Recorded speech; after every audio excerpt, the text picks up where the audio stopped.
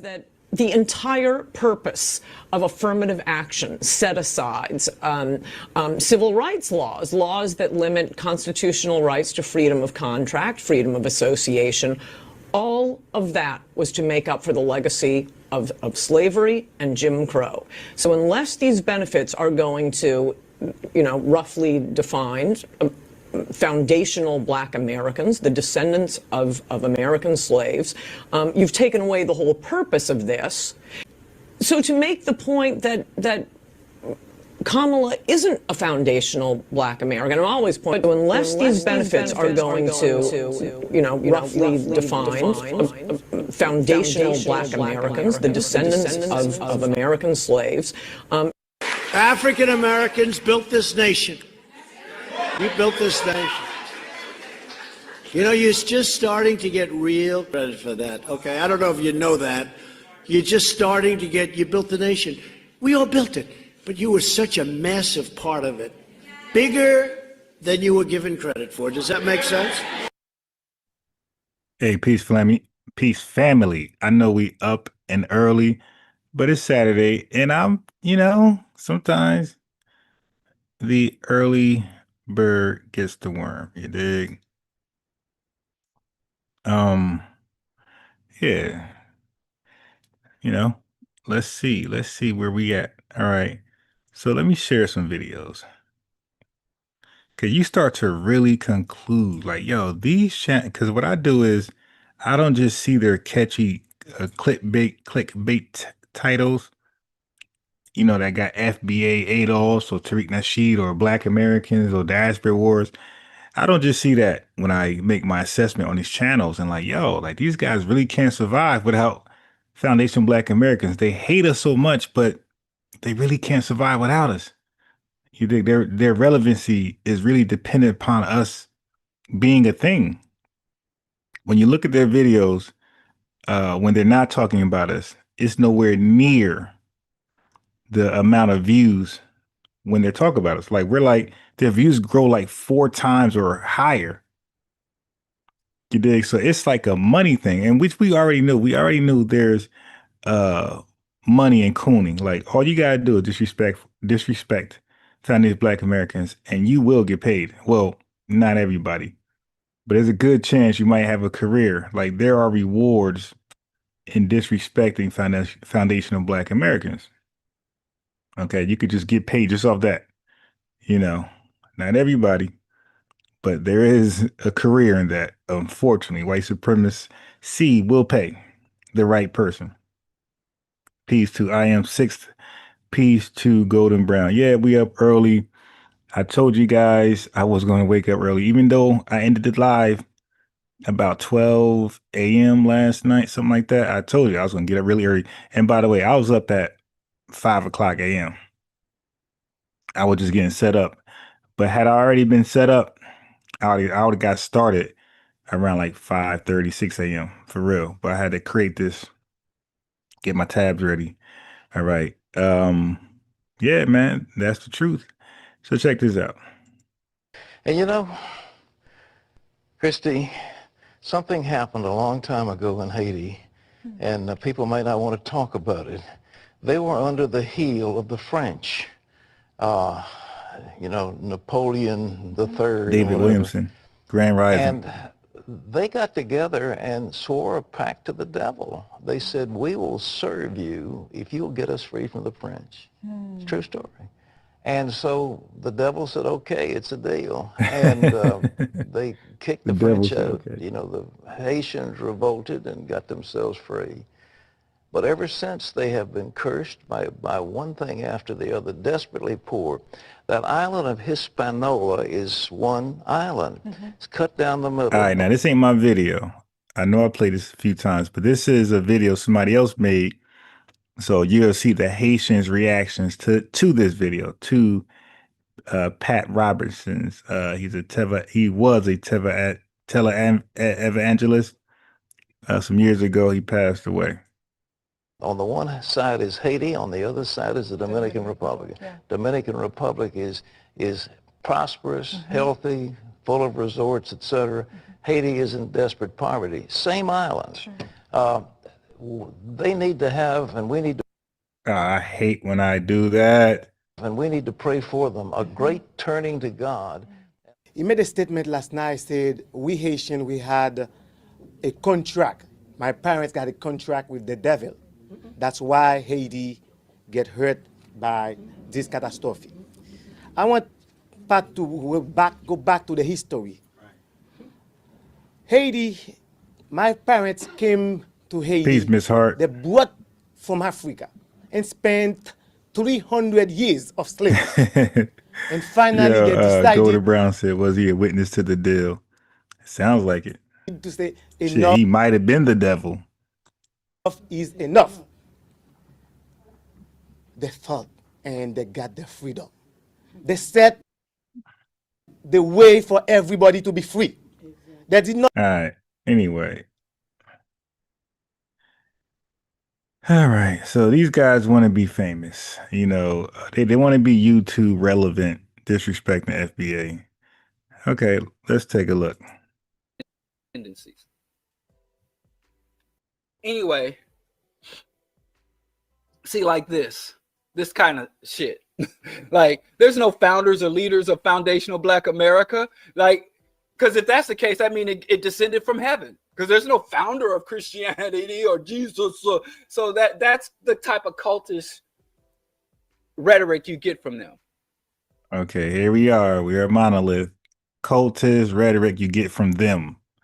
Like, I'm sure in every lineage you're gonna have people who say great things, say okay things, and say any old thing. But I don't think you count the lineage as a cult because of a few people. But you know, this what they do. This what haters and jealous folks, envious folks do. Okay. And this is another thing. This is always another thing where this person said there are no founders or leaders. There's also where people say, well, you're wrong. It has no credibility right now.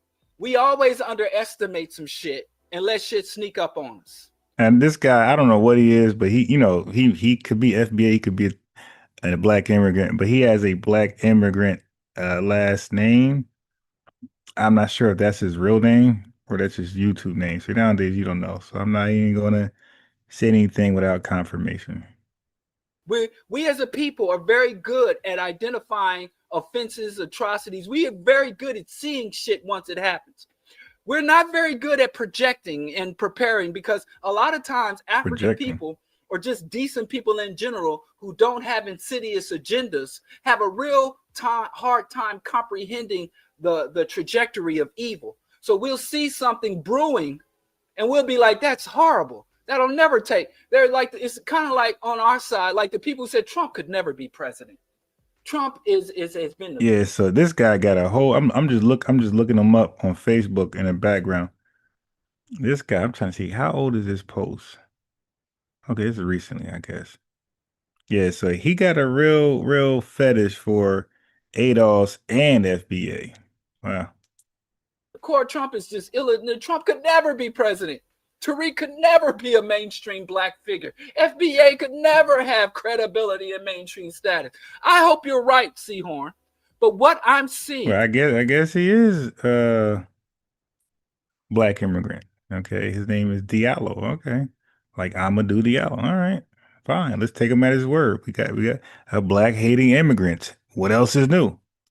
and what I'm observing, the rhetoric, because ADOS is already holding national conventions. You'll find these FBA people. And he's a Pan-Africanist. Okay, got it. All right, here he is. I knew it was something more. There you go. It all makes sense. Pan-Africanist. Yep. We helped FBA single-handedly RIP'd Pan-Africanism. So we get it. Day they're just whittling away at the intelligence. So now I'm going to compare and contrast. And progress of Black people. See, Are we wrong for respecting our lineage? And that's all it's about. It's just us, you understand? It's just us looking at old pictures, color of colored folks. All right, so now let me prove that they can't survive without FBA in their titles. Okay, now this is the same guy. All right, so he got 6,000 views on this video that he's expressing his hatred for FBAs. But I want y'all to look at this though. Okay, so you see his views right there. He got, wait, I might be blocking it. Right there, 6,000 views. Now watch this. That's with us in the title. Now he's going to talk about Pan-Africanism on the right. 148 views in 10 hours. You see? So when they talk about what's on their heart and what they're really passionate about and what they really love, 148 views. But when they talk about FBA, you dig, with hatred and criticism, 6,000 views. See, Pan-Africanism, for one, doesn't pay off like FBA, and it's not relevant. Nobody cares to hear about Pan-Africanism and their new podcast. You dig? Nobody, even Pan-Africanists, you dig, don't listen to Pan-Africanism. Pan-Africanists do not listen to Pan-Africanism channels. Like, even they are fatigued with it. They're like, they know it's nothing. It's a nothing burger. So that's sad when they can't even come together and support themselves and make their numbers look and, inflate their numbers. Nope. They're like, man, we're going to keep it real, man. We're not interested. Like I said, if you engage, converse, Dude had have a debate with an 148 FBA person, they views. have their lines already. It's just about lineage. It's just about lineage. I said, what's so bad? It's just me. Y'all scared of nothing. Anyway, but I digress. So I just want to, again, share my positions, my point of views. Now, I hope I'm wrong about FBA gaining in popularity. Now, this is another, so all of them are self-proclaimed intellectuals. They're going to teach us our history about politics, about finances, about, the life, the values of life. All of them become our babas. You dig? Every last Pan-Africanist by default become our babas. This Fat Joe shit, gained FBA quite a bit of status and attention. I'm seeing more and more Black people just casually drop that. Like, oh yeah, boom, boom, boom. Like, I'll be talking to a Black person and I'll bring up someone. I'll bring up a figure like, this scholar, oh, I don't know. Hey, peace. My face hit the microphone. Peace, A. McMill. Peace to, the chat. Grand Rising. Good early morning. Is John Henry Clark foundational?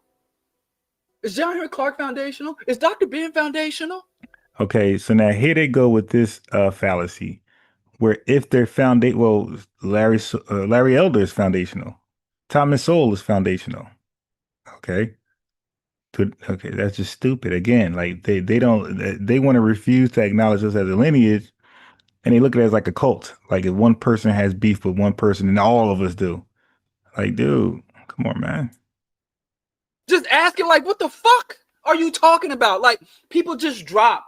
They'll say foundational. They'll say foundational Black American or FBA. They'll just drop that shit in average conversation. Or they'll be saying, I ran into this foundational Black brother and sister. Maybe y'all don't dwell in those circles, and bless y'all heart. Y'all keep better company than I do.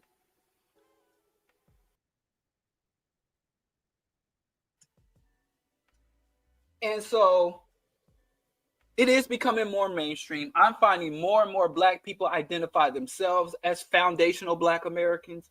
I'm finding more and more Black people not only identify others as being foundational or non-foundational or tethers, calling other people tethers, but also valuing people according to their foundational or tether status.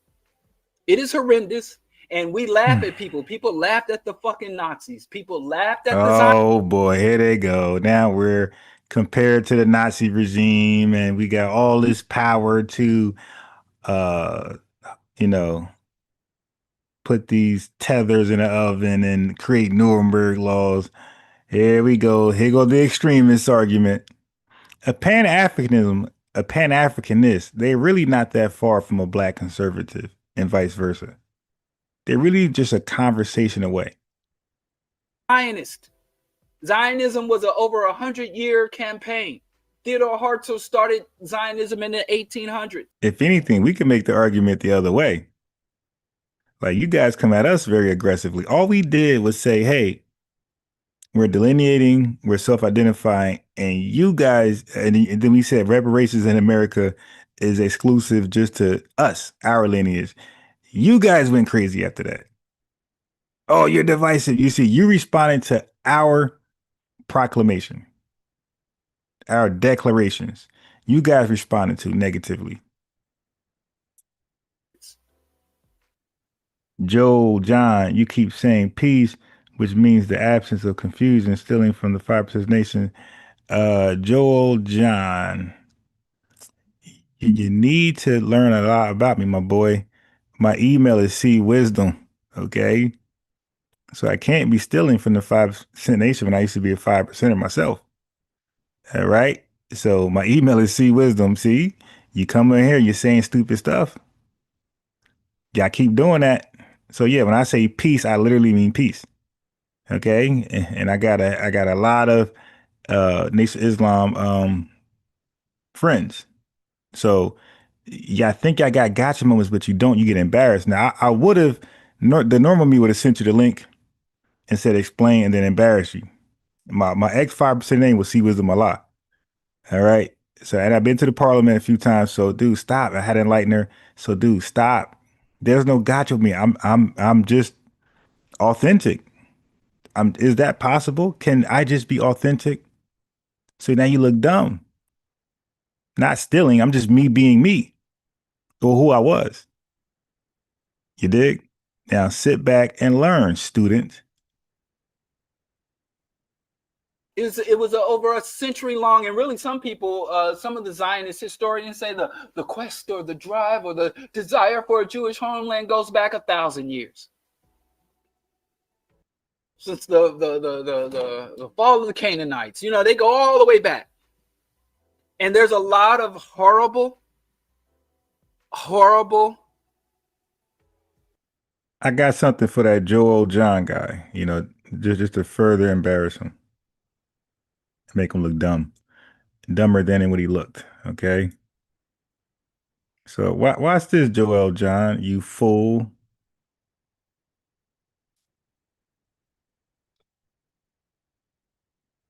Oh, you look dumb. This is me right here.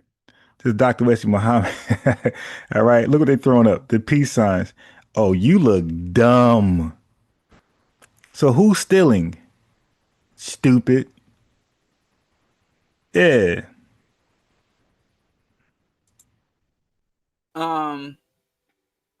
Ideologies. Yeah, I know I keep receipts. Horrendous ideologies that rise up in times of desperation, times of fear, times of societal shifts, especially in times of collapse.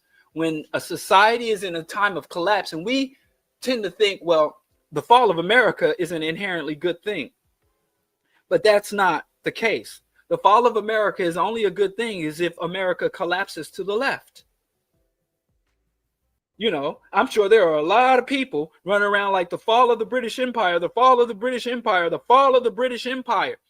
And the fall of the British Empire gave birth to the United States. It looks like he's throwing up the same peace sign, the same 5%er peace sign.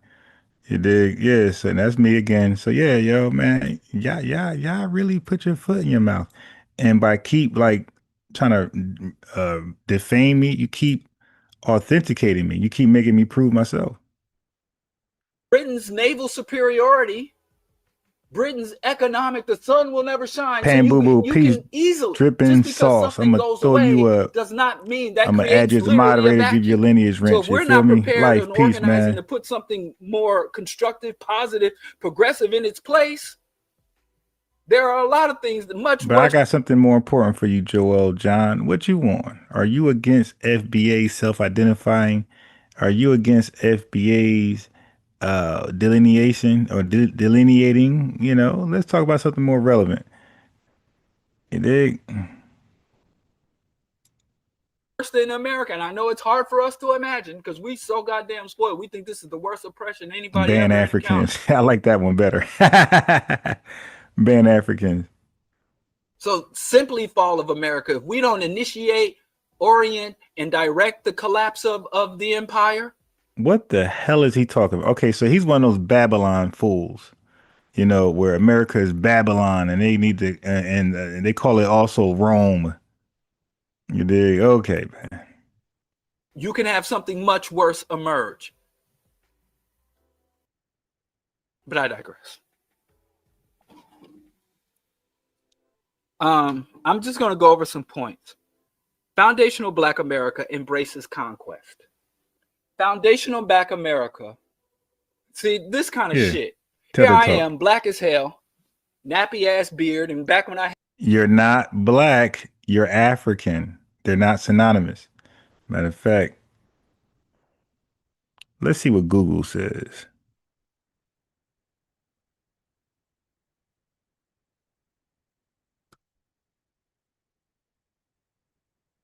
Is black and African. Sorry, I'm typing one hand. I got the microphone in my other hand. Sin. Are black and African? No, that's not what I want. I just want, you know what? I just want, oh shit. Damn, man.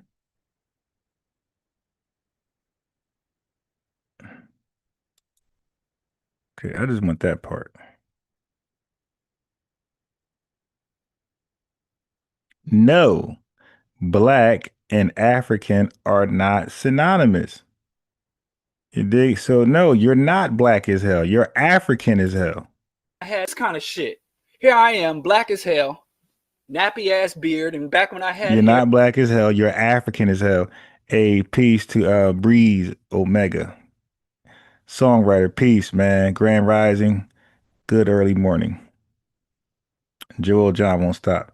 No, I'm just saying why you say peace, seeing, sowing division. Yeah, I don't know what the hell you talking about, man.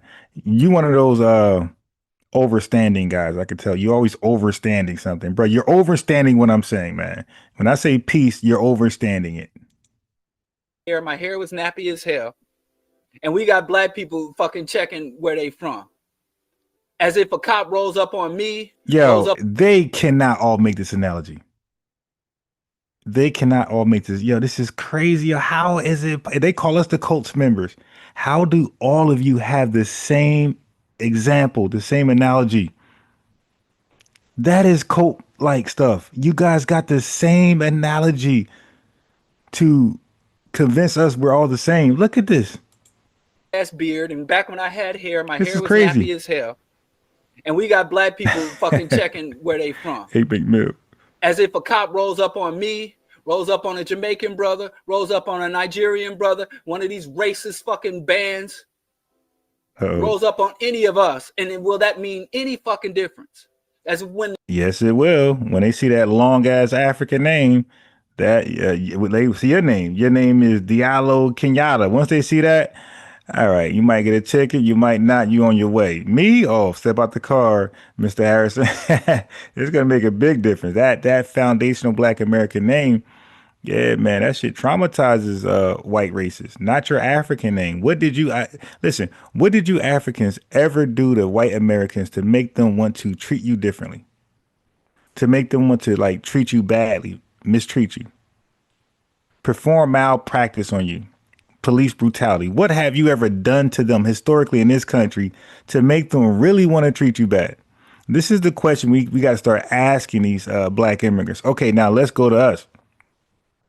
What did we do? What did foundational Black Americans do that make white supremacists want to treat us so bad? We got our freedom. You dig? We got our freedom. We got citizenship. Right after that, the KKK started. So, and then we also bodied them in the Civil War. You dig? We deleted a lot of them. So we actually did tangible things to make these guys want to attack us. You guys did absolutely nothing. This is why when they see that long African name, all right, sir, have a nice day. There's no trauma. There's no triggering moment. With us, they got triggering moments. We took out their damn ancestors, their great granddads. You feel me? They are deleted. They're no longer around because of us and what we did, the work we put in that civil war. So yes, that's why they're letting you guys go. You guys look like you're one of us, but once they ask you where you coming from, you guys got a way out. You can use your accent and that officer knows, okay, this ain't a regular foundational Black American. This is, a different type of melanated person. Okay, now they can still do you dirty, but the trauma, the triggering, that ain't there. The history, that ain't white there. man came to steal us. They didn't say, are you Fulani? Are you Dinka? Okay, look. You hear this? A white man came to steal us. This is another Pan-Africanist lie. How many debates did I win on this point? 3, 4, 5? White men. What history book do these guys read? Now this is cult-like behavior, because a cult-like behavior is when people repeat the same L-I-E.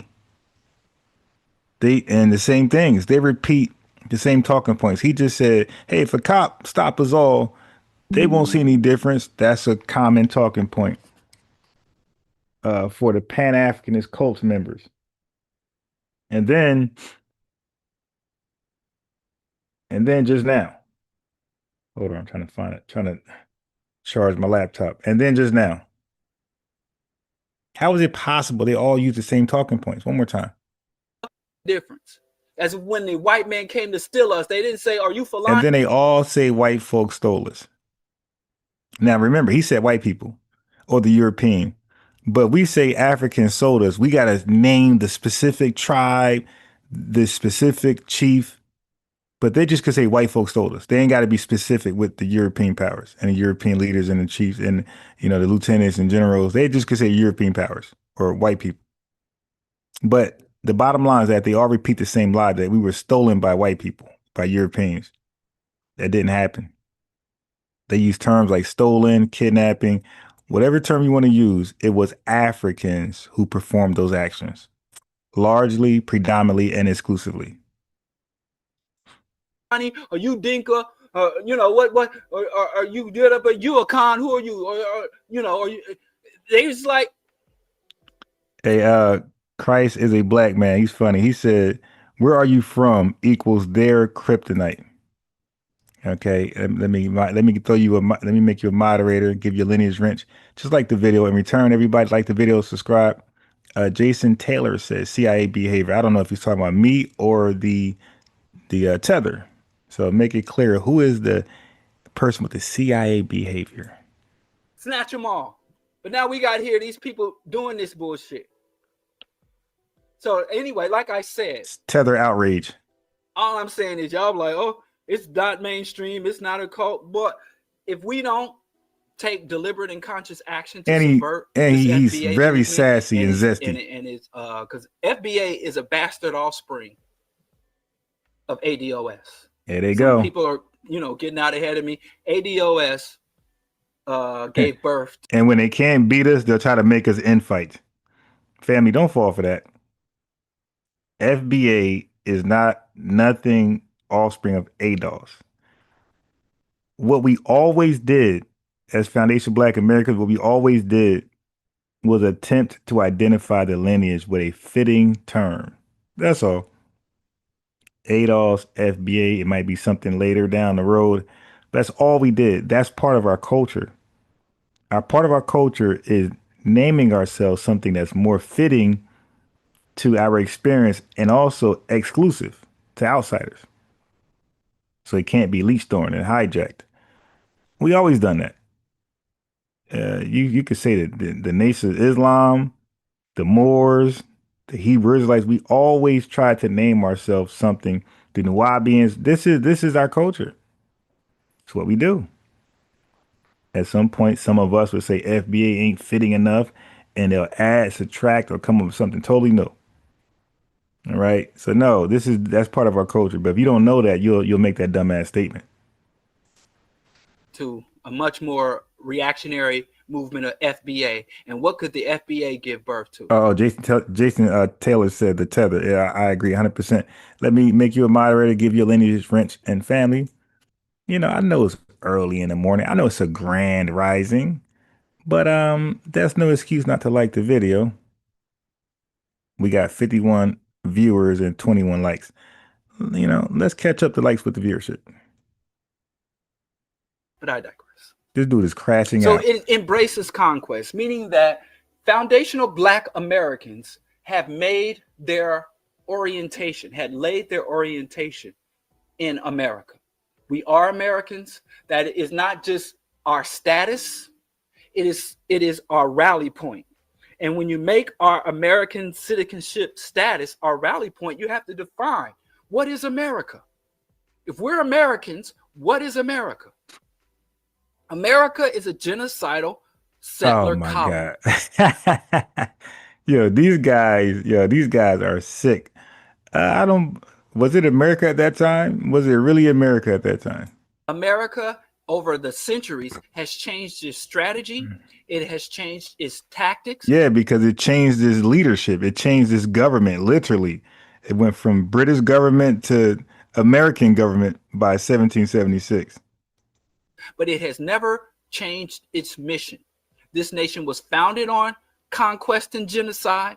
This nation is sustained on conquest and genocide and slavery. I'm sorry. This nation was founded on conquest. Yeah, I'm sorry, but yeah, his zesty mannerisms is really bothering me. So let me fast forward a little bit. Like it really is. That's not like he's not manly at all.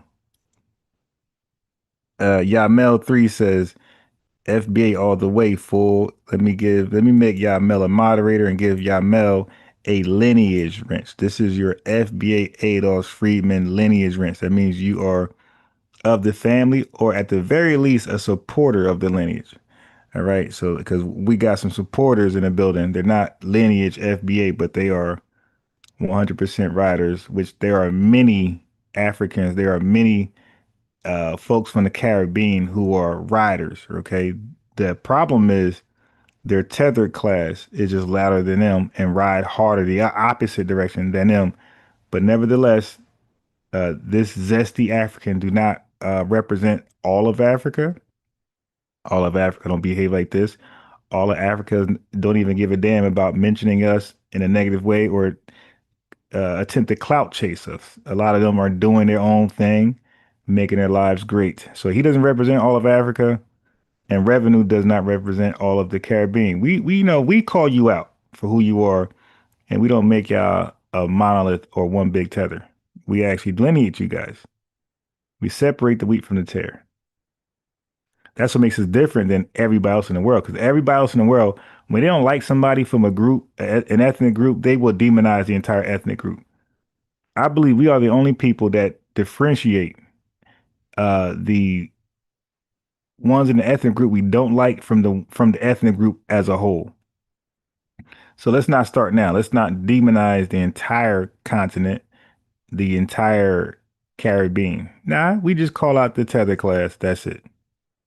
And we would like you guys to be louder in calling out your tether class. Latino or Hispanic, the Europeans, the Portuguese and Spanish of South America are still carrying out mass killings. Going into Hey man, I ain't got nothing to do with people outside of the United States, my boy. To the Amazon, cutting down the Amazon. Oh well. I got me a 5-banded Kappa key. I'm a Negro of. Yeah, this dude is zesty as hell, and it's like it's not cool. And some people, which isn't true, I would never go this far, but I understand the sentiment. I understand how someone could make this conclusion that we were better off before the civil rights movement. We were better off under Jim Crow. Now, this is not true. Now, that is a black conservative talking point. So now he's a self-proclaimed Pan-Africanist. And I said not too long ago, I said a Pan-Africanist and a black conservative, they're just one conversation away from each other. I just said that. By the way, Jamaican Tether is a black conservative and Revenue is a Pan-Africanist. Can you guys tell the difference? I told you, so they're just a conversation away. And as I said that, as I fast forward this video, look at the place I stop at. I stopped at this Pan-Africanist is attempting to side with the argument that we were better under Jim Crow. Look at this guy. Does not make this conclusion that we were better off before the civil rights movement. We were better off under Jim Crow. Now, this is not true. I told you, man. This is not materially true. It's not economically social. It is not true. We were not better off under Jim Crow. Yo, y'all funny as hell. Claude said, I bet he closed the refrigerator with his hips. Oh, he be snapping all that. I could tell he be snapping and all that. Whipping his neck around. And there's some black folks. I whip my head back and forth. All that Zillow stuff. What's that chick name? What you call daughter? I whip my head back and forth. He do all that. He does all that. Who are so short-sighted and so unimaginative, they think the only options we have is either Jim Crow or this current status quo. We either stay here or go back there. No going forward. Now, a Tether is going to teach us how to be FBAs for real, for real. Listen. Like, who the hell has a cup like that? Are you serious? Red, black, and green cup? Like, come on, man. Let me put you in timeout, Travis. Timeout. I'm just give Travis some time to rest. And he say he has no idea what I'm talking about. So anyway. So you timed him out because he don't understand what you're talking about? Yeah, some people. Yeah, Foundational Black Americans is what it stands for. So anyway, black people are like, the civil rights movements failed us, and I want to go back. When we had our own businesses, we had our own grocery stores, we had our own hotels, and y'all willing to allow for lynching and degradation of our humanity for some goddamn hotels and for more marriage licenses. And so for reactionary black people, the solution for the failures of integration, because I agree that integration failed. Look, right here. I don't disrespect our ancestors. That's all he talks about. Who organized, who lost their lives trying to secure integration. Integration was a means to an end. Hold on, it froze. Yeah, I'm gonna stop playing in a second. Exclusion of black people from the institutions of the state. Tether babble is either deceptive or stupid or both. That is not a sufficient rally point for African people. Yeah, does he have a gold chain? That is not a sufficient rally point, and it is a rally point that disrespects our true lineage. Hey, yo, that dude is oh my God, yo. His zesty anger is crazy. We are the oldest existing people. Whether you go to Leakey, whether you look at the mitochondrial DNA, we are the. Now I don't know nothing about that. We the oldest people. Yeah, that's some African voodoo booty scratcher talking point. Oldest humans in the fucking world, and we're gonna go back. We're gonna take a 200-year step back and say that's the start. God damn, you mad at? Yo, my man is really mad at our ethnogenesis. Dude, it's okay, man. Just be proud of who you are. Like you said, you are the oldest person in the world. Congratulations. And what have you accomplished in all of those years? What can we hang our hat on and look at and be amazed? Absolutely nothing. What is useful? All that head start you had, you should be on top of the world. This really hit me when DMX, you are hilarious. Sizzler was singing, "I'll never trade a continent for an island." Well, none of y'all run the continent. Y'all can't even agree past the next tribe. Good try. I'll never trade a country for a continent. It is irrational. It don't matter. Hey, man, that don't matter. Free Ice-T. He was right across the street from the DMV. Man, they just know. Yo, Ice. That man's a national. Hey, man, let's get the likes up a little bit. It's not even a lot of us in here. It ain't like we got 400 live viewers. We got a few, man. We could get the likes up to match those viewers. Done too much. He done made too much money for white folks for him to be treated like. Yeah, this is terrible. My uncle did a genealogy. Uh-oh. Traced us all the way back to the 1600s. Where? I know the plantation in Virginia. I know. Okay, so now all of a sudden he's miraculously FBA. Oh my God! In the Louisiana. This dude says 1600. So not only is he now FBA, but he's going to really trace his lineage like deep. 1600s. Oh shit.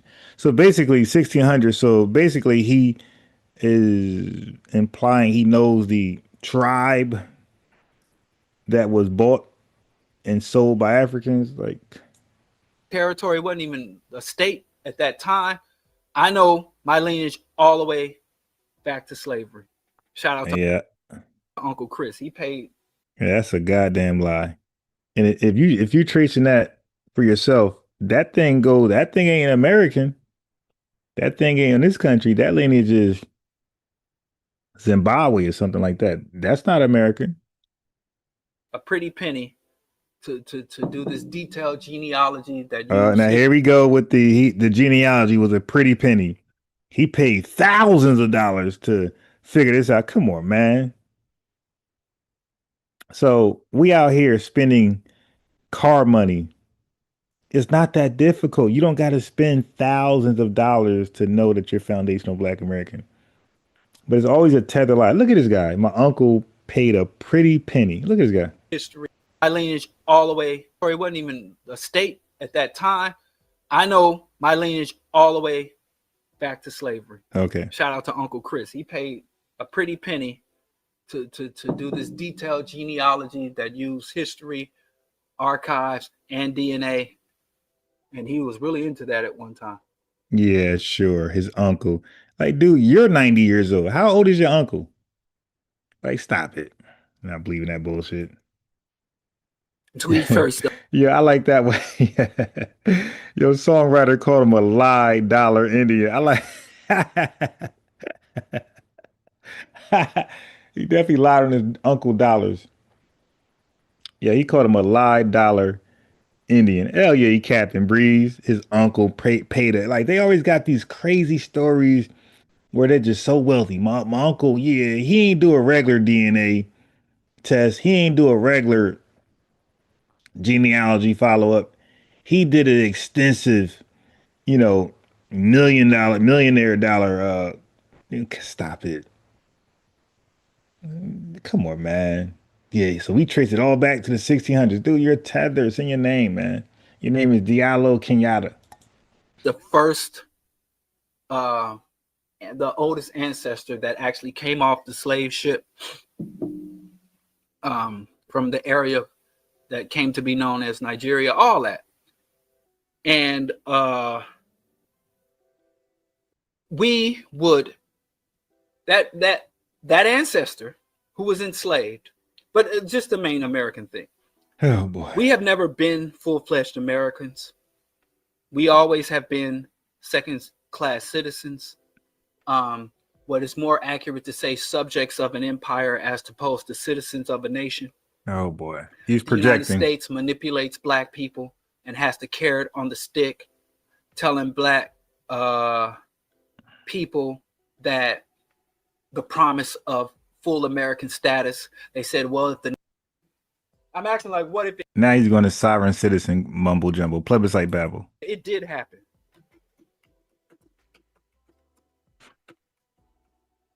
I point this book out a lot. That actually did happen. Do not hold up a book. Please don't. I hate when they hold up a book. All right, family, let's get the likes up. Okay, we try and get our other lineage relatives in the building. The likes is what get our video in their live feed. So let's like the video. Let's get them up in here. Let's have a good family moment. Family reunion type vibe this morning. Dripping sauce in my blood is American. He never got no play.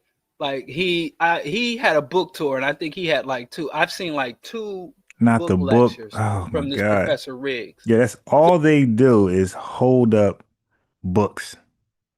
From the Moors to the Pan-Africanists to Black conservatives, all they do is hold up books, and that they just write themselves. They like self-published books. Man, we're okay, man. We're good. We're not interested.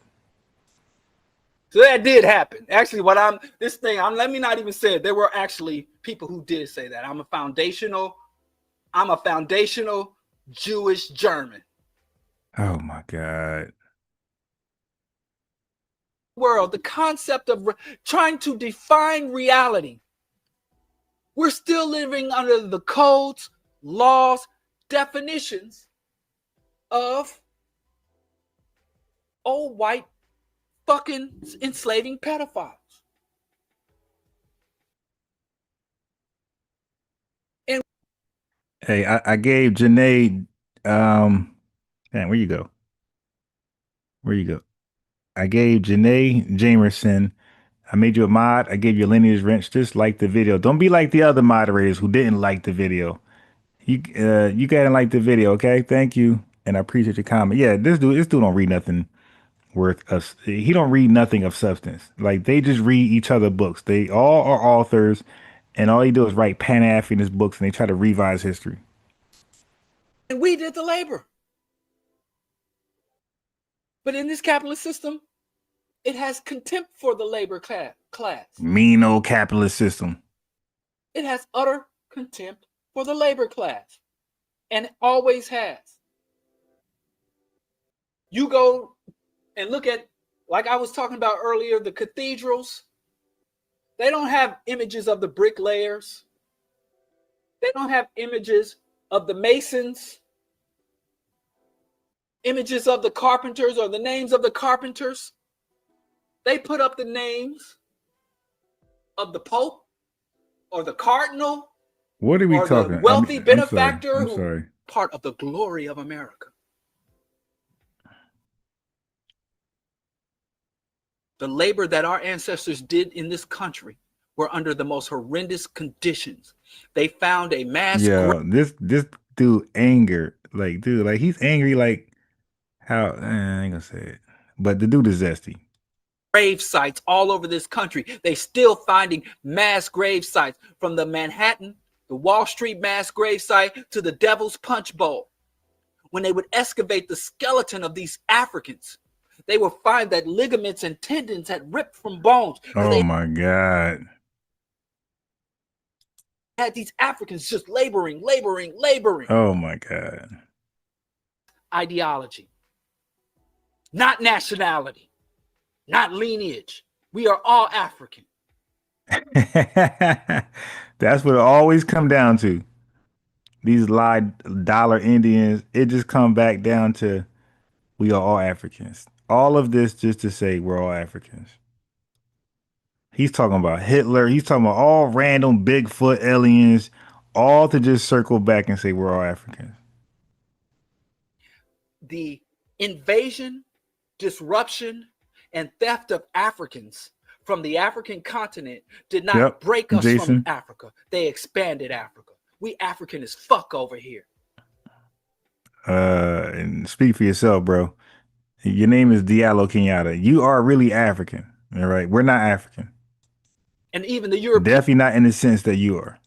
See it. Like they've been here 100 years. Just like the Europeans that been in South Africa for a century. They still act white as fuck. They've been surrounded, encapsulated by Africa for how many decades? What are you talking about, bro? They control and run that region. Cab drivers. And when these white folks, you a black man watching white folks go ultra nationalist all over the world. White folks is gearing themselves up for another murder orgy on. Oh boy, here go the fear mongering. Descendant of Africa, so I'm a descendant of slavery. How the fuck can you descend from conditions? Irish people spent more time in colonialism than African did. Ireland was colonized for 800 years by the British. The Scots are still colonized. Bro, you said colonized, man. Colonization doesn't mean they strip you your name. You don't necessarily get your name stripped away, your history, you don't get taken from your family. Like these guys just don't even understand what happened over here compared to what happened in Africa and other European countries when they did horrible things to each other, bro. That's totally separate from us, man. If you ask some Scotsman, could you ever find an Irishman and say, "Hi, yes, I'm an Irish descendant of colonization"? That's the best I can do. I shouldn't do impression. That's the best you're gonna get from me. Yeah, why? Yeah, he got a towel wiping his mouth. What the hell? Colonization. That's the best I can do. I shouldn't do impression. That's the best you're gonna get from me. Yeah, this dude is unmanly. So yeah, the word robot means slave as well. So it's really funny. They want to of Africans. They fought for an end to imperialism and colonialism. They fought for. All right, so family, this filth is what's out there. They always using the Irish. Yeah, it's no comparison, man. All right, but yeah, I'm tired of that zesty guy.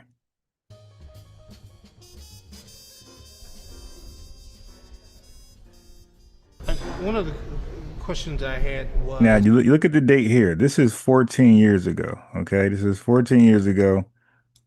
So they were having these African versus African American diaspora wars 14 years ago. There was no Tariq Nasheed, no Yvette Carnell. So who was to blame then? Who was to blame 14 years ago for an African versus African American roundtable discussion? When we look at zesty as hell, what and we're not ain't calling educated. an immigrant experience, what have we learned about our heritage that allows us to have that connection to Africa? It is health. It's everything just got to connect to Africa. These filthy Pan-Africanists, like people just can't do their thing. But again, it's only when they're talking to us. They talk to anybody else in the diaspora, like they don't have a problem with them embracing their ethnogenesis. Only when it comes to us that we have to tie back into Africa. No, it's a wrap. Healthy and psychologically uplifting to have the recognition that you come from someplace and that your origin does not start on a slave ship. Point one. Two. Or from Mississippi. Thank you. But look, your origins don't start from a slave ship or Mississippi. That's a goddamn lie. And the fact you said or from Mississippi, you know that's the truth. And look at her laughing like, yeah, these are some sad, defeated people. They're never happy. They're never like in victory mode. These are some sad, miserable people. Your origins come from a place where you've never been. How is that even possible? How is it possible you have origins but you've never been there? Your origins would be wherever you from, wherever you descend from. Those will be your origins. Your origins won't be where you've never been. You know what's crazy? Your origins could not be where your lineage never been there before. So not just you, but your father, your father's father, your father's father, your father's father, your father's father, never been over there. Your mother's mother, your mother's mother, your mother's mother, your cousin, your cousin, your cousin child, your cousin mother, your cousin father. Do y'all understand that? Nobody of our tree for hundreds of years, 400 years, ever been to Africa, you know, as a place of residence. Never. But somehow that's our origin. Like, make that make sense, man. Right, for any southern state that your origin doesn't start there while everybody else's origin starts someplace else. It's important to know that you have a history as old, or if not older, than those other ones. It's uplifting. That's a lie. Hey, Salida Marie, I'm gonna make you a moderator, give you a lineage wrench. All I ask for you is to represent for the moderators, because the moderators are not liking the video. So can you go ahead and like the video, subscribe, you dig? It's going to be a good morning. Salida Marie said, my 87-year-old mom older than most African countries. Damn. Right, but you're African. The other thing is to recognize that we didn't lose everything coming over here. And that was my point earlier.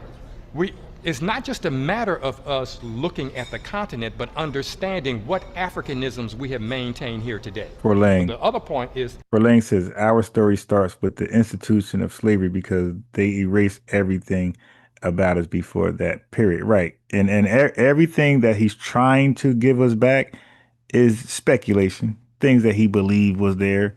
Dude, it wouldn't even matter what you're saying is true. When you go absent from whatever he's going to say we had for 400 years, it's a wrap. You are who you are now.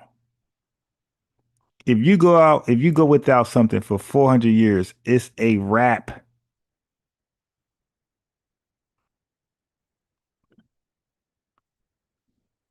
studying those and making sure we're clear as to what are those African. A. McMill said, I liked the video as soon as I clicked in. That's what I do most times.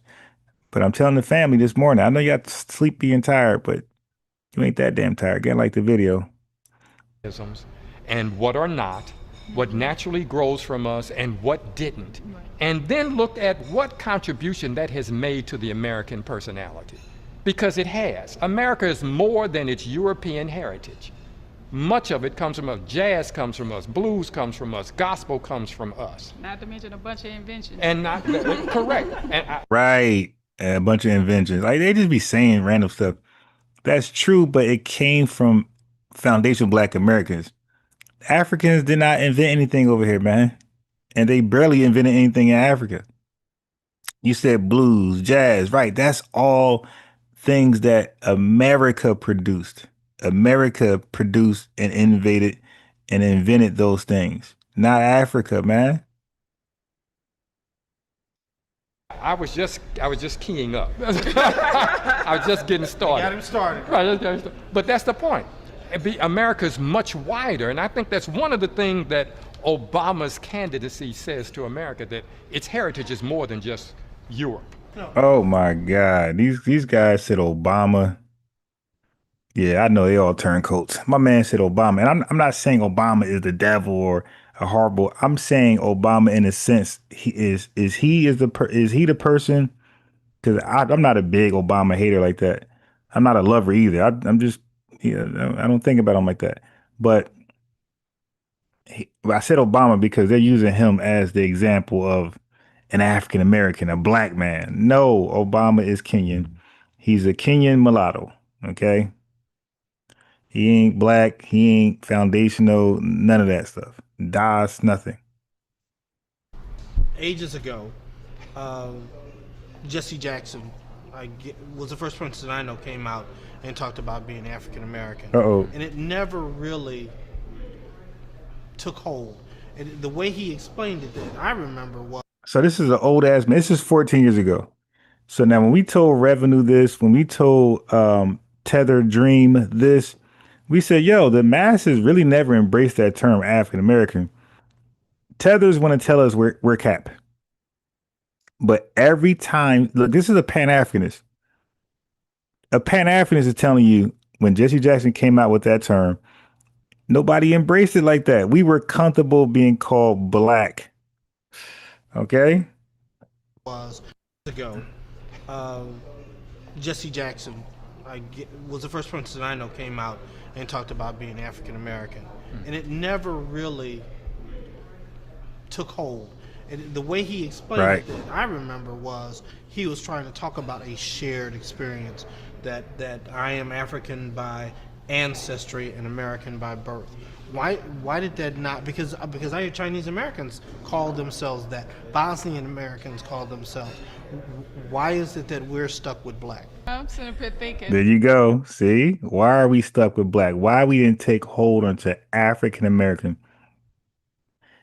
You got to open your eyes. Now, I'm going to need these guys to overstand, okay? Because they are incapable of understanding. So overstand me. We didn't take on to African American because we're not African. But we had no problem saying we're Black, and we had no problem saying we're Black American. Do you see the problem? is when you put the word African there. We was like, nah, that don't really sound like it's lit. Nah, that don't really sound fitting. And we never, like you said, we never took hold. And now you guys are confused. That's y'all religion. So now, look, family, we are 30 likes behind. We gotta start liking the video. We're coming in, but we're not liking it. Peace to Intuitively Wise. I I I don't call myself African Look at that name. Now, look, she said, I don't call myself African American. American. Now, Why is it that we're these are Pan-Africanists. Matter of fact, I'm gonna put this link in the chat just for a reference point. When I come back to this video, when a tether argue with me and say, hey, no, man, yeah, you guys called yourself African American. There we go. That's the link in the chat of this video. stuck with black? I'm sitting up here thinking, I I don't call myself African American. I call myself black. Uh-oh, this is Pan-Africanist. She said, I don't call myself African American. I call myself black. And y'all mad as hell, man. Y'all are mad that we were right about ourselves. That long ago African name, and she does not call herself African American. Call myself African American. That had to hurt. I don't call myself African American. Mm-hmm. I call myself black, and it's really I call myself African, and not African American, but not. So you'll either use the term black or African? Right. Okay. Yeah, but we've seen that those terms are not interchangeable or synonymous. All right. So no. She okay. Now I don't believe her when she said African. I think when she said I call myself black, I think the facial expressions she got from her peers, this woman right here looking at her like that, she said, okay, I call myself African. But she got this look right here. When she said, I don't call myself African American, I call myself black. This lady was like, hey, what are you doing? I just ran up on some information recently about how black people in America, a certain income level of 25,000 and below generally call themselves black, and then those who make 100,000 a year or more call themselves black, but the ones in the middle call themselves generally African American. Yeah, that's a goddamn lie. Where's that research? Most black people do recognize that they're Africans, that they're Africans in America. No, we don't. No, we don't. And where's that stat? Most black people recognize they're African in America. These guys just be saying random stuff. I'm a Pan-Africanist, so it's true. They may not express it. Or know what to do with it. Okay, does that make sense? He said most black Americans, he called us black Americans, right? He said most black Americans recognize they're Africans in America, but they don't express it. So how the hell do we think we're African American? We're not expressing our Africanness.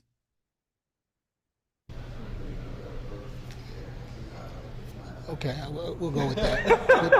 but they may not express it, but they feel it.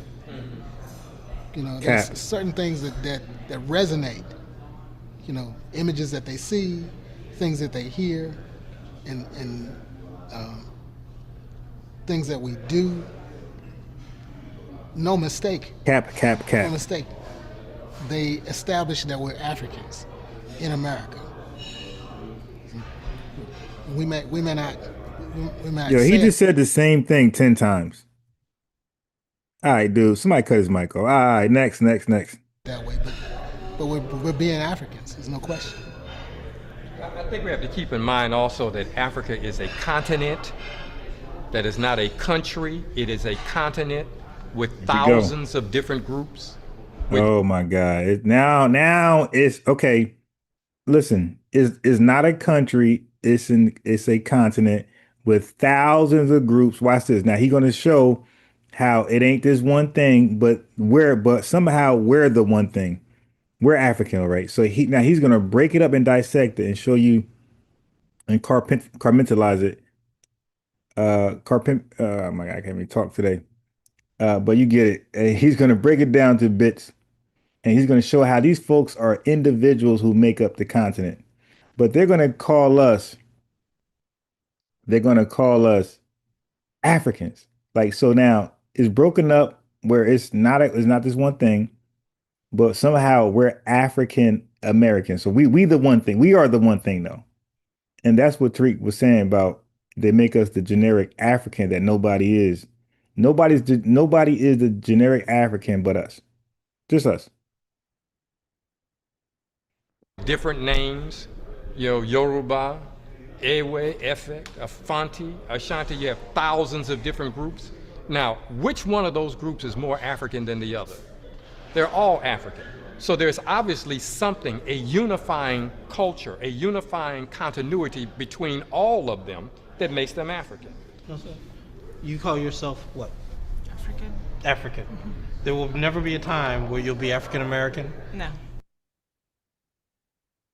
Okay, so peace to who came in here just now? We got Unique Banks, peace. We got Mr. Anonymous 777. The only people that Black America look like on the planet are Africans, and nobody's forcing you to identify as African. Yeah, you're right. Nobody's forcing you to look like them.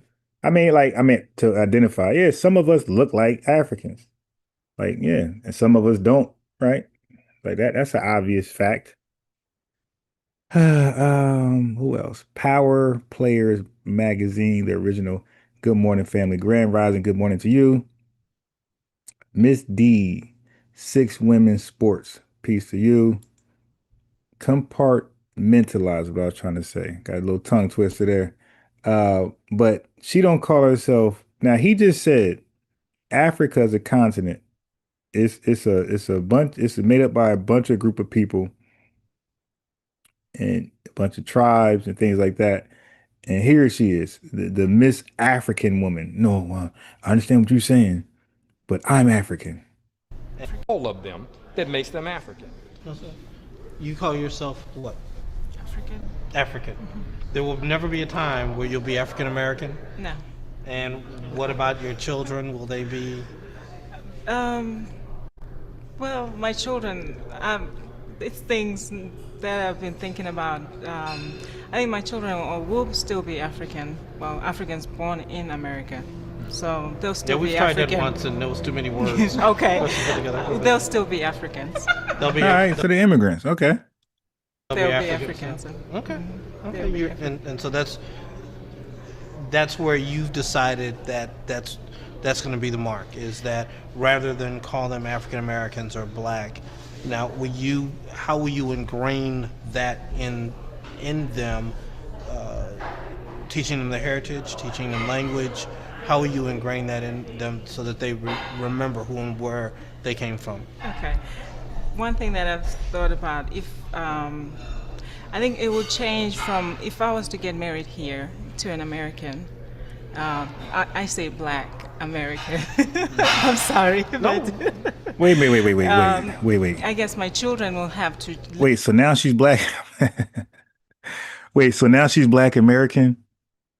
Wait, she was just Miss Africa a minute ago. No, I call myself African. Yeah, but what about your kids? Would they be African American? You know what? I didn't really think about that. But yeah, African. Now she's Black American. Did I hear that right? It's things. Let's just go back. Continuity between all of them that makes them African. No, sir. You call yourself what? African. African. There will never be a time where you'll be African American? No. And what about your children? Will they be? Well, my children, it's things that I've been thinking about. I think my children will still be African. Well, Africans born in America. So they'll still be African. Yeah, we've tried that once and there was too many words. Okay. They'll still be Africans. They'll be Africans. Okay. Okay. And so that's where you've decided that's going to be the mark, is that rather than call them African Americans or Black. Now, how will you ingrain that in them, teaching them the heritage, teaching them language? How will you ingrain that in them so that they remember who and where they came from? Okay. one thing that I've thought about, if I think it would change from if I was to get married here to an American. I say black American. I'm sorry, but I guess my children will have to learn both the African American way and still learn the African way. That's my desire. My children will learn to speak my language. I want them to know where I came from, and I want them to know my culture.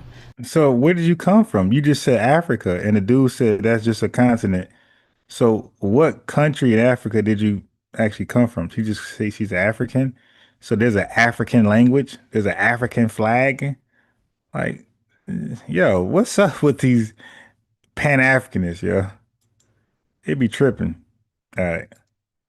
Covering African history, covering more history and Aboriginal history, but what's it called? 14 years later, he's on the complete opposite side of the spectrum, and now has nothing to do with Africans and wants nothing to do with them, and has a movement promoting Black Africanism and Negro culture, as he likes to call it, and stuff like that. So that's I just find that interesting to me how but what I'm saying is documented. This is what I'm saying is no speculation. This is all documented. But what our people fell from in the 80s and the 90s, he was involved in big time, and some stuff happened, and so he had to basically turn to what he turned to. I don't say he had, but he did, to keep from going on a long vacation. And I'm gonna land my plane there. And you can add, in my opinion, I'm sorry, you can add Dan Calloway to that, because he's one of those indigenous. People over here, the Indians and things of that nature. And I think he's all the pretendians, right? They got to be government out. But let's move on to Brother Robert. Brother Robert, thanks for your patience. Hey, how you doing? All right, how's it going? I'm doing good. Yeah. Them FBAs, they don't believe in the word at all. Oh boy.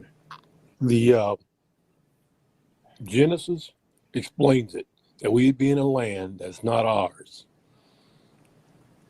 and that the Most High would be taking us out of here. The second Exodus, or the gathering, or whatever you want to call it.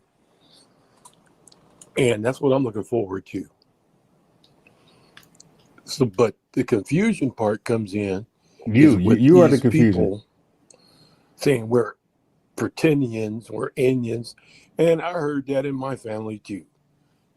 You know, but that doesn't make it out. So there may have been some admixture sometime in the past, but then you also got to look at the history. The history is that we were the Buffalo Soldiers hunting those guys, and those guys had us in slavery. So when you put the whole history up there, it doesn't look too good for those FBAs. But anyway, I just wanted to make a little short synopsis on that. All it is a ball of confusion. That's it. Yeah, definitely. All right, thank you, Brother Robert.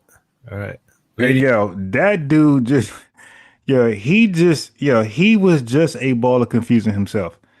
He just made absolutely no sense. As a matter of fact, I'm gonna rewind that back.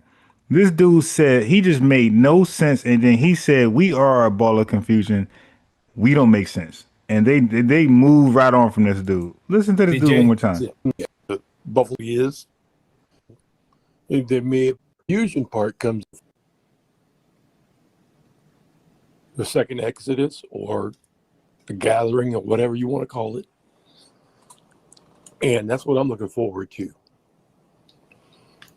So, but the confusion part comes in is with these people saying we're pretendians, we're Indians, and I heard that in my family too. You know, but that doesn't make it out. So there may have been some admixture sometime in the past, but then you also got to look at the history. The history is that we were the Buffalo Soldiers hunting those guys, and those guys had us in slavery. So when you put the whole history up there, it doesn't look too good for those FBAs. But anyway, I just wanted to make a little short synopsis on that. All it is a ball of confusion. That's it. Yeah, definitely. All All right, right, thank you, Brother Robert. All right, Lady J. Hi, everyone. Hello. Oh, shalom, family. You know, that was so disappointing to hear and very hard on the ears to listen to, because one doesn't need to open their mouth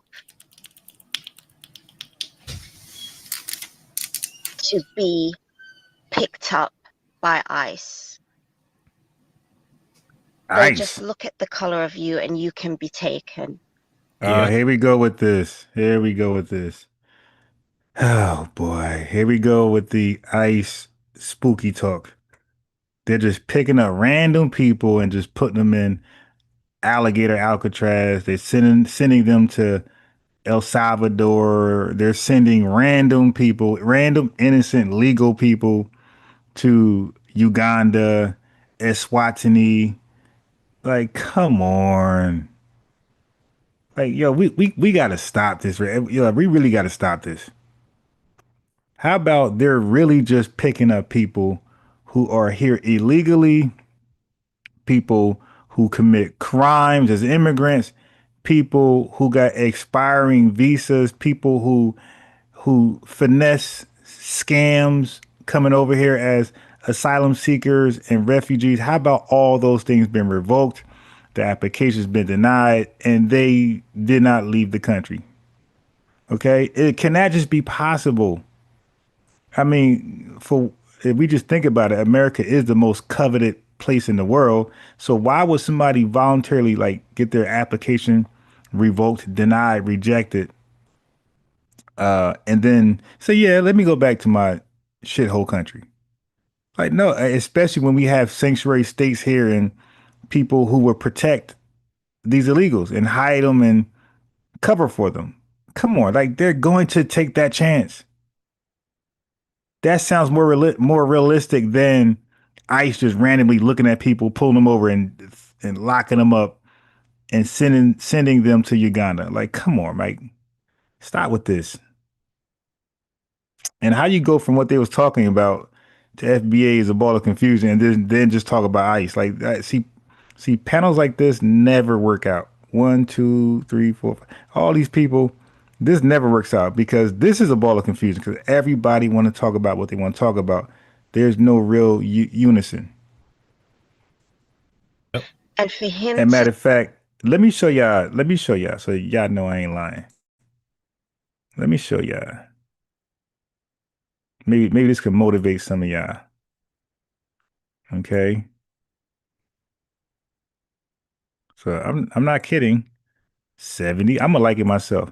71 likes, 100 people watching. We're 29 likes away. You know, let's get the likes up so folks can enjoy this beautiful morning with us. You dig? to say that he would report anyone, it's taking us back to a time that certain people will not ever allow us to forget.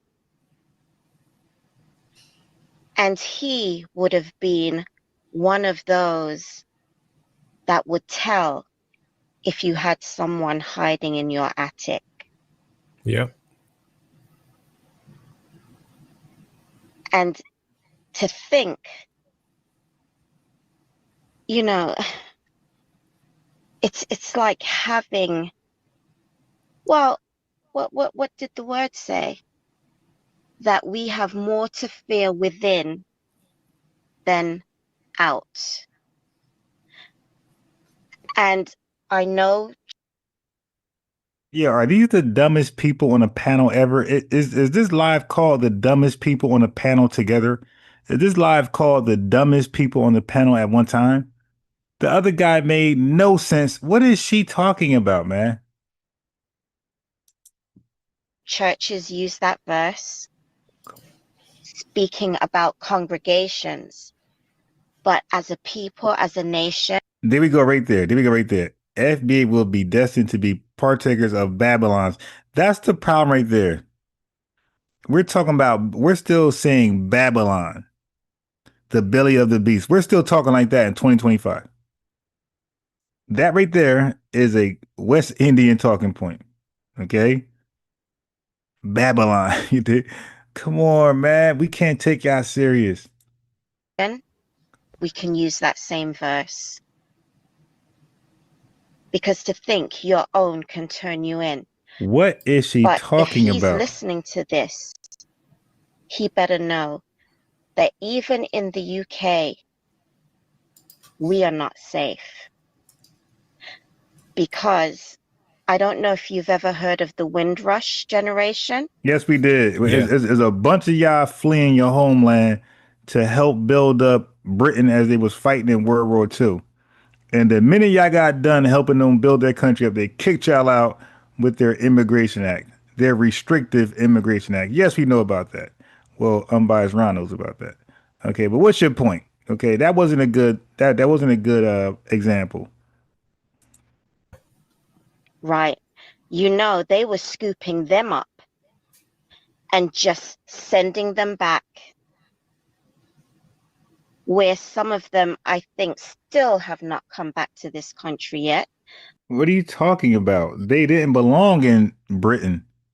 Okay, the Windrush was about, I just said it. I just said they were at war and they needed people to keep the country afloat, work certain places, and a lot of y'all fled to Britain to help keep the white man afloat. Babylon. You guys patched up Babylon and kept Babylon a superpower until the war was over. They kicked y'all out because y'all didn't belong. That's not, y'all from Jamaica and Trinidad and other places. You're not from Britain. Yes, and they kicked y'all ass out. And they said only the wealthy, the most skilled West Indians can remain in Babylon. They said the rest of you peasants and peons got to go back to your homelands. And that's exactly what happened. All right, in a nutshell. Where their houses and everything have been taken by the government. And some of them have even died. So well, welcome to eminent domain, okay? You learned something now. Never ever return. So even here in the UK, we as a Black people, we are not safe. Okay, whatever. Peace to MHT though, my family. Who else is new in the building? We got Israelite 1865. Yeah, she's wilding. We got Born Enemy. We got FBA Convo. Who else came in the building while I was? We got Copper Draco. Copper Draco, let us know, brother. Are you of the lineage or are you just a spectator just figuring out what we're talking about? Let us know what it is. Life, I see you, man. Okay, yeah. Listen, let's get the likes up. Oh, wait, am I in the Twilight Zone? Where nobody want to press the like button? We're still down 30. And I'm on holiday now, but 2 weeks ago at work, a co-worker of mine actually said, now she's young, but I'm not going to excuse her because she is a capital R. What? And she actually said, this country needs a prime minister like Trump. This is my Hey, yo, can somebody just stop her? She just all over the goddamn place. co-worker. And you know what? I laughed. And I said, yeah, that would be great. Because then that would help me out a lot. Because I'm ready to leave this place. Oh, shit. So they all say that, but they never find themselves in Burkina Faso. They always say that, but they just can't find the energy and strength and will to buy that Burkina Faso ticket. Like, stop it. You're not going nowhere. You're in Britain. You're happy. You're comfortable. Will you stop? This is happening in most places where the people will say to you, go back to your country. Yes, you should. So, that man, and like Sister Shonda said, but you could be reported and taken. Okay, what is some secret immigration panel like discussion that I'm not aware of? Regardless of you being an American citizen. And to think he knows the places that they are going to, like Alligator Alcatraz. Are you serious? Yes. Exactly. Yes, because he offered them to self-deport. And when you don't want to self-deport and you're illegally in the country, they got to get you out the country and they got to put you somewhere. Would you rather be dropped off in the Pacific Ocean? Okay, so you got to go somewhere, right? All right. That is wicked. He is wicked. Yep, he is. He's wicked and America is Babylon. He's the king of Babylon. He is downright out wicked. And I've always said, and tell me if I'm wrong, that as a Black people, we need to come together. You're wrong. We don't need to come together. We need to get away from people like you. Okay? You're talking about immigration. That's the furthest thing from our plate of priority. Okay? Yeah, I'm sorry, but that's not our issue at all. But people Florida like trucker, him, peace. because he fails to realize that divided, we cannot stand. We will fall. Yep. And it's Maybe that's the immigrant thing. Maybe immigrants should unite. But that's not our thing, though.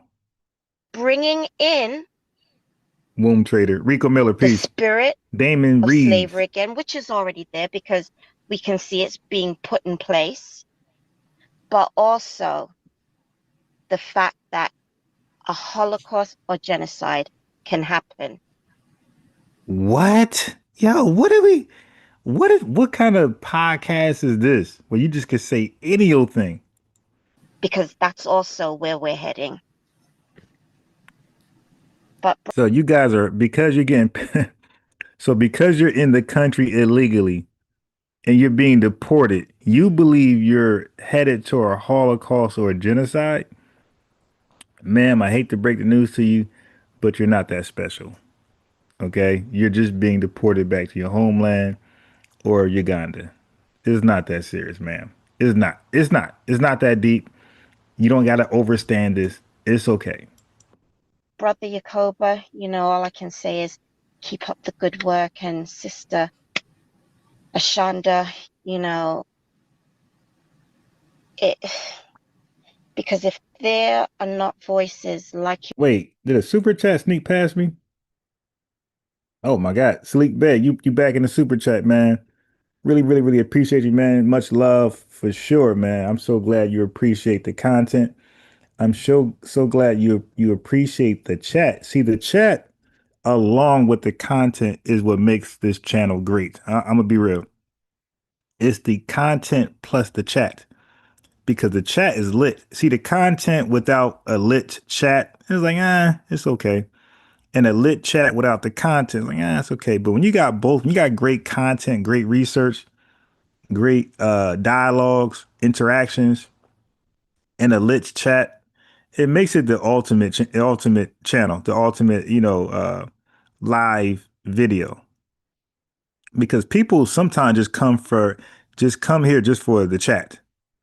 We be talking about something, they don't give a goddamn. They got their own thing going on. And to me, I like that. I like the fact that the chat is that interactive.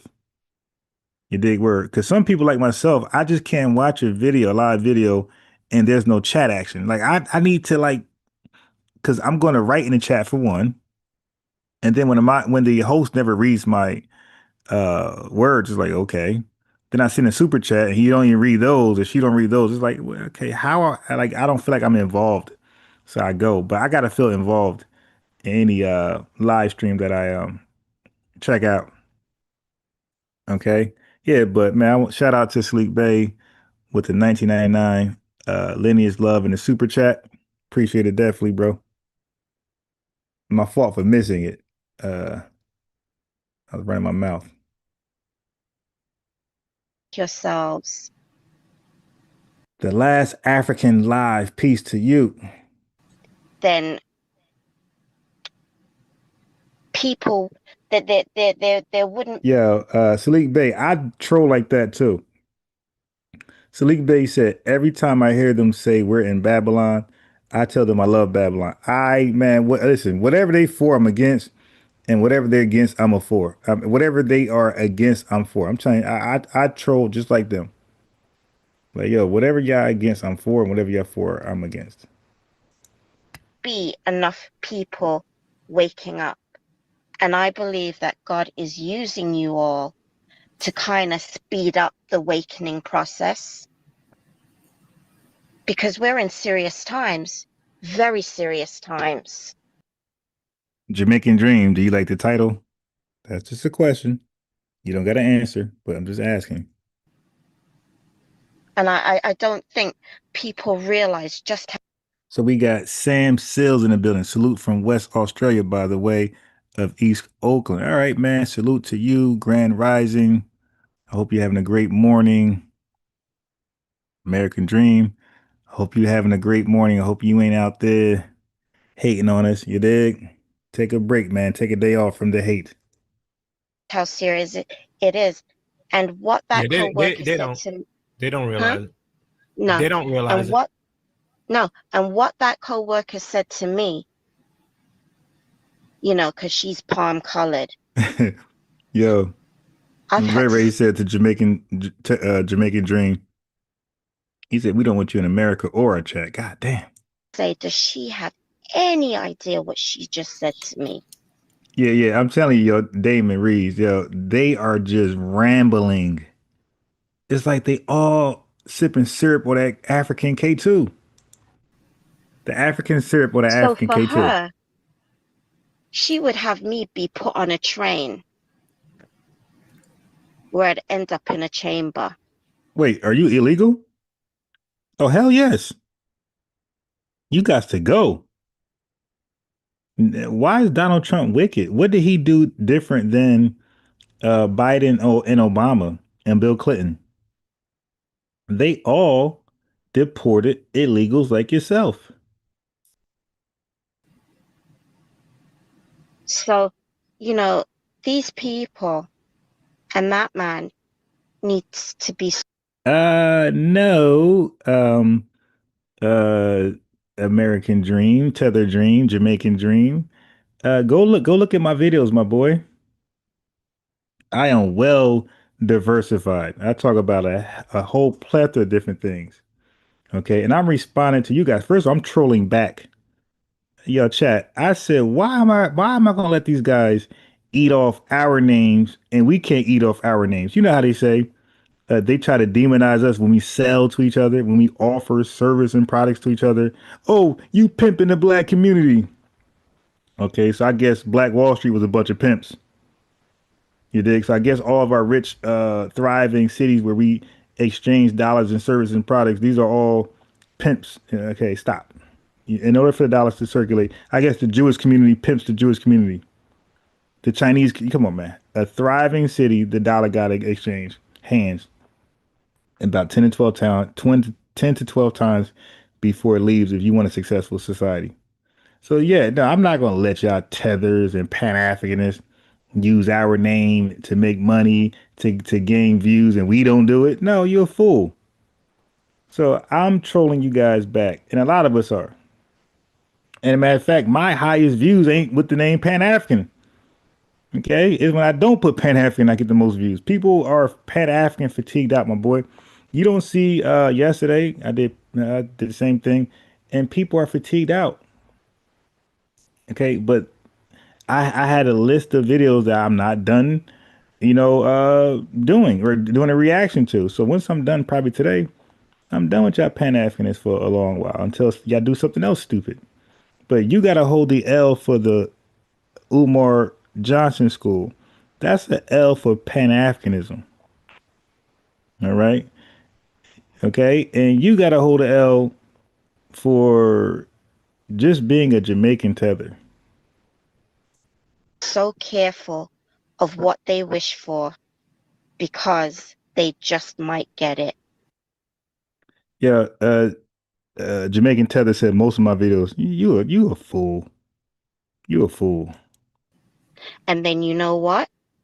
They will have blood on their hands. He already has blood on his hands. But I tell you one thing, ain't none of my videos got the title Jamaica in it. How about that one? How about your videos got America in it, my homeland? Ain't none of my videos. And Pan African is something we own. Pan Africanism is an American thing. That's Black American all day.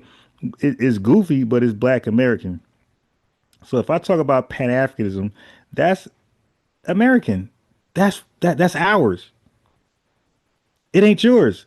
And FBA ain't yours. So you're talking about something that's not yours. And Jamaica is not my title. Okay? So, but America is in yours. As a matter of fact, America is in your name right now. Your name is American Tether. Not Jamaican Tether, not African Tether. Your name is Jamaican American Tether. So, dude, you are dealing with self-hate and you are running from your identity. That's not our thing. We are running towards our identity, bro. We are in two different directions. Yeah. Because look at all the people that have been washing up ashore. He better know that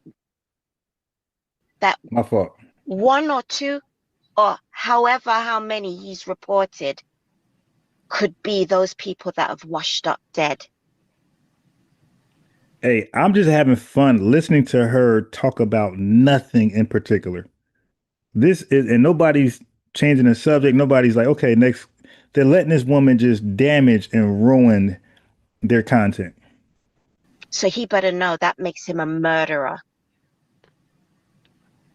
And you know what? That's true. While he's at it, he needs to get himself a little tiny black mustache. Because that's who he's representing right now. Oh yeah. Yeah. Oh yeah. That's who he's representing. And you know, they are everywhere. Because I work with a few where I have warned them. And they look at me like, oh, you're just trying to cause trouble for me. You don't want to see me moving up. You know, I can see that's what's going on in their heads. And the minute that they get turned on, now we're 50 likes away. Okay, hold they on. come running back to me to say, Look at that. oh, you were right. 98 You were right. likes. And you know what? They are the ones that are 40 just basically. like him. 98 likes and 138 watching. Because as much as you try to help them and be Let's get on the their likes up, side family. It helps the give content. them that encouragement and what have you, oh, they'll tell on you and throw you under the bus in a minute. I don't know what you're talking about, but the Cash App is there for those that want to donate. Super Chat's there, and the like button. You can donate by just clicking the like button. You don't gotta send a super chat, Cash App. The like button is a free donation that's just as important than a financial donation. Okay, and it's free. It takes 1 second, 2 seconds, 3 seconds. Thank you. Make an effort, concerted effort, please, to hit the like button. The like button is very powerful. All right. Let the babble, the plebiscite babbler go. Not realizing that they are only being used. So we got Tube Steak Johnson in the building. He said Charlie Chaplin. Sound like an old white lady. Sam Seal says. Yeah. And yeah, it's amazing how they won't stop her. Alfred Elliott, I made sure you got the 99th like. Thank you. Let me let me make you a moderator, family. Let me give you a lineage wrench. You already did the like thing. Thank you very much. Also, subscribe and click the notification bell button if you like to be notified when I go live. As you can see, I went live like 6 a.m., close to 7 a.m., but I woke up at 5 a.m. So I ain't do y'all dirty, ain't go live at 5 and 5:30. I wanted to, but maybe Sunday morning, I might go live at 5. I'm just trying to see, when are we up in masses? You dig? When are we up in masses? But it's looking like you guys are normally cognitively around or aware around the 8:30, 9 a.m. mark. And not to benefit them. So yeah, I landed there, Brother Yakoba. You know, She got so much hate for FBAs, but and so much hate for Tariq Nasheed, but they borrow his talking points, his slang. Tariq Nasheed got the whole nation saying, "I landed here. I land my plane." The hate that begets hate, but a secret love, secret lust for FBAs. it's a sad state of affairs. Really sad. All right, thank you, Lady J, for coming on. So, Minister You're Tayu, welcome. Let me make Tube Steak a moderator. Give him a lineage rent so he can like the video. Where's Sam Sills at? Sam Sills is a writer, so I'm gonna give Sam Sills a lineage wrench and make him a writer as well. All right, so we in here now. The likes is catching up slightly. God bless you all. God bless you. Yeah, bless you. Minister Tayu, I want you to respond to this. Our people been in this land. They call America for 30,000. What are you talking about? Now you got to prove that the sky blue. Because this nigga done said the sky purple. I'm sorry. We shouldn't even be happy. African goddesses in the building. She says she's speaking to Drip and Salt. She said African all day and proud. People who migrate have a different mindset. They don't believe they can make it in Africa. I respect that. African God has been solid from what I see. Like, she's African. She's not apologizing. She's not apologetic. And she's standing on 10 in Africa. Like, we can only support that. Like, she's not fleeing her country. She's not disrespecting FBAs. She's proud to be African, an African goddess. And I'm gonna say, I respect that. Computer Geek, peace, man. Computer Geek, let us know if you are of the lineage or not, so we know how to, if you're going to be a moderator or not. But African goddess, African goddess? If you keep showing, respect for FBAs, even though you're African, I'm gonna throw you a lineage supporter wrench. You dig? Was the worst thing about this? It gains momentum. The Pringle man's muscle. Born Enemy says, is she talking about the Pringles man mustache? Yeah, she tried to, Southern Breeze peace. She tried to equate Donald Trump to Hitler. Like, the extremism is like wild. Like, what did Donald Trump do that was so different from any other American president? Yeah. And you got people like this. All right, Computer Geek said FB all day from NJ. I'm an NJ too, family. I'm central basically. Okay, let me give you a lineage wrench, make you a moderator. Like the video, subscribe, notification bell, so you can tap in with us when we're live again. Because it's finance. Yeah, it's finance, right? Them ish people financing this, and we have a lot of traders in our community pushing this. Oh, damn, right? man. That was they the all Jews. trying to confuse us. And that was the Jews. Like, yo, these guys are just all over the place. One side of their mouth is Babylon. The other side of their mouth is Donald Trump. Then it's FBAs. Now it's the Jews. It's always somebody other than themselves. How about, you're in America pointing at people saying they are the devil. You're in America doing that. Dude, go back to your homeland and then point. I bet you when you go back to your homeland and you're trying to find the devil, I bet you won't even point this way. You're going to be pointing at your government, your law officials, your politicians. You're going to be pointing at everybody within your country. All right. You won't be pointing out towards us when you try to find the devil in your country. I guarantee you that. People, because when we confused, we're not going to move together. Before land, you and NJ too. NJ is deep in here. Edward says, taking away our history voting rights, to name a few. Let me give Edward lineage wrench, make him a moderator. Edward, same thing, like the video, subscribe, notification bell, so you can tap in with the family. You dig? We're not going to unite. And sometimes I do throw the link out there if you got to hop on the panel, and I put the phone number out there. I do that often. So obvious, right? If we stay true to the scriptures, we know what we're supposed to do. We're going to unite the two sticks. But we got people like this out here pushing this nonsense. Animosity between Black UK diaspora people, Black Africans, and Black Americans at all. So yeah, I just wanted to land the plane there. Thank you for inviting me to the panel, and this was a great conversation. Family members, though they live on a Caribbean island, to concentration camps. Is you stupid? I'm not gonna have it. What kind of fool are you? Yeah, this fake tether outrage be hilarious. American Indian DNA. 60 million of us. We're going to have, there's going to be some that have different positions about our origin stories. And I don't believe in it. And honestly, it doesn't really matter. At the end of the day, the exodus is what matters. What you've talked about for a long time and us preparing for that as a people. Yeah, you guys are hilarious, yo. FBAs are the most funniest people in the world. Your Born Enemy said they're going to have to delete 3 words from their vocabulary. Us, we, and black. Yo, I had to laugh at that one. That is hilarious, yo. Because I didn't know where you were going until I read that. Like, oh, yeah, you guys are snapping. Wherever you are is the most important thing to me. But I will say. So what is your disagreement with us? Yeah, that's my point. Okay, I think hold on. Look, let's be clear here.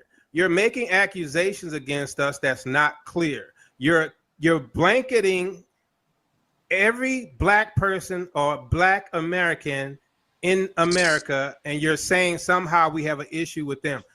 And you have not properly made your case against us while you're pointing fingers and making accusations. Okay, no, I'm not trying to. I apologize if that's how it's coming off, sir. First of all, you're an elder of mine, and I'm definitely not coming in that way. The only thing I'm saying is this, and maybe because this whole thing that's going on, besides the internet stuff, I've been around the world. I've gotten an opportunity to interact with my brothers, cousins from Africa and different places, and there definitely is an underlying tension. There is a problem that still needs to be rectified. And what I'm saying is, when I hear the conversation, it seems that some of the shift and some of the blame for the problems that may be existing, even though we know the Lord's going to work it out, it seems to be put on FBAs or Black Americans. About time. Okay, so now they finally put a rider on the panel that's going to cook them. I was highlighted. Claude said, Zandam said, the last African is not on code with us. Please check his comments channel activity from the beginning. All right, let me look at the last African live. Let me check you out. Let me see what he's talking about. Whatever you want, it seems to be laid at their feet, like they need to be the one to lead it or something like that. And what I'm saying is, I feel like it's not enough. Thank you for that. Blame or teaching going around to the diaspora, the whole diaspora about it. It seems like all of the frustration is laid at the Black Americans' foot. That's just how. But who's laying it at the foot of Black Americans? Because I mean. So when we talk about that there's some tension and some problems there, I don't know that I've heard you guys articulate that you do know that there is some nasty spirits and nasty things coming from other Blacks that are not American. Well, look, I understand what you're saying. You're saying that there's a known conflict between some Africans from the continent and some. All right. Okay, so before we time out the last African, let's invite him on the panel. So he said, why do we call ourselves American, right? So You know how we do. Let's invite them on. Let's give them a chance, because maybe he's not an op. Maybe he's not an agent. Maybe he just confused on why we call ourselves American. Okay. So there's a link. There's the link, family. What's his name? Last African live, whatever. They go to link. Some African Americans, and that you think somehow we're being one-sided going against our people locally. We have never done that, right? Okay, sir. The only things we have addressed is some of these gaslighting statements, like I mentioned, right? We have not taken a side, because I agree with you that there are problems with some of the things some Africans say and how some Africans look at our people. And those are the people who have come here and have been brainwashed by the American Dream. Click the link. And click the link. Matter of fact, I might have the guy speak to you who I wanted to speak to you. Remember? So click your link. Click the link and let's talk about black, because we was talking about it before. It seems like you did some research, and I'm open to your research. Click the link and let's have a discussion. And I'm gonna see if the brother, the FBA brother, is available, who I wanted you to speak with anyway. All right, so click the link and let's talk about black for a little while. I'm not trying to make you co-host, just for a couple minutes, you dig? But if my FBA brother hop on, y'all can build a little longer. But you and I already been there, done that. There's no need to, keep tangling. But call in and click the link and ask your question about black, or give me your answers and your truth.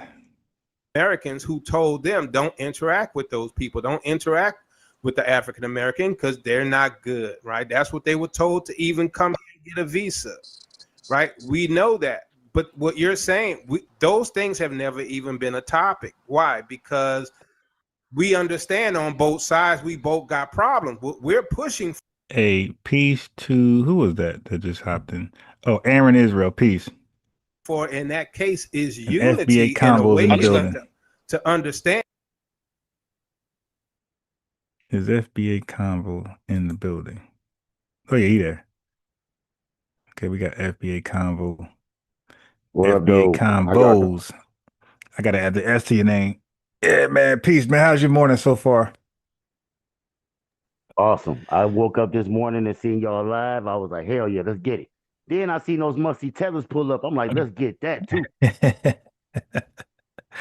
Oh, yeah. I'm gonna try to be live tomorrow morning, even earlier, maybe 4 or 5. Because So today I woke up early and I said I'm not going back to sleep.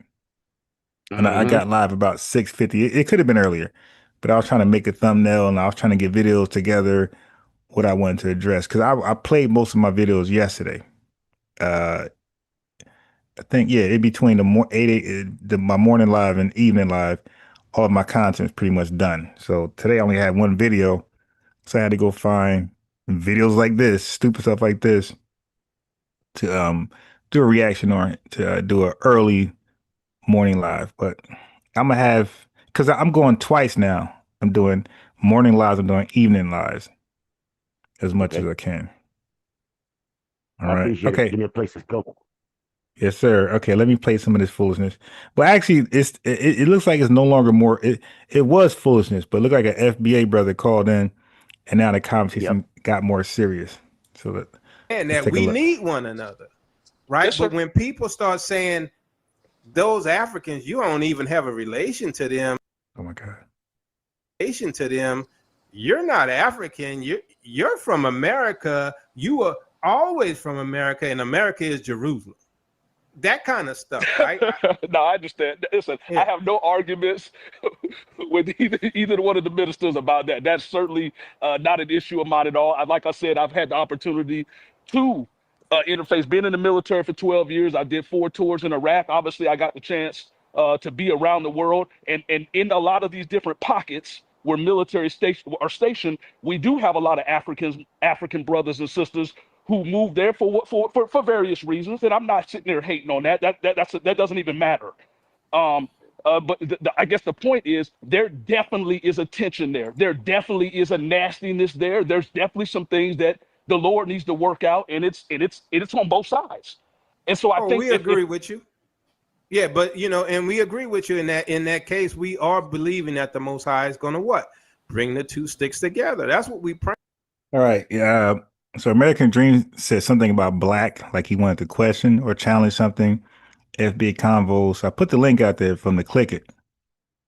And my boy is so terrified of me. My man said, nah. I know. He'll sit there in the chat talking about some, come on, Ryan, come on my channel so he can have a mute button. I mean, come on this channel for what? Like, we already talked about everything under the sun. Like, he act like we're gonna talk about something new. Like, bro, like everything you're gonna have me talk about, it's already on record. Like, you already downloaded the video, cropped it, and remixed it. So it's like it's nothing to talk about. Unless you want to talk about something new. Like, let's say if he had a new idea and he wanted my thoughts on it, maybe I'll call him, but I'm not gonna call in to talk about what we already talked about over here. Exactly. That makes sense. Yeah. See, but they gotta learn how to be innovative, and that's their problem. In their homelands, they don't really have too many innovations and inventions, and they're not creative like that. That's why they use FBA in their link like hell. I mean, in their titles like hell, because they're not creative. They can't come up with a topic that the masses will appeal to, especially us. So we're gonna pull up for the rah-rah. So even when y'all get your most views for using FBA, those people watching are not subscribers. They're not supporters. They're not liking your video. You dig? Right. I got like the people over here, right? The people over here, like y'all my family. We have the same lineage, you dig? So y'all real supporters. So that's why I have as many likes as live viewers, because it's a genuine love over here. But when you don't have genuine love and people just showing up for the rah-rah, nobody liking your video. Yeah, I be seeing people with like my video might do 1,000 views, 2,000 views, right? But it might have 250 likes. I be seeing people with 20,000 views with 100 likes. Right. So that means people just pulled up for the foolishness, but nobody really enjoyed or really supports that channel. Right. Might have been a thumbnail or the right. Like clickbait, the whole clickbait stuff, right? That people do. Like, I'd rather have just consistent people pulling up rather than a fancy thumbnail or a clickbait title where people click and then click off, and I got 50,000 views on some gimmick scam stuff. Nah. Exactly. I'd rather have 50,000 views the right way, because people just enjoy the content and they doing it for the love. Okay, so let me play a little bit more, and I'm gonna get rid of this video.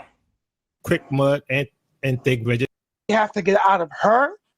She will be destroyed. We're gonna go somewhere. All right, I'm else. gonna get rid of the video now. So I want to talk a little bit about let me do my background right here.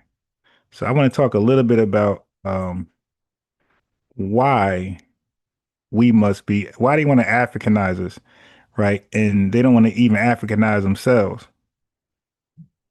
So when I say they, I'm talking about the Caribbean and the continent of Africa, right? The whole continent. Everybody that lives on the continent. They don't even Africanize themselves, right? And the Caribbean does not Africanize themselves. So why is it a must?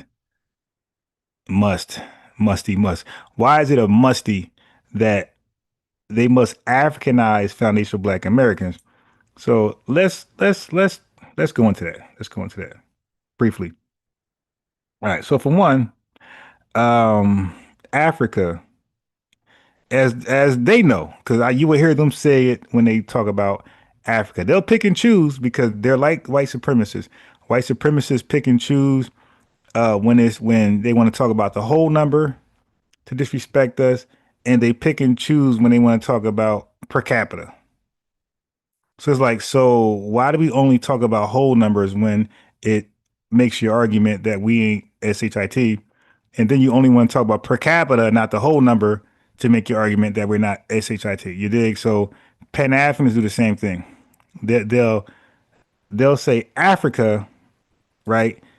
All 54 countries. And then when we say Africa, so us, they'll say, no, that's a continent. The continent didn't sell you. It was particular people, particular tribes and chiefs. And it's like, oh shit, y'all doing a per capita whole number thing. All right. So a couple people pulled up real quickly. Blah, blah, blah, blah, blah. So we got the Samsung, you called in first. So Samsung SM, peace to you. What's going on? You could come off mute.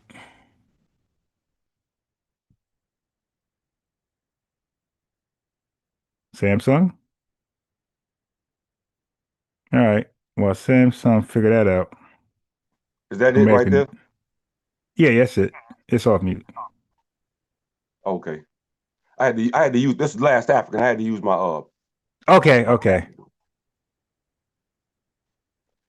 Right. So my thing is, man, I don't really understand the whole FBA position. I mean, about this claiming of embracing America is strange to me. Okay. So I get what you're saying. Like when we embrace America, we're not embracing like white supremacy, systemic racism, the genocide of Native Indigenous folks. We're not embracing how they go and plummet other countries and use tariffs to undermine African nations and the islands. Like when we say America, we're not talking about that. We're talking about the modification that we added to the country. So it's like, so we gave the country a sense of morality. Like this was an unmoral country. This was a heathen like country who went around plummeting, destroying. It wasn't until we raised our hand and said, ho, ho, ho, ho, we're going to now, fight for or fight and demonstrate for like moral things like civil rights. No. This country was not about civil rights until we made that a thing. Go ahead. No. I think in that whole civil rights argument, I know we all know who Malcolm X is. Malcolm was appealing to the United Nations. He was appealing to see what made America give a little bit to black people, turn the temperature down on black people was the image toward the rest of the world. See, they had world domination, so they had to change their image to the rest of the world. Yeah, I agree. So they let a few niggas in. So but Malcolm, I don't agree with that. Well, all our leadership was murdered. See, because he was appealing to the world, right? You are FBAs are appealing to the arsonist. You asking the arsonist to be the firefighter in the black community. Explain. They are the one. Okay, just like you were talking about Black Wall Street and all these different institutions that we had across the country, right? We know what happened to those institutions, right? And when you say so that's America did that. America did drop barrel bombs on our people. Yeah. And destroyed our institutions. And then they I would say on behalf of America. When you say America did that, I don't believe America every American did that. That was okay. Slow down. Okay. Slow down. How many people? Wait. Just hold on. This is what I'm saying. You might agree. When you say American did that, you're saying the people collectively were behind that. And that's not true. But I would say they okay. Listen to the language. I'm listening. When you say America did that, you're saying the American public was behind the bombing of Tulsa. Okay, no, right. So okay, slow down. This is the language you're using. So that's why I said you said that. Okay, go ahead. Okay, I'm saying the language you used just now. You said America did that. America is not okay. America is built on people, right? It has a government. It has soldiers. It has politicians. It has residents, right? Citizens. So when you say America, I'm saying that was done on behalf of America, meaning that the entire country or the masses wasn't really with that. You have white Americans who thought that was terrible. So I'm saying that on behalf of America, I think is better. But when you say America did it, I don't believe we were at war with America. I believe like certain parts Okay, were listen to hear me responsible. out, brother. Yeah, go Hear ahead. me out, brother.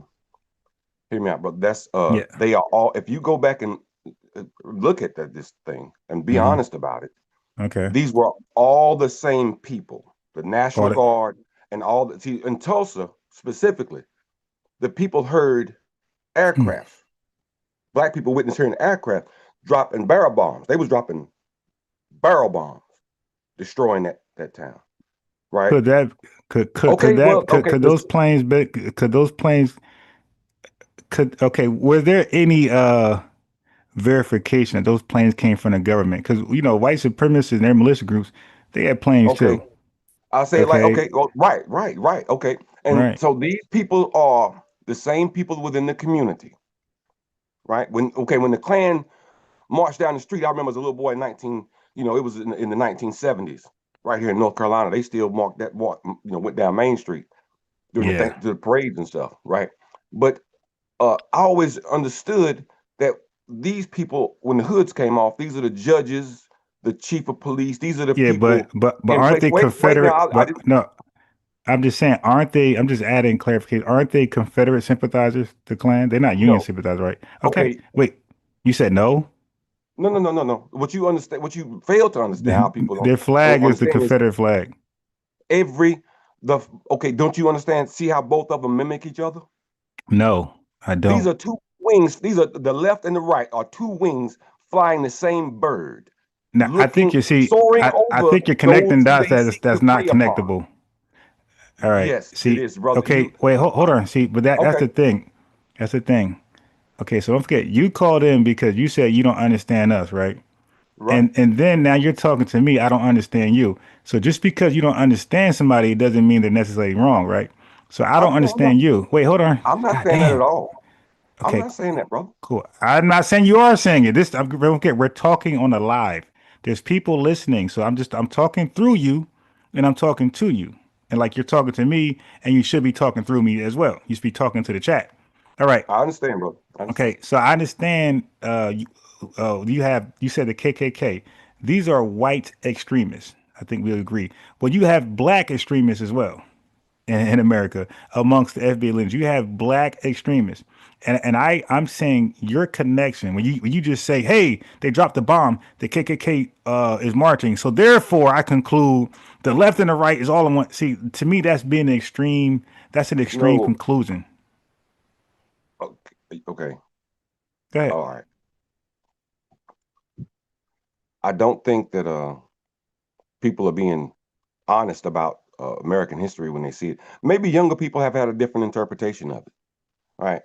Okay, But so what are we not being honest about? when you say that these people are not These people. the neo Nazis, they're not the AWACs, Oh and I'm shit! like, No, oh, I yeah, mean, no, no, I don't agree with that. well, I mean, I'm just saying that America, a racism exists in America because America allows it. Bringing all those immigrants over here, and we even know from Asians to Indians and all these different immigrant groups, these are buffers. They get benefits from coming when they come into this country. Yeah, And we all know that, and that's a fact, but that don't mean your conclusion is a fact. So your evidence is factual, but your conclusion is wait a extreme. second. Let me finish, brother. What I'm Yeah. saying is, and black people have this expectation that America is going to wants to do something to benefit them after. That's what I mean by the arsonists and firefighter. They started the fire. You understand? They started the oppression in the back. Black people are where they are because that's the way America wants it. Right? We are in that position because that's where they want it. And others are coming up here rising above us. They see it. Black people just won't embrace it, and you expect the government to give you something to put the fire out that they started. You understand where I'm coming from? I don't have nothing against you, brother. I'm just saying, and then your strategy of cutting everybody off. You cut everybody off except white people. Cut Jamaicans off, the Africans off, everybody. Except, John All right. Brown So did more for. wait. So hold on. Go ahead. All right. So you said we depend on the government to do something for us. Like, what makes you come to that conclusion? And then we'll go to the cut off everybody but white. So what makes you believe? What talking point we ever said that make you conclude that we want the government to do something for us? reparations. I hear the whole FBA debate is who gets reparations and who doesn't. Is it not? Right. Okay, that's you. Wait, slow down. Cause you're just saying words. What is reparation? Define reparations. To me? No, the definition, not to you. I don't want your personal, just the best you can, the definition of reparations. I don't want your personal definition. It could be unicorns, but I just want the definition of reparations. Yeah, because words have definitions, bro. You're talking to me and you're using words that's defined in a damn dictionary. So what does reparations mean? The definition, the best you can. What does it mean? No, okay, I understand what I'm saying. I'm not a reparations. Listen to me. Wait, all right, I'm going to mute you. No, I'm going to mute you. We're talking. It's my turn to talk. You said that we're depending on the government, and you said that we cut everybody off of white folks. So I'm addressing your talk and your bullet points one at a time. So I'm asking you, before we could talk about reparations, what is the definition? Because I think you're confused because you don't know the definition of reparations. You don't know it. I know you don't. That's why you're filibustering and plebiscite babbling. Mute yourself and just give us the definition of reparations so we could talk about whether we're asking the government to do something for us or not. Okay, so unmute yourself and just give us the definition of reparations, bro. I don't know the meaning, your interpretation of what reparations means. I'm not asking. Okay, I don't know what it means. Okay, I don't so know slow what down. it means. Okay, so slow down. Okay, cool. That's but don't act like it's mine. It's a every word has a every English word got a definition. They're defined, bro. It's not mine. It precedes me. Okay, so no. Oh, slow down. If you're you just say you don't know something. If you're insulted because you don't know something, that's just you insulted by you. Okay, cool. I said I don't know. All right, so let's move forward. All right, so now I understand why you think. So now I understand why you think we're depending on the government because you don't know what it is. Fine.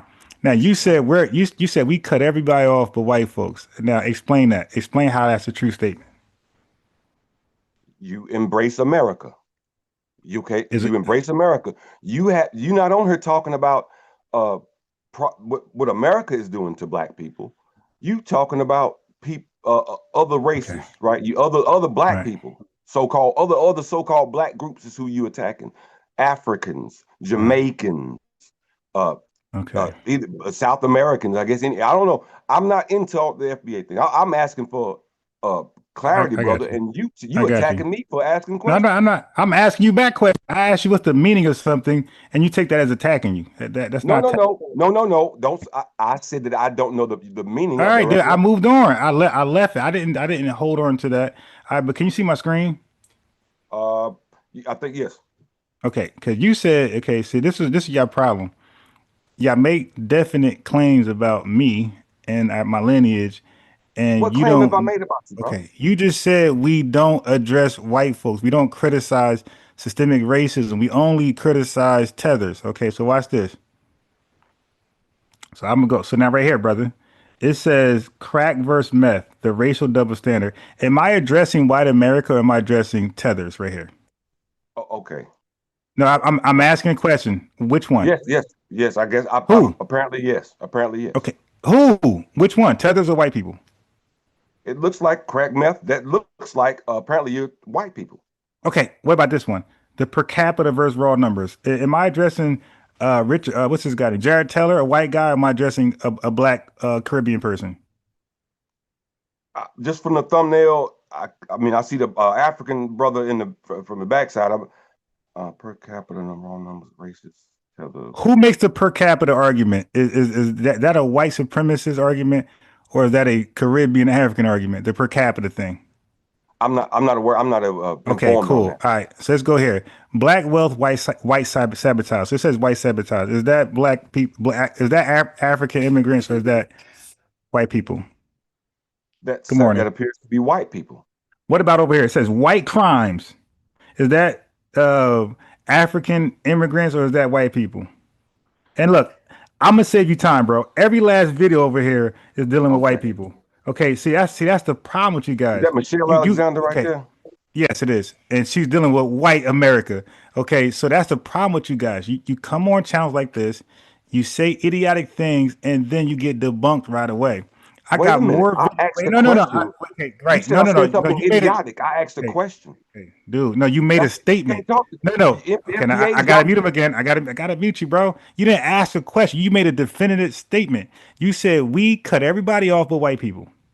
You said we delineate from everybody but white people. You just lied. Right. Just You just like lied. I have more videos debunking white supremacy than entertaining tethers, man. So y'all always do that. Y'all come on here, y'all make definitive claims, and you get cooked, and then you try to moonwalk yourself out of the pot. yep. Try to backtrack. Yeah. Okay. So All now good. unmute yourself and say you were wrong. Okay. White folks get it too. My point.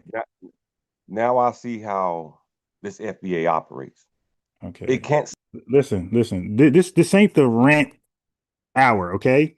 You don't come on this panel to rant and preach. You come on this panel to have a dialogue about information, correct information. You have a sincere dialogue. I'm not going to listen to you rant about how you don't like FBAs. Okay, you had some talking points, and I addressed every last one of them, and you look like a fool before everybody. You don't even know what reparations is, and you're saying we're begging the government for reparations. You couldn't even define You reparations. won't say what it is. You won't say Okay, what it is. okay. Policy. So are you wrong about me not calling out white supremacy? Are you wrong? All you want is your little answer and then mute me. I can't. You doing Tariq Nasheed tactics, homeboy. That's what No, FBA no, does. no. No, That's I'm FBA. doing That's what okay. FBA is. You can't stand up to questioning your argument. This guy.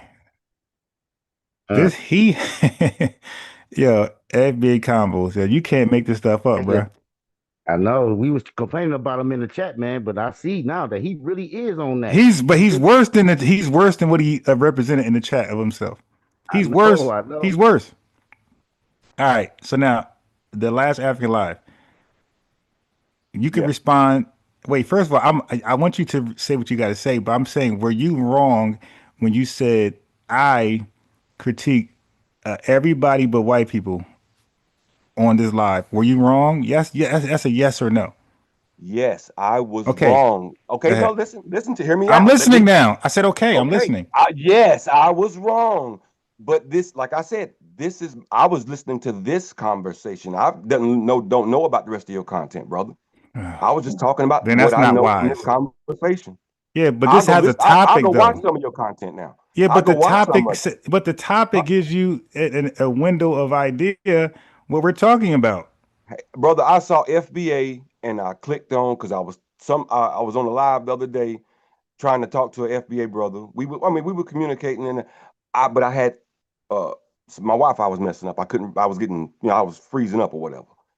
But I'm trying to embrace more of what our people are doing. I don't have a division between nobody. I want to bring everybody together. FBA, Yeah, but that's ADOS. kumbaya, man. That's never gonna happen, bro. It's not nobody Why ever. why do y'all say that?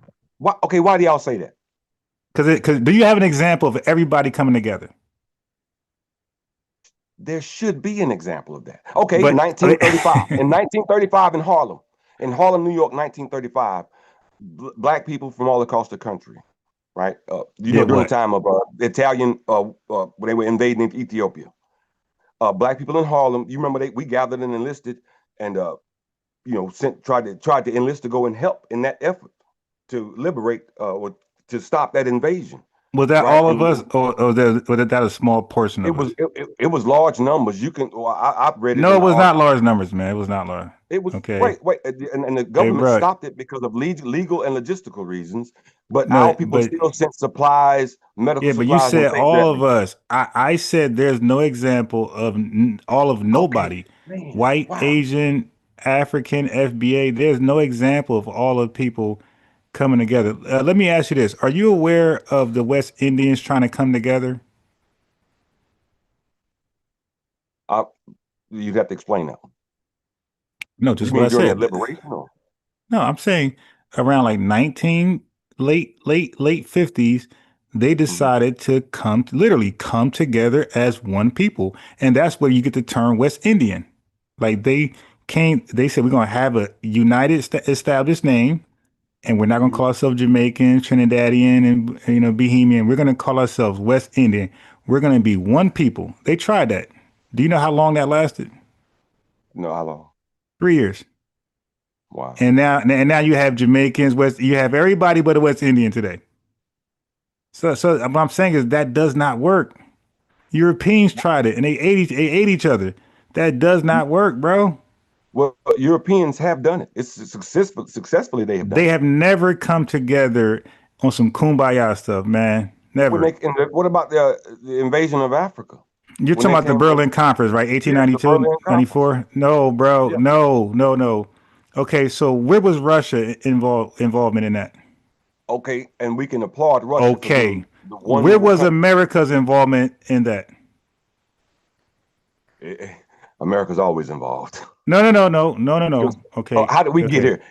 We are here. Hey, That's dude, stop. Look, stop. You said carving up Africa. Slow down. You said carving up, bruh. America was America in 1776. 1894, the British is British, and America is a separate government, separate country. But when it came to the Berlin Conference, 1894, America was not involved and Russia was not involved in carving up Africa.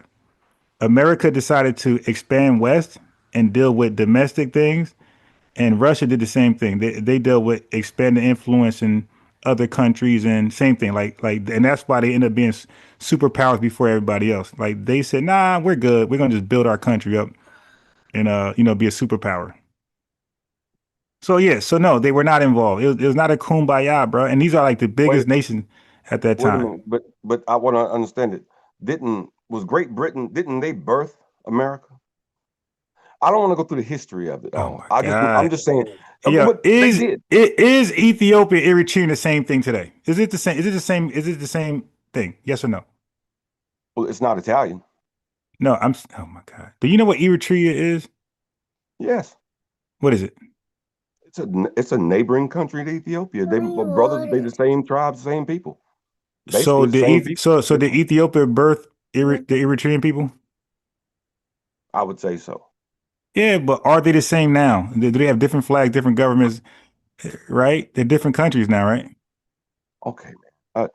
Yes, but yes. Right. So it makes no sense. Oh, yeah. America was part of Britain, and then they got independence. Like that happens with countries. They get independence, and they go do for self.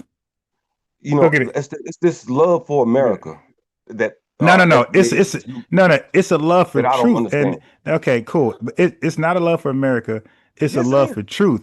No, you got a lot of love for lies, man. Like your hatred of America makes you. Don't call me a liar, bro. No, you are 100% a liar. Where am I lying? Where am I lying at? Okay, you just said that I don't delineate with white folks. Oh man, you on that again? Come on, I hadn't seen enough. Get past that. Get past that right there. Okay, I don't hear you cutting America off. How about that? You cut off Jamaicans and you ain't cutting America off. And they done more to you than anybody. This is my home. This is where I'm from. That's house nigga language. I love it here. Of course. Why you tripping on my American love? My American flag. I'm a lover of Africa before America. How I'm gonna do that? I built this country before it was America. I've been in this country 400 plus years. Last African, 400 plus years. That's an ethnogenesis. When really all you need is 100. If I've been away from your country 100 years, I'm claiming this land now. I've been away from your country 400 years. I don't even know where I live in Africa. I don't even know which part of that is my motherland, my homeland. Yeah, well, let's ask African. Hey, African, do you love America? No. Do you love Africa? Yes. Do you live in America or Africa right now? America. I've always lived in America. Why don't you just move to Africa? I don't. Well, I'm not that. I don't have the economic benefit of being able to do that, brother. Well, shouldn't they help you out with that? Right. Donna said I would. I've been hearing that. You can't get on a payment plan. No, a brother told me that they do that, and I'm interested in that.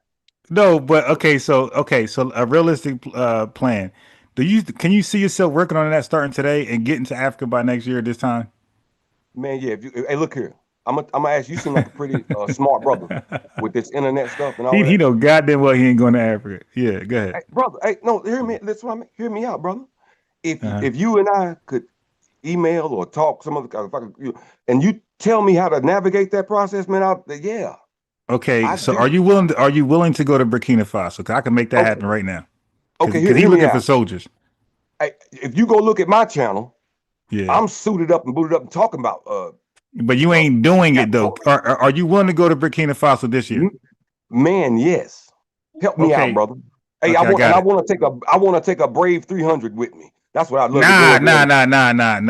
But I want you nobody to. going with nobody going with you, just you. No. Just me. You go there. Yeah, you go there. You let us know how it is, and you show us how well you're doing. Thank you. And you show us how well you're doing, and then you might get some other Pan-Africanists to go there with you. Well, I think Umar destroyed the Pan-Africanist movement, man. I think he knocked what was left. Well, it was first Garvey. Well, no, I'm saying like modern day. I'm saying that Umar knocked the gas out of it, the whole movement. Not worse than Garvey. Garvey was the biggest scammer in American history. You listening to? See, that's what I mean.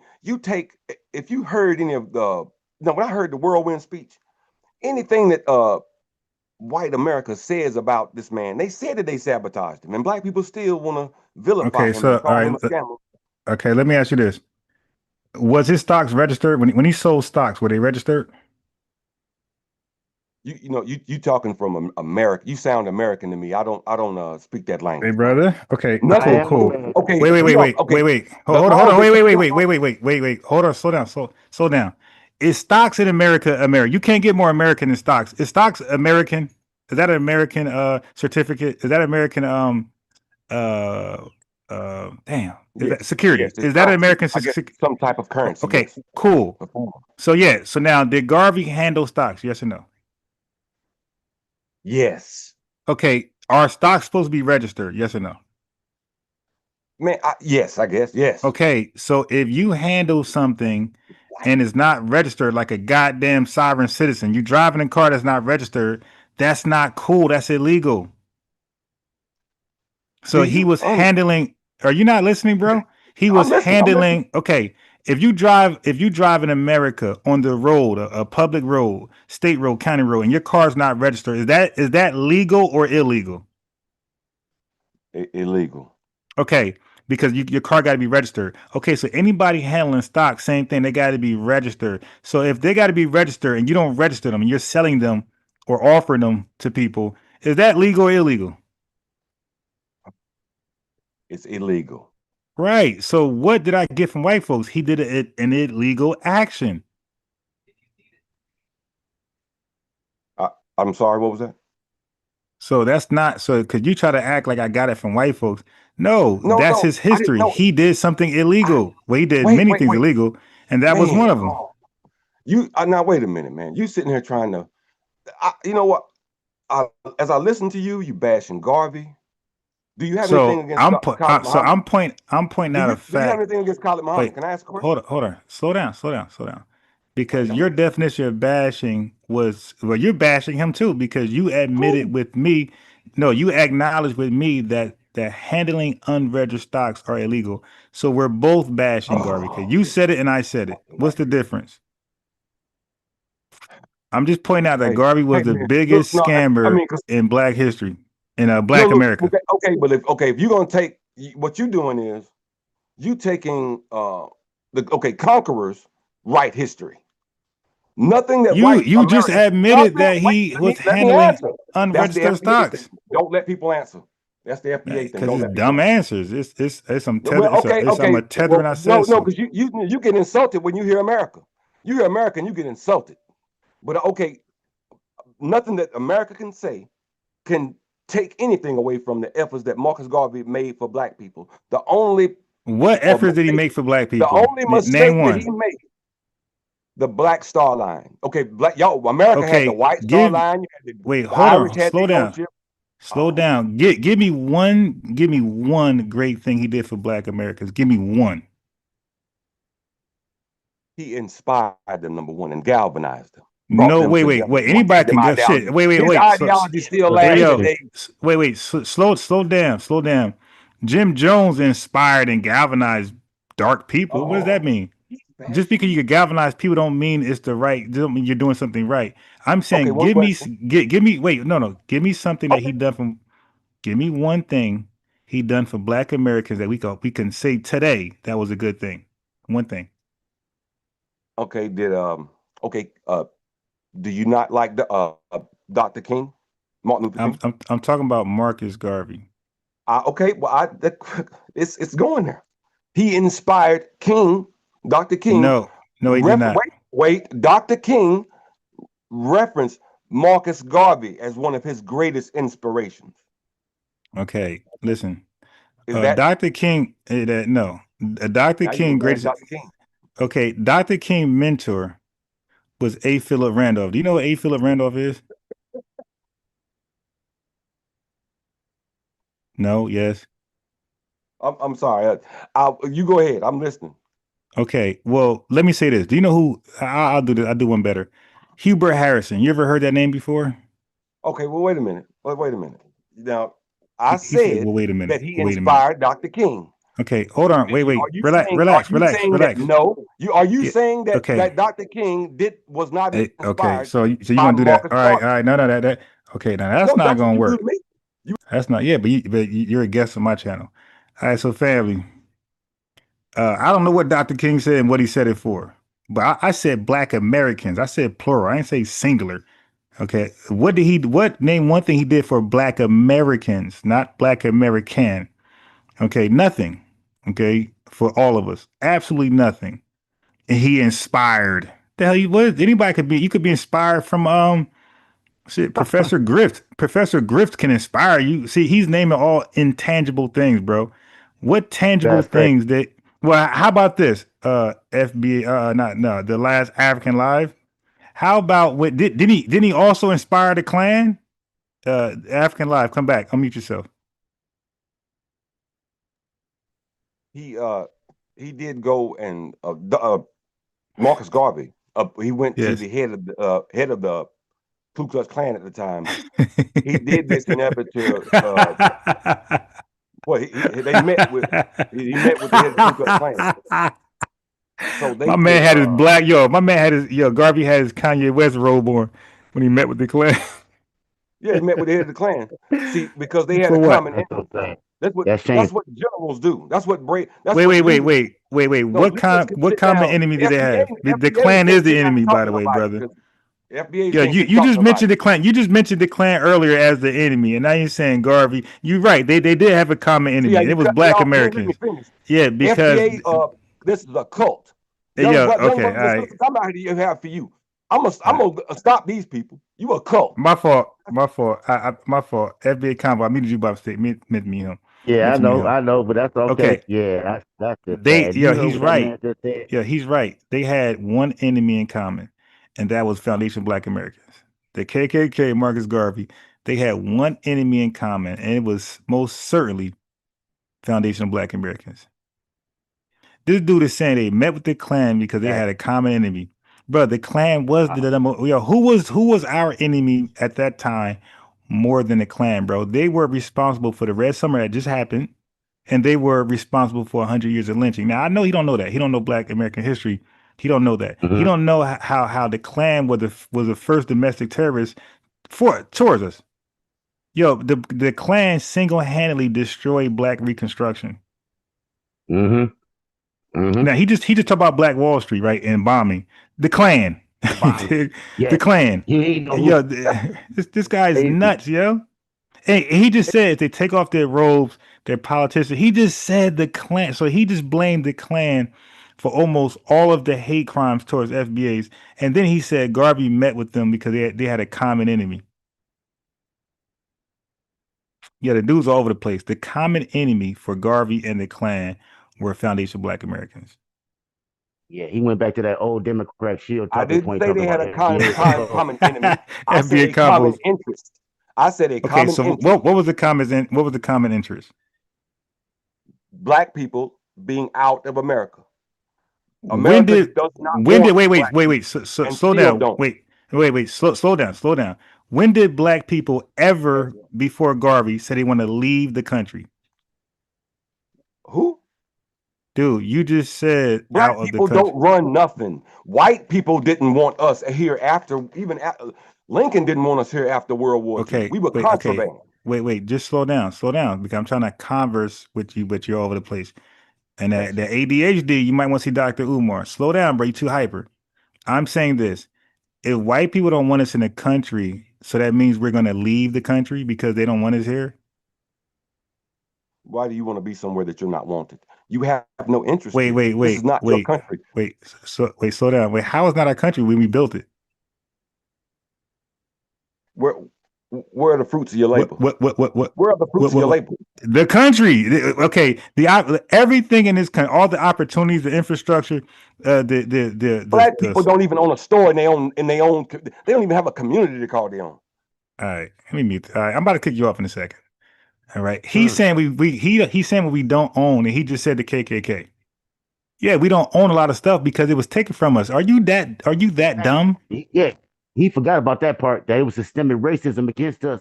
Right. Like we were blocked out, kicked out, eminent domain, urban renewal, running highways and straight burning it down. Are you that dumb that you don't know about Black American history? You act like things just vanished. It was all fair. It was all fair the whole time. I ain't got time for this, bro.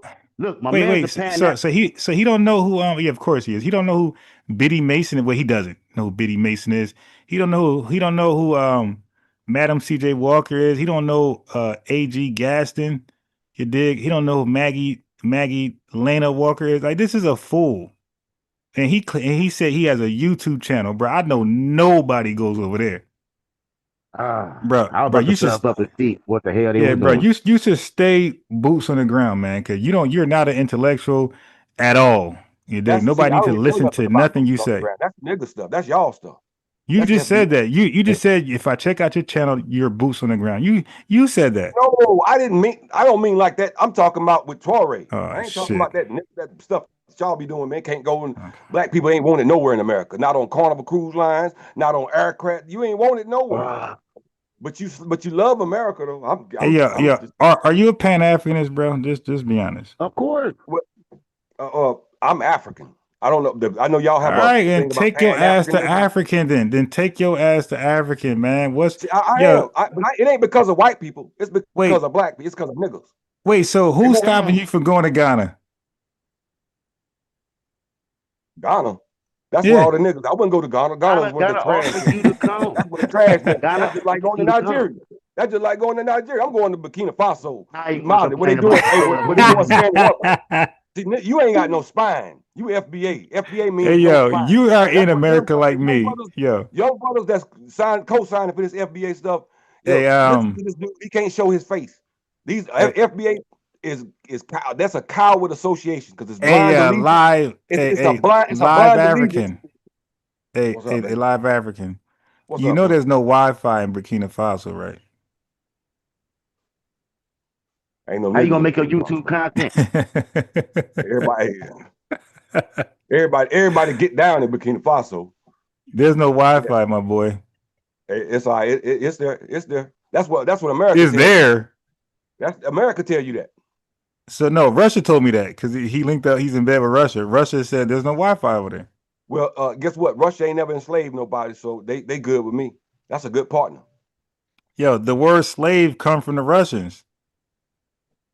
What are you talking about? They didn't enslave no black people. Oh, now it's black people. Oh my God. They didn't enslave no black people. All right, so Russians are good money with you. So those are allies. They ain't never did nothing to me. So they're allies. Yeah, that's what he's saying. He like that's yet to be seen.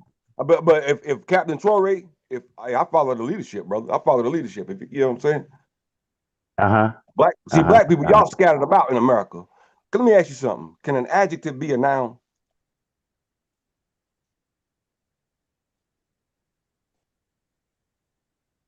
That's a question. Am I muted?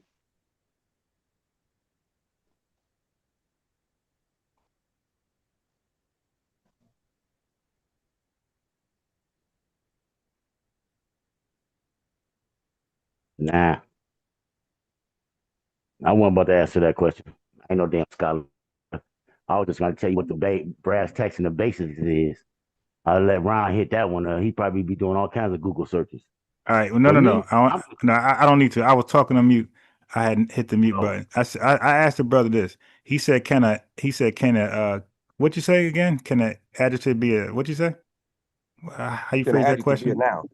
Okay. So the better question is this: is black a noun and adjective? Yes or no? Black is an adjective. So it's not a noun. No. All right. So let me embarrass him. All right. So everybody, look at my screen. Oh my God. Yo, do you know what a proper wait, before I cook them, hey bro, do you know what a proper noun is? I think you're a white dude. You're a double agent. You're a double agent. All right. Okay. So he look. FBA is a double agent. That's why you won't show your face. All right. So he said, well, first of all, you see I just showed. Okay. You know, this guy just. I got no problem with that. Right. Come on, man. We you know what? You know what? Oh yeah. You are definitely a tether, my boy. You are definitely a tether. You are definitely a tether. Right. You bundled all up in the hoodies. Y'all, that's how y'all work around. Y'all grown men wearing hoodies and walk around with starter caps on and hoodie. What you got the hoodie on for? You need to feel protected. It's cold in the bitch in the house. Hey, yeah. Did he said I'm white. Only white folks got a problem with hoodies. A black man in a hoodie. No, it's black people that do that are more white than black. You got more you're more of an enemy to black people than you are a benefit. Hey brother, can I deal with your question about the adjective and noun? Well, no, because you're gonna go into some I know you're gonna do some old textbook. I'm gonna do the definite. What? Black. Hey, look here. Hey, yo, okay, this dude is nuts. Let's do it your way. Right. America is a white nation. No, it's not. What the huh? Okay, where'd you get that from? You don't deal with reality. You live in a book. Yeah, right. The books are fundamental, bro. Reading is fundamental. Because but you know what? So you don't read. You don't read. People that do what you're doing, that's cowardice. FBA is cowardice. No, I'm asking you, do you read? Yes or no? Yeah. Let me share an interesting quote I read. Let me share an interesting quote I read from Adolf. This guy's all over the place, yo. Well, no, I want to share a quote with you. You said I don't read. I read a quote. I asked you. You got mad at me because I read and I go to books to define words. No.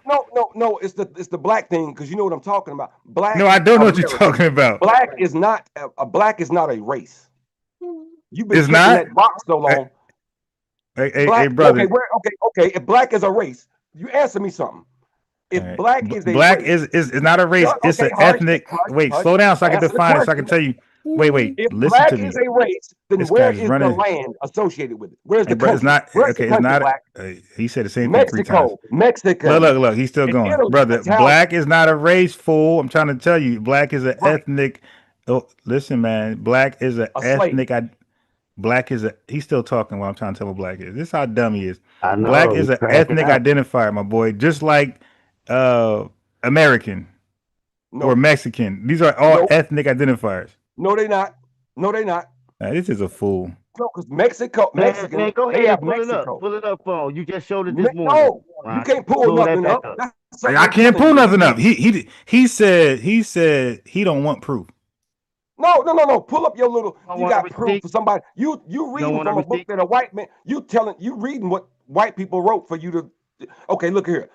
I don't have to go to a book to know that Mexicans. Wait. Hold on. Mexicans got a Mexican flag. Wait. Somebody said something. Somebody said something interesting in chat. You just said white. You said white people what? No, what I'm saying is Mexicans have Mexico. Okay, got it. Wait, hold on. Wait. I got that. I'm saying white is you mentioned the KKK earlier. Are they white Oh, or are they Mexican? The KKK originally, are they white or Mexican? they're white Americans. They're American. They don't have to be white. They're American. Uh-oh. But you said white the whole conversation. You kept saying white, white, white, white, white.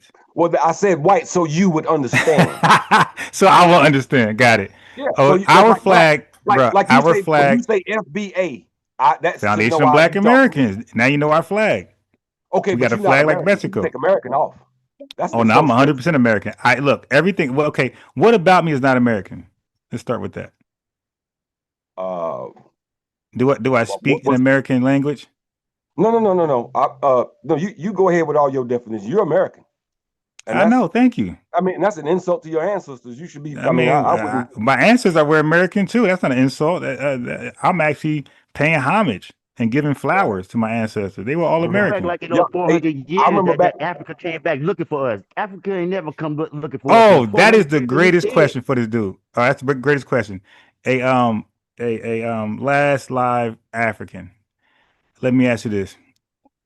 If you love Africa so much, wait 1 second. Why did Africa sell you to the white man? Okay, look here. We were all our people were manipulated. Okay, in the same time, we were conquered. The country, like the African continent was conquered, right? But we keep going. If today, who are we today? Wait, bro, I just Right. asked you a question. You didn't answer the question, bro. What was the question? Hey, bro.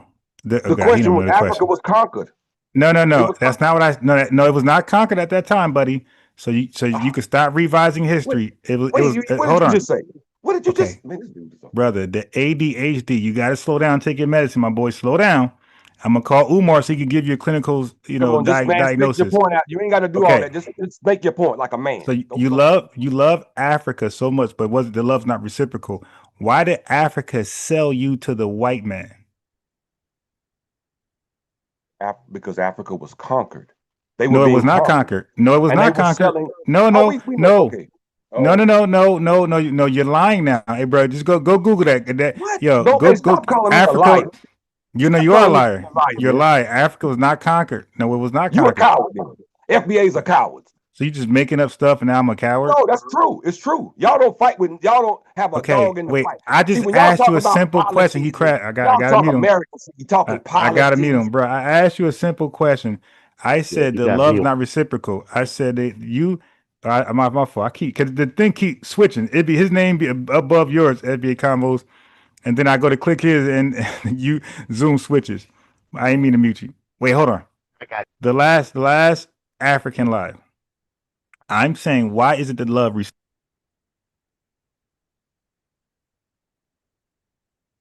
because people weren't educated about themselves.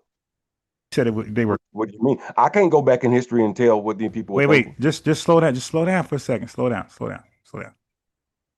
And now we can't go back in history, bro. No, I can't. You asking me to go back and say what these people were thinking.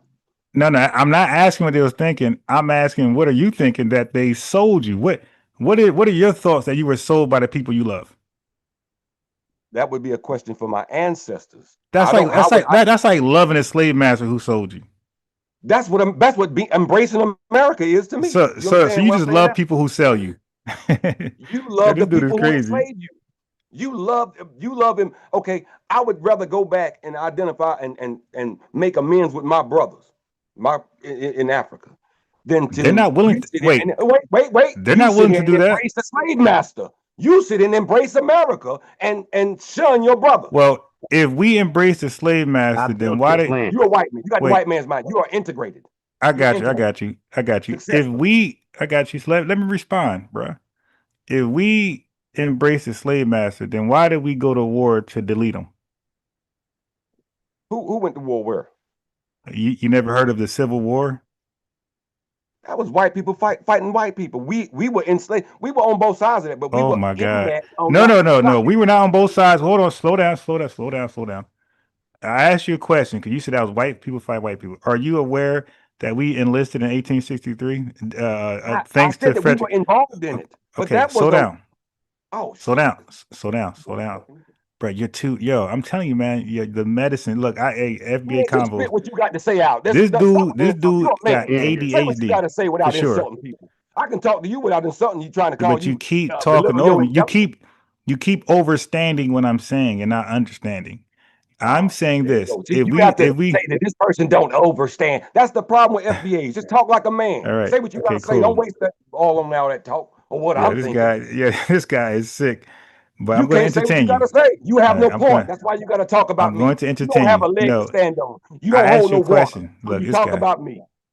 Yeah, I'm telling you, this is why I tell the What you gotta chat. say? Your argument holds no water. You I go. got you. This is why I tell the chat. Can you Can you stop cutting me off while I'm talking? You're a guest. You're a calling guy. All right. You're not the host or a co-host.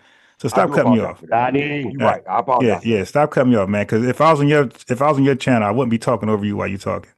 So show some Exactly. respect and I hospitality. apologize. Okay. I But apologize, brother. anyway, you said that we embrace the slave masters. Like, we got some type of love for the slave masters. So I said, if that's true, then why did we go to war to delete them? Then you said something goofy like we were on both sides of the war. You just made that up. We were on one side of the war and we were deleting the slave master. So I just debunked your whole fake Wait, that's see there conspiracy you go. theory. Don't do that. Don't do you don't that's not you didn't debunk anything, right? You just lied. But why no, Again. black people were fighting on the side of the Confederacy as well No, as you okay. All right, let me get you out of here. All right, you out of here. I'm not gonna okay. So now, Dang, family, last African. that is a black conservative talking point. Anybody can Google right now. Why the hell would black people fight to keep themselves enslaved? Like, for example, FBA combos. Abraham Lincoln had incentivized us to fight with the Union. For one, he freed us from slavery. Two, we can fight for our citizenship. What incentives will the Confederate Party have for us to fight with them? Right. That's just common sense. Like, why would we fight with them? We're hearing, hey, there's a war, white people fighting each other. One side wants to free us and give us citizenship, and the other side want to do what? Put us back in slavery? Keep us enslaved. Come on. Come Yeah. on, man. Listen, So bro. I'm glad you got rid of him. I'm pretty sure we could have got some more out of him. But I really yeah, want you but to take this nah, one. I can't. I was entertaining it. The chat seemed to love it, the back and forth. Yeah, we was having fun. We was having fun. Yeah, we was having fun. All right, Jamaican Dream, call back in. You dig? So let's get you on here. You saw how impatient he was. He came up here like he wanted to speak right now, but he turned around and left. So I want y'all to know that too, y'all. He was here, but he left because they was having a mid conversation. He didn't have any patience. All right, so I took off the last African live wrench. So chat, do as what you please with that guy. You dig? Hey, be nice to him. Don't block him. We do like him, but y'all don't can block do him. Just whatever throw him y'all a want. timeout. Throw a Okay, timeout to him. Don't kill him. So hold on. I can't say that to Ryan. If I want to kill you, he gonna kill you. Dead. I left it to the chat. The chat can do whatever they want. When they could time them out, they could block them. The chat can do what they want. Yeah. Hey, Dad Supreme said, geez, that Pan-African is too emotional. Right, but it's not emotions. That dude is dealing with I'm telling you, I'm not trying to make it sound bad, but that's ADHD. And I know I'm not a school clinical psychologist that's building a school for black boys, but I know that pattern. So let me give Dad Supreme a lineage wrench. I'm gonna make him a moderator. As a matter of fact, everybody knew that's FBA. That's in the chat. If you say I'm FBA, we got it. Yeah, if you believe you're FBA, Adolf, Freedman, or if you believe you can tie your lineage back to slavery or somewhere around that, go ahead and let me know in the chat so I can give you guys the ability to be a moderator and a lineage wrench because you're down with the family. Yeah, bro. You are in the cookout. Chad Smith, peace to you. Family. It's all the Now family. let me It's a hear. family All right. affair. It's deeper. It's a Peace to family you. affair. We got Bantu, Mandinka in the building. We got hold on. Who else we got? Sport League that joined. We got Dark Energies in the building. He said, would our ancestors want to sit down with the ancestors that sold them? Great. Oh my God. I got to give you a wrench and become a moderator. That is Dark Energy. He said, would our ancestors want to sit down with the ancestors that sold them? Damn. That's a mic drop, yo. Yeah, man. We got a lot to say about that, man. Because listen, bro. Wait. I'm not done shouting out. Wait, let me shout out the family. Let me pay some respect to those who are in attendance. So we got, you know how I do the roll call. So we got Dave Young, we got a Kendra Jegna who popped up. We got Don Jeter, we got Satchel Ohio. You know, I love to show love to the chat because they be lit. We got DBB, we got B Jackson. Let me give DBB and B Jackson their lineage wrenches. Let's make them moderators. And in return, family, go ahead and like the video as you get wrenched up and added to the cookout, added to the family reunion. We got 242 in the chat, dog. Yeah, that's why I want to pay homage and give flowers to the chat. We got Miss D. Miss D said he failed history. Hey, I don't know. Yeah, big time. Okay, let me give Miss D a wrench, make her a moderator. Who else is in the building that just popped up? Okay, we got Simeon Toko. We volunteer for every imperialist war America has been in. Our ancestors want to end. That's why they fought. Okay, so we got interesting comment. DBB, I'm a real American. Simeon Toko said, "My people have too much blood and sweat equity in this country. I'm proud to be American." Okay, there we go. I knew Simeon Toko was with the lineage. Let me make Simeon Toko a moderator and wrench him up. Renaissance woman in the building. Ray. I shout out at Aaron Israel. Let's do it again. Breeze Omega. The Mandalorian. Shadow. Dream pulled back up. He said, "Drop the link. He ready to speak." Gary. Yeah, I don't think I appreciate American Dream after what we just dealt with. Damn, like he gonna make American Dream sound like a damn reasonable man. You're right. So we got Taya Tay Carter said he's gaslighting the answer question. He sound like my ex not answering a direct question. Let me give Taya Tay Carter a lineage wrench and the ability to be a moderator to control this damn chat. They crazy. We got Mr. B in the building. What's up, Queen Shay? Yeah, we got they killed let get it. What's the name? They killed him. Somebody blocked him for good. Y'all try not to block him. Just hit him. No. We got to block him. He's very disrespectful in the chat. You didn't read the chat. He was really disrespectful to the chat. I know. Yeah, I'm not sparing nobody like that, man. Because all you're gonna do is make us look weak. Peace to Black T. Peace to Wadia Makiba said he doesn't read. He just trying to recite right. Yeah, so no, we gotta deal with folks that disrespectful. They got it because he's purposely tapping out. Like when you're in a chat just saying a whole bunch of reckless, disrespectful stuff. Yeah. By the way, there's a few times I almost kicked him off the panel, but I decided not to. Then I finally did. All right. So I was already tolerating his disrespect for the longest. We got Gift Bringer. Dude is ignorant. Let me give Gift Bringer a lineage wrench and ability to be a moderator. We got Black Feather. Chad on the panel. Chad, welcome to the panel. Thanks for coming, man. You got to say a few words, man? Wait. Before you do that, let me just finish shouting out everybody who's in the building. Let them know that they are now a moderator and they are welcome to the lineage. See, and we also got a super chat that I missed. So let me just catch up what I missed. So Mr. AMG gave a lineage love $20 super chat. He says, "Are you a chef? Cause you cooking these damn Africanism and tether fuckers." Yeah, facts. South Breeze, Draco, TBH. Let me shout out a little more. Andre Towns. So cause we in here heavy, so people need that love right back to them. Okay. So I think I almost missed that damn super chat. All right, so we got what we got. Let me make sure. So we got Project Leroy. He said, "Greetings, FC." Project, let me make you a moderator. Give you a lineage wrench. So everybody should be liking the video, especially everybody who are new here that got that lineage wrench. You're part of the lineage. And Paul Game, peace to him. FBA Judah. Let me give FBA Judah his moderator status and his lineage wrench, like the video. Queen Shay, new subscriber, she says, "Okay, let's make sure you get a lineage wrench." And we just got a $5 super chat just now.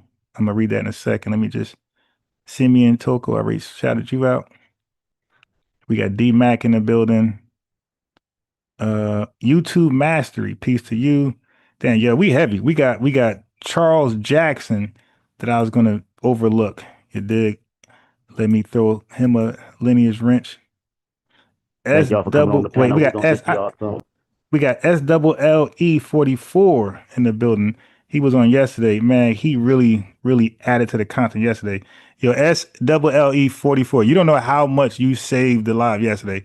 Cause I was really busy in the background. And like you really, was going in with straight compassion and love for the lineage.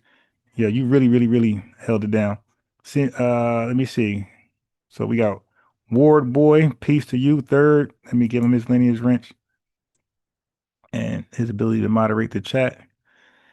Okay, so I think that's goddamn, that's a lot of people. Okay, so now let's look at the so we got SLLE44, $5 lineage love.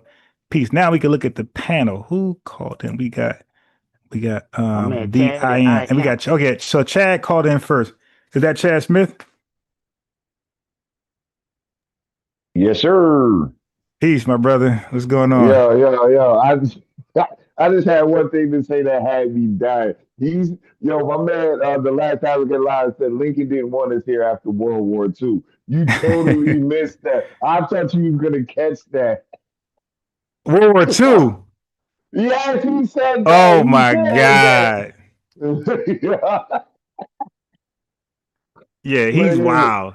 He's wild. He said after World War II, Lincoln ain't want us. Yeah, he's wilding, bro.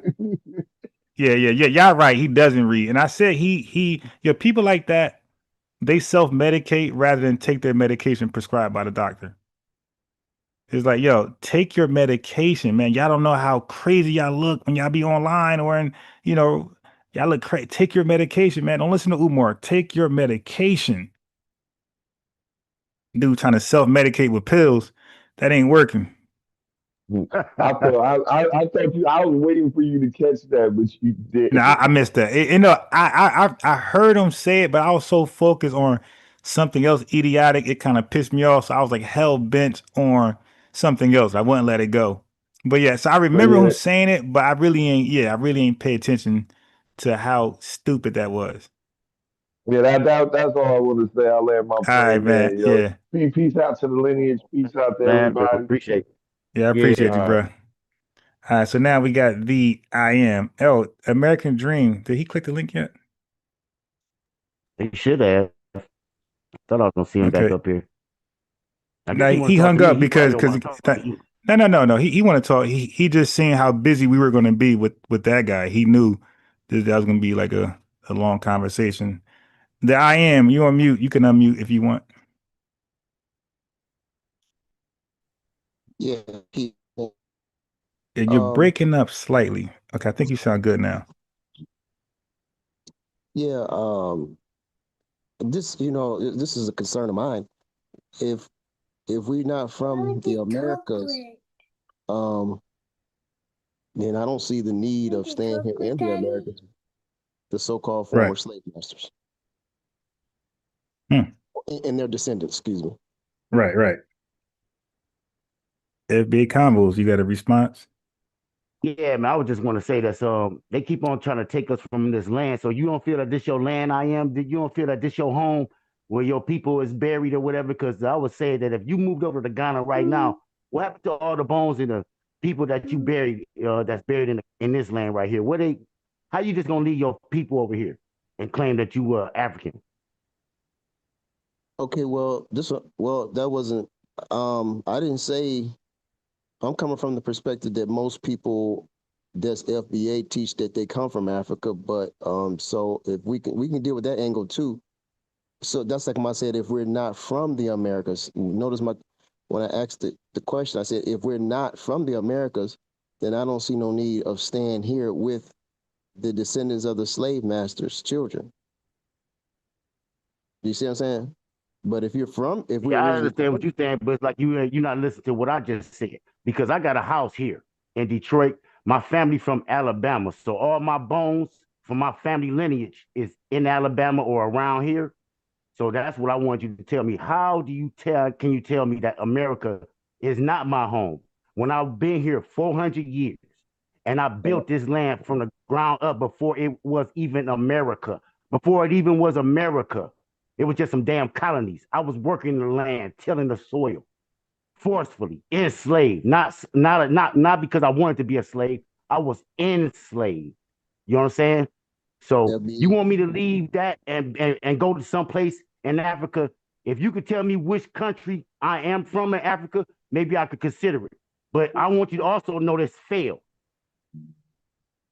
FBA convos. I don't think you heard what I said. I said if, brother, if means if you're not from the America. So I don't know your perspective per se, but most people who are FBA, I noticed in the past, now maybe they changing their perspective, they say they from Africa.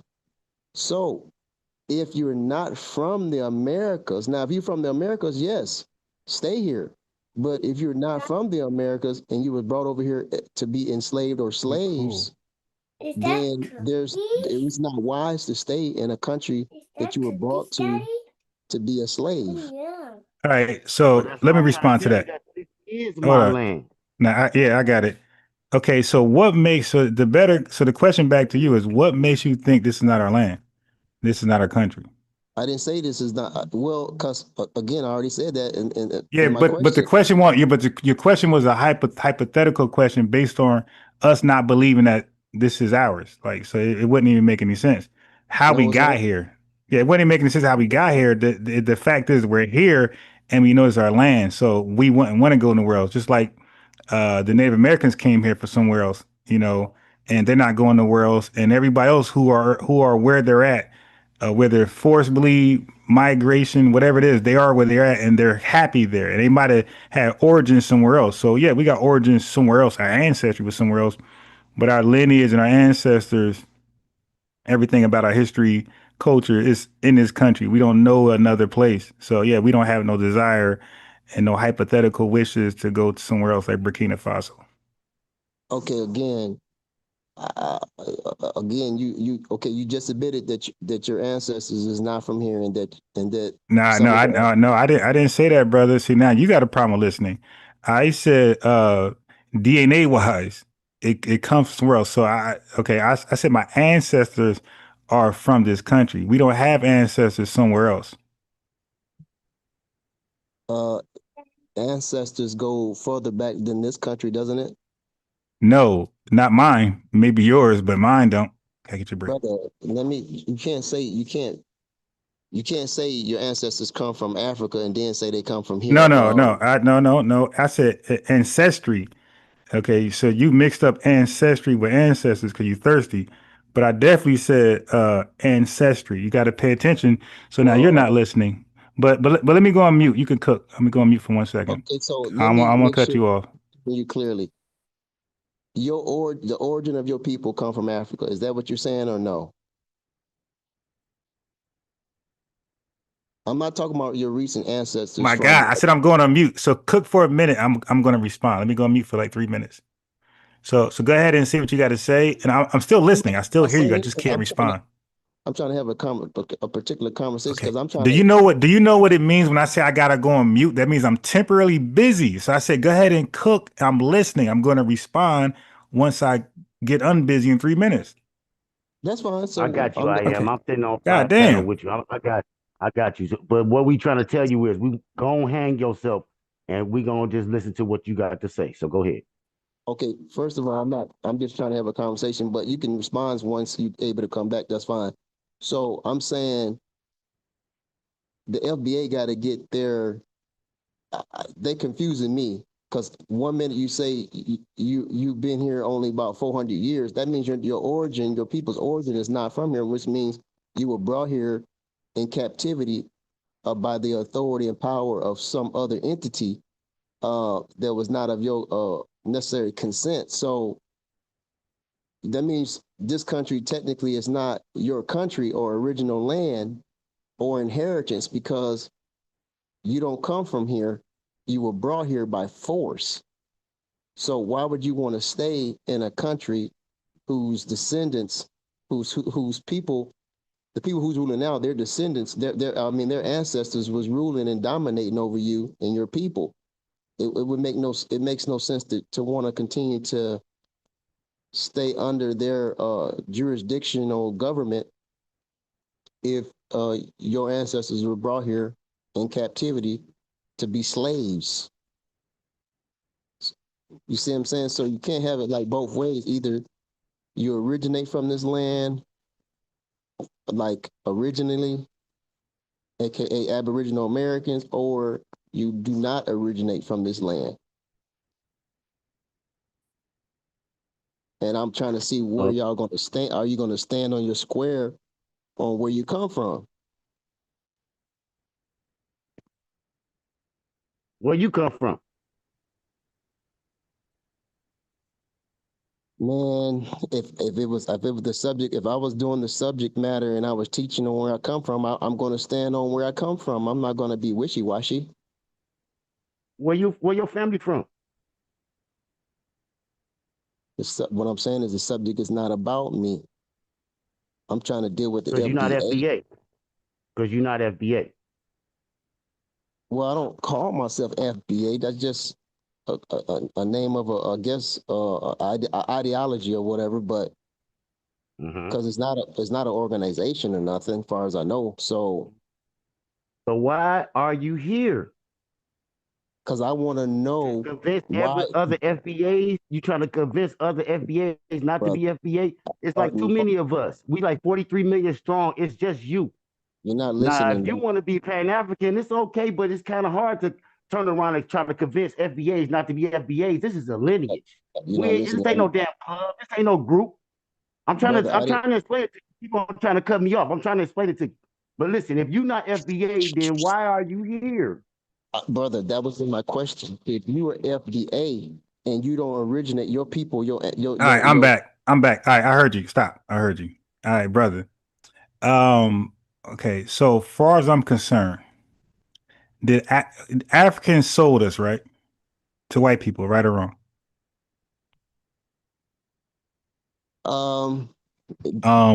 This guy. According to well, I mean, can I what do you believe? No, what do you believe? You see, FBA combos, you got to start at the source. Look, he's stuttering already. Bro, what do you believe? Did Africans sell us to white people, yes or no? Stuttering is not a crime nor sin, brother. No, but all of a sudden you wanted all the answers earlier. Now you bro, you still ain't answered. Did white people did Africans sell us? I answered your question, but you answered me a question and you because I'm going to the beginning. Yeah, could you hopped in the middle of the story. I'm going to the beginning.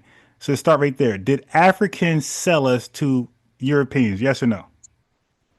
Okay, well. Okay, well. Oh no. If they did, just answer the question. You see FBA convos. I'm listening to this clown ask you direct questions. He want direct answers. Now he can't answer a direct question with a direct answer. Bro, did Africans, brother, you could get off if you can't answer a simple question. How do you want complex answers? You can't answer it. Okay, all right, let me meet this guy. He's a clown. Okay, see, I know what to ask these clowns because they act like Africa is like so holy and innocent of guilt. All you gotta do is bring it back to the top. Show Africa's dirty, muddy hand in everything first and foremost, and then we can talk about what the hell is that? Then we can talk about the rest of the story, but we can't start the story damn near at the end. So I'm gonna give it one more try. If not, you're getting off. I'm gonna bring American Dream on. So, bro, unmute yourself, and we're gonna have this conversation. Let's have a conversation. If not, you're getting off. We're gonna move to American Dream. That's fine if you don't want to have a conversation. Do you want to answer the question? 5 seconds. Yes. Okay. The Africans last try. The Africans sell us to Europeans. Okay. No. So how did we get into the European hand? The same way you get into their hands today if you do something the same wrong. Way. Yeah. Hey, bro, I'm just asking you. Okay, so they went and got us. Okay, so now share your screen and show me any research that says that. They do it in this day and time too. No, I'm asking about us. We're talking about 1600. How we got here? You said so you believe the Europeans went and took us under the Africans' watch with a weak ass European army, and they survived those diseases in Africa. And they didn't, and Africans didn't kill them and fight them off. You're saying all that's fake news. So when we read about what happened and when Africans killed them off and diseases killed them off, and it was very unsuccessful, you're saying that's false. I didn't say that. You're saying, okay, so either one thing, two things had to happen. Either that's true, that Africans killed them off and the diseases killed them off and they came back 200 years later with their checkbook, or they went in there, beat up Africans and they were resistant to the diseases and they kidnapped us. They stole us. Whatever term you guys use, which story is correct? Which story? Wait, which story? Okay, get out of here. Let me get American Dream on here. Yeah, these guys can't do that with me.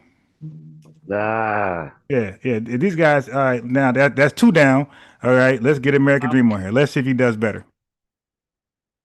They can't even admit a simple historical fact. Dude, you gotta do better, man. All right, so maybe American Dream does better. Hey, bro, come on.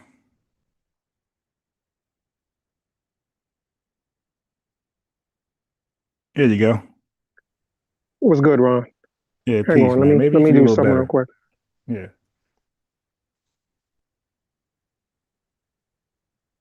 Matter of fact, let me ask you the question. American Dream. Do you agree that Africans sold us to Europeans to kick off the transatlantic slave trade? Yes. Why is that so hard for those guys to acknowledge that? I'm talking about all of them. Like, we could go with Revenue, Unc West from the Community Skeptic. We could go all of them. All of them have a hard time with admitting an obvious. I mean, the entire world knows that Africans sold. This is world history. The entire world know how we got over here and how the diaspora, began to be the diaspora. The entire world know that story. It's taught all in American schools, by the way. That dude lives in America. And the other guy, and then I debated Proper Perspective and some other clowns, and all of them denied the obvious historical fact. Yeah, well, I'm not going to speak for them. They would really have to tell you why they. But we do know why, because they all have one thing in common. They're all Pan-Africanists, and we know that Pan-Africanism is a religion. And in their religion, Africa is perfect. Africa never did nothing. The white man is evil, and he just can't be tamed. And he went over there taking people out from Africa, and they brought them over here. And the transatlantic slave trade is a farce. There's never been a trade. There's never a buyer or seller. People just stole us and brought us over here. Africa was asleep. You dig? They didn't know what happened. Anyway, that's their story, right? And just as long as you know that's fake news, we good. Okay, so now why did you want to call in? What do you want to talk about? Well, I think you asked me to call in. I asked in the chat. I said something about black, right? About black, yeah. Yeah. That Go ahead. And I thought I heard you say it before that African Americans are like FBA are the only black people or the first people to refer to themselves as black. Yeah, so I said that. I said as an identity. Yeah. Wait, hold on. As an identity. As an ethnic identity. Okay, cool. As an ethnic identity. Okay, cool. I stand on that. Yeah. Interestingly enough, my plan is I'm planning on going live sometime today just to talk specifically about that. So I guess I'm gonna actually save my thoughts about that until after I do that show. But just to say, I 100% disagree with you. The term black was used as an identifier before FBA, and that's what I hope to talk about today. Okay, slow down. Who was it white people or Africans that used the term black? So in other words, I'm saying we're talking about self-identifying. So Africans, cool. So Africans used it to identify themselves. What year was this? Again, I'm gonna talk about it on my show. That's what I thought. All right, then. All right, cool. Then talk about your show and come back. But in the 17th century, as early as the 17th century. And were these Africans in America, or were they in the continent Africa? Well, given that it was the 17th century, and I don't think I don't think, given that it's the 17th century, boy. I don't think they had enough time to have an ethnogenesis and become FBA. That's not the question. That's not the question. I'm just asking. Okay. I'm about to throw you off too. Okay. I just said that. I just said, were the Africans in America or were they in Africa? Are you dumb? I just asked you that question. Okay. They're all right, Africans. All right. Cool. Goodbye. All right. Yeah, Well, yeah. do your live. Good. All right, Do your Ron. Be live. good, man. Be good. Okay. Ron, you got a second, Ron? Nah, I don't. No, I don't have a second. What's wrong with these guys, man? Yo, we can't have an honest conversation. Oh, I'll save everything for my live. So you called in for what then? No, what you call it for? I guess because he's seen the 220 people in the chat, he was like, damn, it's bigger audience than I got. But they all FBA though, American Dream. I'm sorry, they not Pan-African. All right, so the water temperature alone wouldn't allow it. I'm kind of so Frida T, help me out because I'm just now picking at the chat. I'm catching conversation that already started. Okay, I see it. I can prove it's a lie, but I'm not prepared. I'm in Arizona and have to water my garden before it gets. So, Frida T, what? Again, I'm like just now catching up. What can you prove that's a lie? Wait, I'm reading up now. So it would have been impossible. I'm reading up. I'm sorry. Forgive me, Frida T. I'm reading up. The Atlantic slave trade would have been too cold. Okay. Yeah, when you have a chance, Frida T, when you're done watering your garden, hop on the panel and prove that the transatlantic slave trade was a lie. J Truth says FBA for life. If there was a bag reparations at stake, people like him wouldn't have their drawers in a knot, foaming at the mouth, period. Facts. Let me make J Truth a moderator and give him a extended lineage wrench to him. Okay, so yeah, Frida T says that the Atlantic slave trade is a lie. She's gonna call in some time today or next live to explain that. Okay. Lady Led says all of this stuff is just part of our awakening. You will know your brothers and sisters, and a lot of the so-called African people are not. That's why they can't understand nothing we say, right? So let me give Lady Led her lineage wrench and ability to moderate these goddamn haters. Who else is in the building? Hey man, let's get it. Yeah, so you see, he over here trying to hold you to, oh, no FBA convos. I said this, and you already answered the question like 10 times. And he's over here like, hey, no, if they have it over here and over here, it's like, okay, so I'm listening, like, all right, well, why you starting right there? Right. Let's start at the beginning. Take it back to the top. Take it to the top. Yeah. And then you hushed him up with that one. He didn't even know how to answer that. He didn't know. See, that's what I like that one. I'm gonna use that one too, Brian. I'm gonna use that one too. We're gonna take it from the top. Who sold who? Yeah. Okay. And then what they sell it for? They sold it for like some booze and maybe some guns. And then they probably jacked that off. They probably jacked it off. And in those 300 and 400 years while you was tilling the soil, when did they send a ship to say, listen, here go my brothers? Matter of fact, when did you see a president from any country over there say, you know what, I come over here to see my African brothers? That never happened. Yeah, so let me answer that question. Let me answer that question. That's like a slave master who sold us and who tore us away from our parents and siblings and loved ones, wives and husbands, and then sold us to another slave plantation. Why would they ever send a kite, right? So would you expect a slave master who sold some of our relatives to another plantation, would you ever expect them to go find who they sold? Mm. Right. When you sell something, you don't. The goal is to not get it back, not to retrieve it.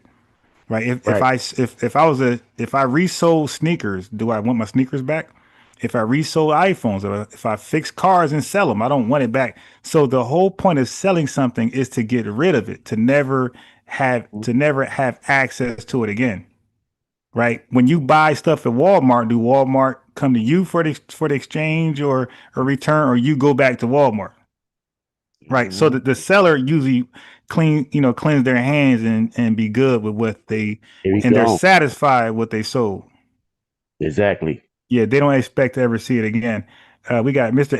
AMG back in the super chat showing lineage love right there. He says, who raised these people? Right, man. Like they come on here with the craziest talking points, and I'm for the dialogue, but it's like, yo, let's have an honest dialogue. Yo, Jamaican Dream, Tethered Dream, hopped on a panel just to say, I can't answer none of your questions about what he wants to talk about. He said black. Later. I have a live going on later, and I'm going to talk to 10 to 12 people, but we got 200 here. Yeah, and it's like, yeah, exactly. It's like, yo, don't you want to give them a sneak peek of what you're going to be getting? I mean, like, that was a perfect time to advertise what you're going to have, what you got, you know, let them know, hey, man, black identity. And, you know, obviously I already know where you're going. It's a dumb angle, and it's not going to address nothing I got to say. So, for example, family, I'm taking the word black back. Okay, black was exclusively used as an identity. It was not a nickname. So you got people from the diaspora and you got people from the continent of Africa who use black as a nickname or alternative to their ethnic identifier. So a Nigerian would say, "Hey, I'm a black Nigerian, or I'm black," right? But he's Nigerian first, he's black second, or black third, and wherever, or Fulani, he's probably black 10th, because they call themselves after their tribals, you know, their affiliations. So, but they're black last. Okay, all these people who say they're black last, secondary, you know, third. We are the only people who are black first.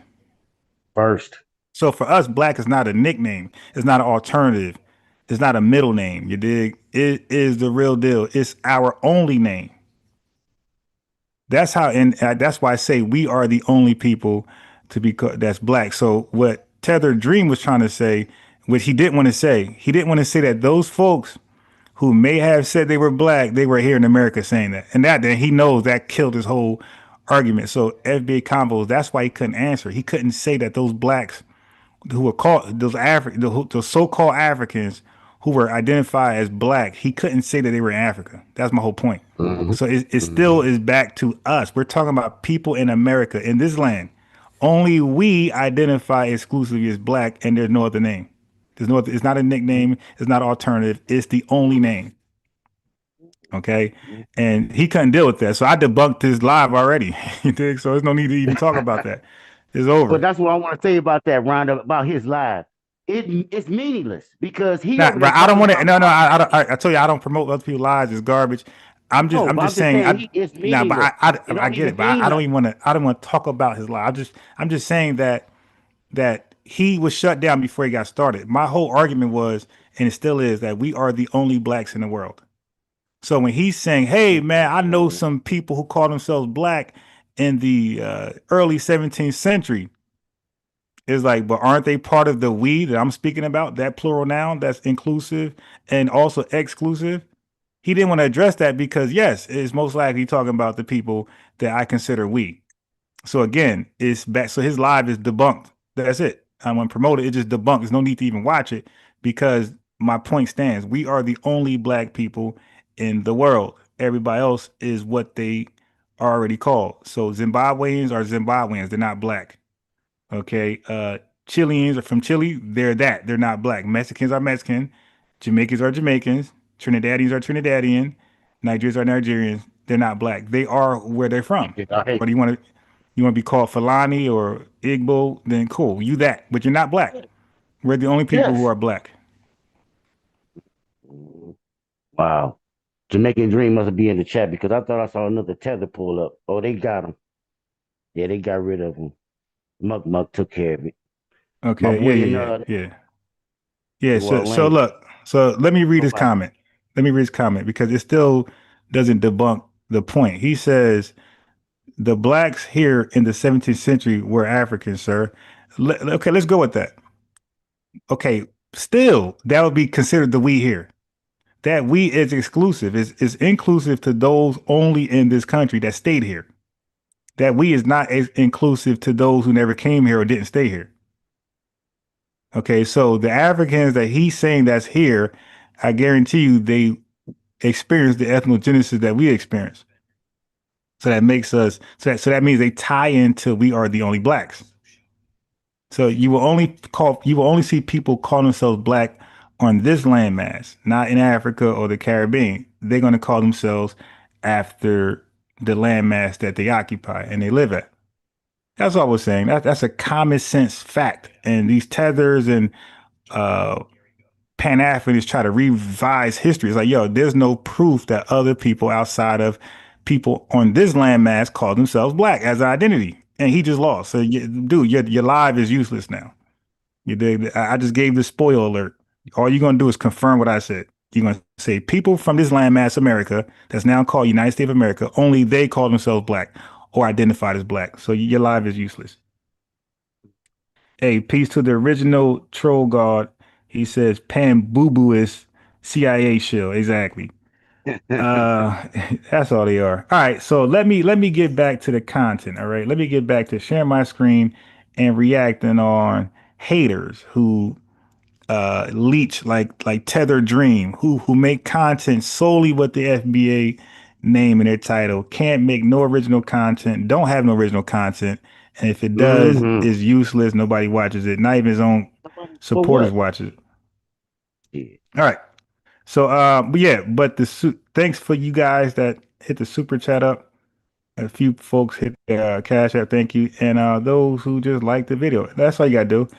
Like the video. Everybody who's in watching right now, the likes, I told you what the likes do. You see it did it. The likes get the lineage in the building. We don't have too many haters that call in, by the way, for you newbies. Most people who come to this channel and call in are usually supporters. Right? They're usually of the lineage. Yep. All right, so let me tackle this right here. So Alan Hollis says we already here. Let me make Alan Hollis a moderator, give Alan Hollis a lineage wrench. And Alan Hollis, just like the video, subscribe, click the like button. All right, so now let's move on with the reaction from the haters. Africa. In this video, I'm going to be following up with my previous video where I talked about FBA versus African immigrants and why. Oh, that's all they can talk about is FBA diaspora wars. They don't have no content without it. Peace, Lord Maul. Is there that clash happening? Why is that clash happening? Why are we talking about? So I'm with Miss D. Miss D says, no, we were never Africans. Africa didn't exist when we were called Americans, right? And that's why also Tether Dream hopped off, because I was going to ask him about that. But once he acknowledged that we were sold by Africans, so was that identity or the right to be called African. That was gone. That was sold. That stayed in Africa. Right. So once they sold us, all of the so-called African about us stayed in Africa, and they sold us to a new identity. You dig? Yeah. So we were free agents once they sold us. All that African BS stayed in Africa. It didn't come with us to America or the diaspora. FBA's. Matter of fact, this is the best time to go over this. So Africa, by the way, is a continent. So there's no way we can be African. So back to Tether Dream. Tether Dream. Why are we the only Africans in the world? There's no other Africans beside us, according to y'all, because these folks are Nigerian, Zimbabwean, Jamaican, Haitian. Nobody's African. There's no such thing as African. It's a continent. There's no African flag. There's no African language. All right. So Africa is a continent. It's not a country. All right, is made up of 54 internationally recognized countries, each with its own national identity. Like I just said, Nigeria, Ghana, Kenya. And within those distinct ethnic groups and are tribes, Yoruba, Zulu, Ashanti, Hausa, Igbo, Tutsi, Wolof, etc. Okay, so Africans typically self-identify by tribe first, Igbo, Akan, Kikuyu, okay? And then country second, Ghanaian, Nigerian, and continent last, if at all. And it's often only when dealing with outsiders, only when dealing with people outside the country, they'll play the game and say they're African. But rarely, if ever, will a Nigerian say, I'm African as a primary identifier. That's the whole point I'm trying to make. We say we're black as a primary identifier. They don't do that. When I say they, I'm talking about those of the diaspora and live in the continent. They're going to say they're Nigerian, Zimbabwean, Ghanaian as a primary identifier, and those of the islands are going to say they're Jamaican, Malaysian, whatever the hell they are, as their primary identifier. They're not going to say they're black or African, and they'll say I'm Yoruba or Nigerian. Now watch this. Diasporic groups from the Caribbean do not go around calling themselves African Jamaicans or African Haitians, right? We know what they say. They say I'm Jamaican, I'm West Indian, I'm from the Caribbean, I'm Trini, I'm Bayesian, I'm everything under the sun, but they don't say African. So even with Caribbean nations, people proudly claim specific island or even village identities before ever claiming to have an African lineage, if at all. You dig? You don't see that. We don't hear them say that. They don't say it. Okay, they're trying to make us the generic Africans. Okay, so Black Americans, foundational Black Americans, we are American, and we're black as a noun. That's what I was trying to tell that fool. He said, "Hey, can an adjective be a noun? Can a noun be an adjective?" And I said, "I know where he's going. Oh, yeah. So let me just beat him to it." Turn me up. Right. I said, "Let me beat him to it." I said, "Bro, is black?" Let me just skip to the point. Is black a noun and adjective? He says the adjective only. I was going to cook him and show that black is a noun, and I was going to say it's a proper noun, which he don't know what that is, and he never let me even gave me a chance to prove that. He just conceded right away. So black is a noun that identifies who we are, not just a color, right? So it's a adjective and it's a noun, but when we use black, we use it as, and this would confuse people from the diaspora and the African immigrants, right? They get confused because they think we're using black as a color. So they're like, well, shit, we're more black than you, so certainly we are black. No, you're not black. We're not using black as a color. We're using it as a noun, okay? So black American, this refers to a foundation. When we say black and when we say Black American, we're referring to a foundational ethnic group. A group, okay? A group that's created in the US, not in Africa, somewhere in the 54 countries or the islands at all. Black is a foundational ethnic group created in the US with centuries of forced displacement, chattel slavery, Reconstruction, Jim Crow, and systemic oppression, systemic racism. That's what black is. Okay. Black also represents who built this country through unpaid labor, military service, legal resistance, and cultural innovation. That's what black is. Black is very exclusive. Yeah, right? I agree. So you cannot flatten that identity into a generic African. It erases specificity. Okay.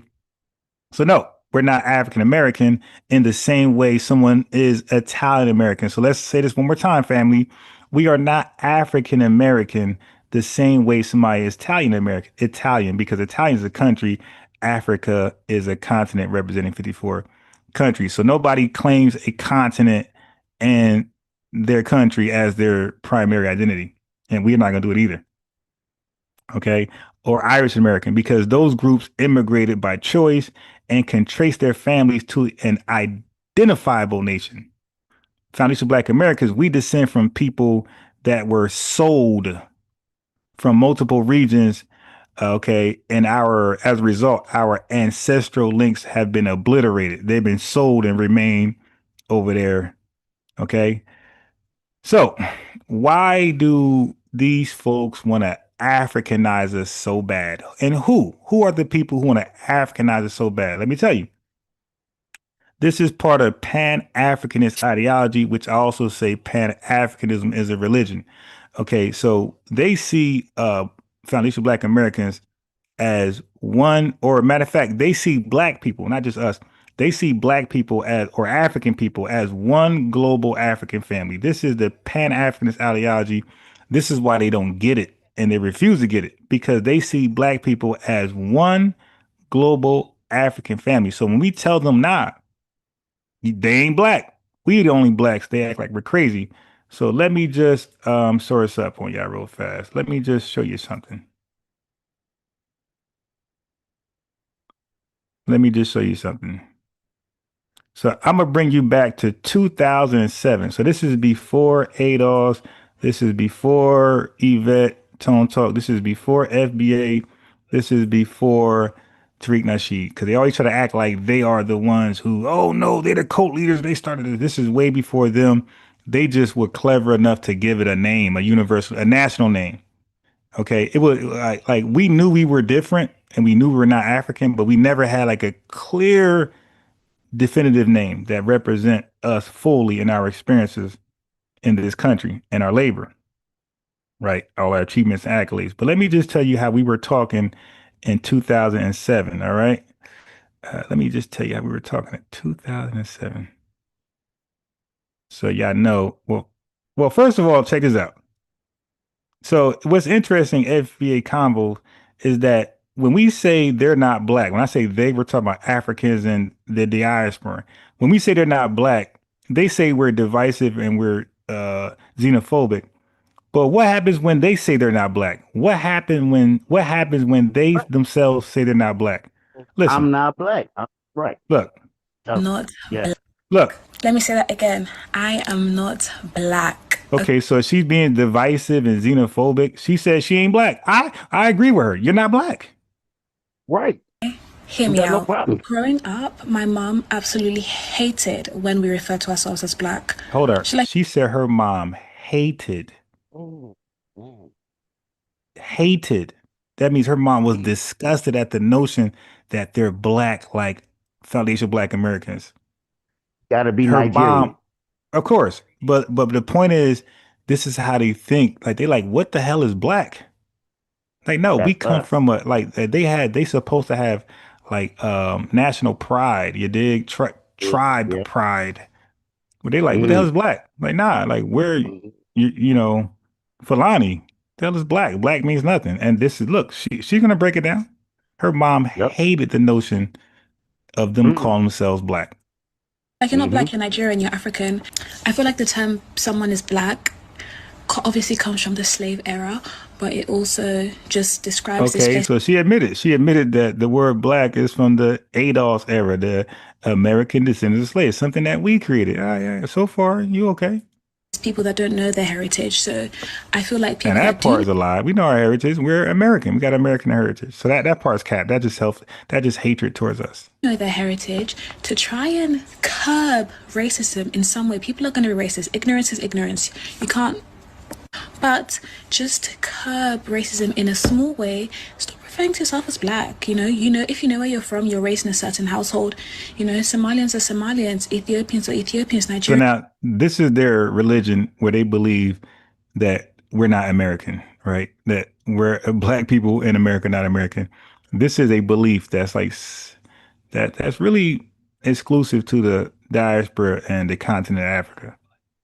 And Nigerians, like, if you know where you're from, why refer to yourself as a color? I feel like when we say black, she said, if you know where you're from, why do you refer to yourself as a color? But we don't use black as a color. We use it as a noun. It sounds so harsh and like, this is black as a color. I feel like when we say black, it just sounds so harsh and like, this is black. I'm brown, you know?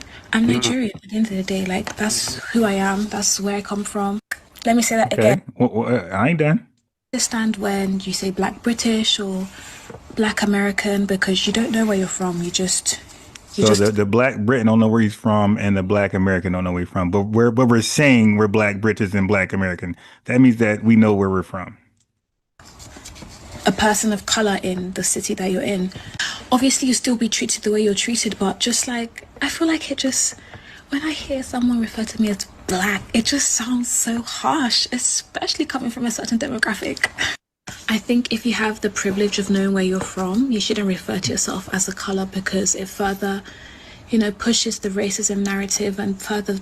Here we go. Okay, you see that? So when I say they're not black and they say they're not black, why we just can't both be right? Why they're right and I'm wrong and I'm xenophobic and divisive and I'm causing diaspora wars when I just say the same thing that she just said. Exactly. Yeah. So okay. So now let me show you how we were thinking in 2007. Let's see, we were calling ourselves black. Oh, I'm sorry. We were definitely doing that, but were we calling Obama will announce his candidacy this. Hold on, pause. Were we calling foreigners black? All right, in 2007. That ain't that long ago. FBA combos. That's not that long ago. All right. Obama will announce his candidacy this weekend at the old state capitol in Springfield, Illinois, where Abraham Lincoln made his stirring House Divided speech. How historic. At a building made famous by the man who freed the slaves, Obama isn't the descendant of slaves. Oh, so this white man being divisive? Is this white man xenophobic? He just said Obama isn't ADOS. Obama isn't foundation Black American. He isn't Black. Okay? He's Kenyan. Famous by the man who freed the slaves, Obama isn't the descendant of slaves. I mean, damn, this white man in 2007 stated the obvious fact. He's not ADOS. He's not like us. You dig? He's not FBA. His father emigrated from Kenya in 1959, and his mom is the Swiss Miss Girl. Okay, you see that? So he acknowledged, the white man acknowledged, Obama is not Black because he's Kenyan, and Kenyan and Black are not interchangeable words. Okay, and you're not Kenyan Black, you're not Black Kenyan, you're just Kenyan. Some are even claiming that the senator has not lived the, quote, Black experience, and it You may... see, so Black is more than a color. There's a Black experience, and I read all those attributes earlier. So Black is more than a color. It's an experience. So now look, this white man is breaking this down. Black is more than a color. It's an experience, and that experience is Jim Crow, Black Wall Street, Black Reconstruction, chattel slavery, is all of the good and bad that we endured in America. The civil rights win, Civil War win, all that stuff is the Black experience. All right. affect his support in the African American community. Here to explain is columnist for Salon.com and author of the book, The End of Blackness, Deborah Dickerson. Ms. Dickerson. Watch this. Family, this is before ADOS. This is before FBA.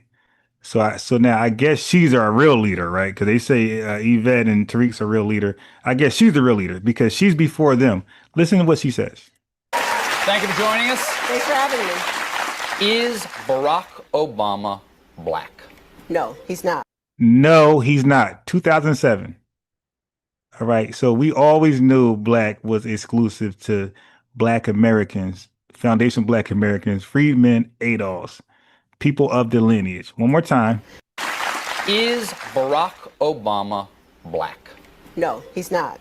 In the American political context, Black means the son of West African, the descendant of West African slaves brought here to labor in the United States. It's not a put down. It's not to say that he hasn't suffered. It's not to say that he doesn't have a glorious lineage of his own. It's just to say that he and I, who am descended from West African slaves brought to America. Descendant of slaves. Okay, go ahead. Yeah. We are not the same. We are not the same. They ain't like us. She broke that down. That's 2007, man. So we were saying they were not Black for the longest. Like, yo, nah, they're not Black. They're Kenyan. Nah, they Jamaican. They're wherever they came from. That's what they are. So with the Nigerian hateful sister, we kind of agreed with her a little bit. Like, yeah, you're not Black, but we're Black. Not Black. We are. Because she tried to say we were not Black either. No. Just stick to what you believe about yourself. Man. Okay. Yeah. So that clip I wanted to throw at y'all. I think I had another one, but I'm gonna save that one. But I want to finish reading what I was reading earlier. Okay, about this Black thing, right? So so the push to Africanize us is really from the Pan-Africanist religion, their cult, right? Again, they see all Black people as one global African family. So they are the one who started the confusion. They are the reason why African immigrants think they're Black, because Pan-Africanists start to call everybody with melanin or dark hue Black. Yep. So they have this desire. Pan-Africanists got this desire to reconnect Foundation Black Americans to a larger, prouder lineage after centuries of forced disconnection with Africa. Right. But the problem is that no other group is stripped of their specific identity and told to embrace a generic continental label like Africa. Even what I read earlier, Africans themselves don't do this. They don't strip who they are and become the generic African. But we're only told, we're going to strip you from black. We're going to strip you from ADOS, freedmen, and foundation black Americans, and we're just going to call you African. Nobody else is stripped and called African but us. So there's a real push, and people call it CIA push, people call it informant agent push, but there's a real push to identify us specifically and exclusively as the generic African. All right. But we're saying, no, we're not. Respect our exclusive ethnic identity, just like you respect everybody else's. The English got theirs, the Scottish got theirs, Chinese got theirs, Indians got theirs. Everybody got theirs, and we got ours, and we're not going to be stripped and to be made this generic African that anybody can just abuse. Okay, so no, FBA Convos, we are not all Africans because Africa is just a continent. It's not a country or an ethnic group. That's stupid. No African or diasporic group is told to use African as a generic stand-in for their identity that they currently use, right? So we are foundational Black Americans. We are unique.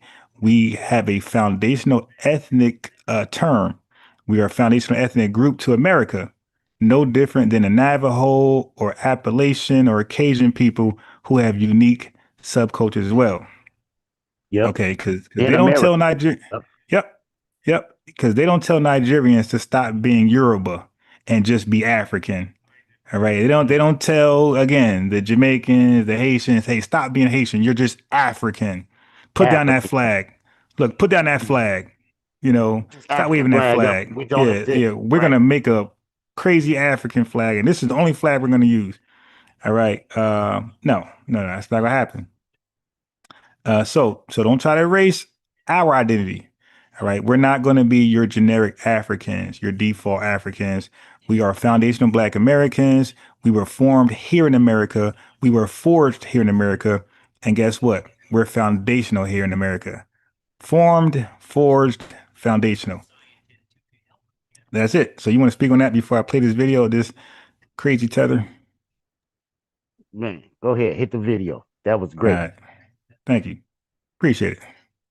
Boycotting immigrant African businesses and not patronizing those businesses. So in this video, I want to dissect sort of the founder of FBA, essentially. Tariq Nasheed. Although FBA is terminology describing African Americans, it's not necessarily a group or an organization. However, getting to the mindset of the person who founded it, I wanted to have this to be a dissecting process to further investigate that. And ultimately, is there some potential harms that could happen as a result of this mindset moving forward? So let's go ahead and jump in. White supremacy and white nationalism ranks nowhere near the top of the issues that are facing Black America.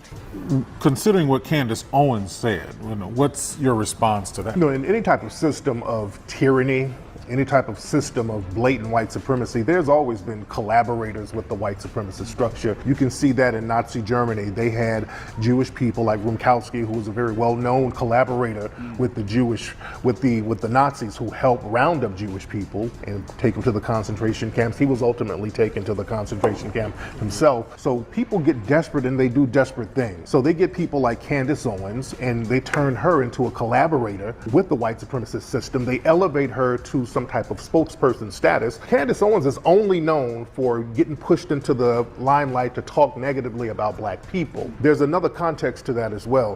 White supremacy is a global plantation. The earth has been turned into a plantation. All of Africa and Caribbean nations, those are the fields. America is the big house. If I haven't already said it, I am Nigerian American. So I am from Africa. I was born there. When I was 10 years old, I came to the States. And so I am an immigrant African, born in Africa. I raised and I grew up in the States. And I haven't been back to Nigeria in a long time. And I have some problems with even going back as of recent, but I will. However, he mentioned collaborators, he mentioned plantations, all great points. And so while I pay respect, so much respect to African Americans Black Americans who have worked tooth and nail to grant every other immigrant class group the privilege to come to this country, make something of themselves, and send money back home to build businesses, build homes, and prosper and all those things. Without Black America, both in culture, both in their moral compass, America would not be what it is. And I would not have the privilege and luxury to be here making videos on YouTube and things like that. So much respect I give, and watch my other video where I give that same respect to African Americans. However, I have some deep concerns that perhaps this discord, this conflict, it's ultimately going to weaken both foundational Black Americans and as well as continental Africans collectively. What if Okay, so before I play that, I don't know, family, this is to the chat. Family, why is it so hard for a Black immigrant to just acknowledge and admit that foundational Black Americans are foundational, and we built this country 50-50 alongside other whites? Why is that so hard? Okay, watch this. It can't be that hard. Oh, it shouldn't be that hard. Because if you got this going on, okay, so the average tether, the average Pan-Africanist, they would tell you that Donald Trump is a supreme racist, and they would say and culture is a racist. And if they are, that's embarrassing that they can acknowledge the obvious and give us flowers as we're living. Check this out. So now they say that they are racist. They say that these folks are racist. So why can the racists admit this and they can't?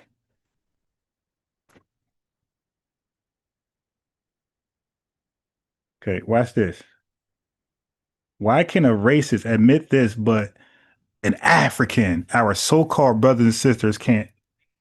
That the entire purpose of affirmative action set-asides, civil rights laws that limit constitutional rights to freedom of contract, freedom of association, all of that was to make up for the legacy of slavery and Jim Crow. So unless these benefits are going to, roughly defined, foundational Black Americans, the descendants. Yes, she just said it. And Ann Coulter just said foundational Black Americans. This is a big white conservative. You dig? Some say far right, some say alt right, but she's definitely a white conservative with standard white conservative talking points about foundational Black Americans. But she can admit and she can call us. See, it's one thing to just say certain things, but she can call us by our desired ethnic identity. She said foundational Black Americans. You dig? So she must have heard about it on somewhere on the net. She must have heard Tariq or one of us, Jason Black. She must have heard one of our podcasts talking about it, looked it up, understood the argument, say, you know what? Okay, I can embrace that. Nobody made her say that, by the way. Nobody made, and this is recent. Listen. So unless these benefits are going to, roughly defined, foundational Black Americans, the descendants of American slaves. So she even said ADOS. So she said these benefits got to go exclusively to foundational Black Americans. And she said right afterwards, American descendants of slaves. So if she's a hardcore racist and she can easily adapt those terms as fitting to us, how can folks who are supposed to be your allies, your brothers and sisters from another mother, how is it so difficult for them to admit that we're foundational? And why is it so hard for them to call us by the name we desire to be called by, which is foundational Black Americans? I'm sure they can upstage a so-called white supremacist lady like Ann Coulter. Okay, that's what they call her. Wait, there's more. You've taken away the whole purpose of this. So to make the point that Kamala isn't a foundational Black American, I'm always pointing to. Okay, so she even acknowledged the different Blacks of the world, so-called Blacks. They say Kamala's Black. So she even made it distinguished. She delineated. So let me guess, she's being divisive. She's xenophobic. So she even said Kamala Harris is not a foundational Black American. This is just so obvious, but you'll have Pan-Africanists and tethers argue this like we're crazy. They will really argue, like old boy who came on here, the last African. They sit here and argue like we're crazy, like we're just dumb. And then the last guy who came on here, I am, that got cooked really fast. They act like we're just crazy. Black Americans, the descendants of American slaves. You've taken away the whole purpose of this. So to make the point that Kamala isn't a foundational Black American, I'm always pointing to, unless these benefits are going to, roughly define foundational Black Americans, the descendants of American slaves. African. So, but don't they say Donald Trump is a staunch racist? He don't like y'all. He don't like y'all foundation Black Americans. He ain't gonna cut the check. He's a racist. Okay, watch this. Watch what a racist can admit to. Americans built this nation. Okay, now you'll never hear a Black immigrant on the regular, on average. Some of them will give it up, but the average Black immigrant, they won't admit that we built the nation. You won't catch a Tether admitting that. As Tether dream, did foundational Black Americans build the country? He might try to say it now because he's going to be embarrassed by 200 something odd people listening, but normally he wouldn't. So again, you got two so-called alleged racists acknowledging the obvious, that one's calling us by the term we desire, the name we desire, foundational Black Americans, and the other so-called racists as admitting that we built the country, giving the ancestors their flowers and giving us our flowers as we live. One more time. So I'm sure a brother from another mother can upstage them, do what they do, and do more. I'm sure, right? That can happen, right? It's not going to happen. It's not going to happen. That's why when they say we have one common enemy, I'm looking at them like, shit, what common enemy we got? Because I look at you the enemy. You are the enemy. That you mean we got one common enemy? African Americans built this nation. We built this nation. Wow. You know, you're just starting to get real credit for that. Okay, yeah. I don't know if you know that. Yeah, well, we know we're getting the real credit from so-called white racists and not our brothers from another mother, which confused the hell out of us.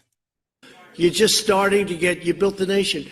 We all built it, but you were such a massive part of it. Bigger than you were given credit for. Does that make sense? Yes, of course it makes sense.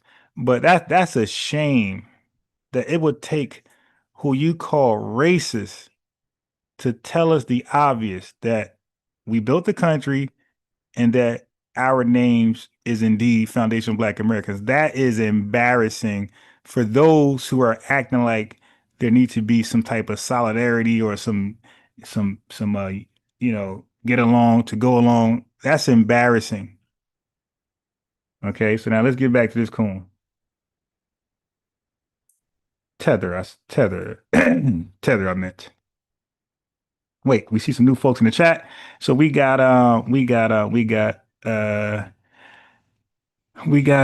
eyes wide shut. Why are you off cold? We're done and bored with Africa Block Party.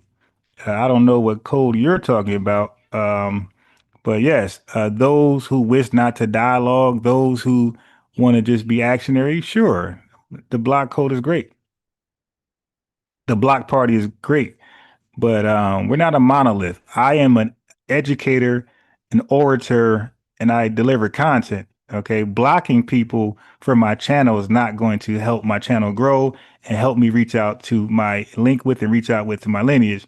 So yeah, you're on TikTok, right? You should block them on TikTok, okay? But YouTube is a social platform where you have conversations and speak to people.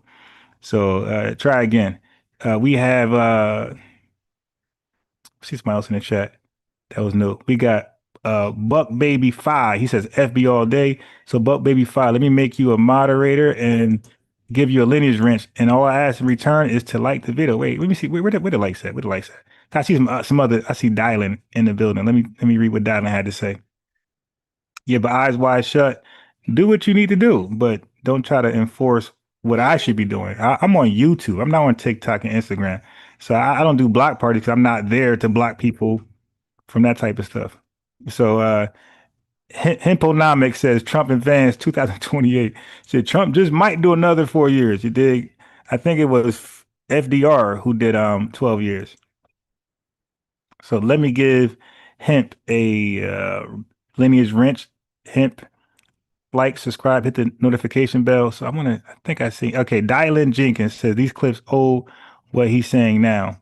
All right, yeah, I got it. Yeah, but we going over. I don't know what he's saying now, but we got to hold you to your entire history. All right, we can't just you said it and it's all good because y'all dig up our history, right? When y'all want to try to embarrass us, you don't let my name is Unbiased Ron, by the way. Yeah, y'all don't let Unbiased Ron just make a oops a daisy mistake.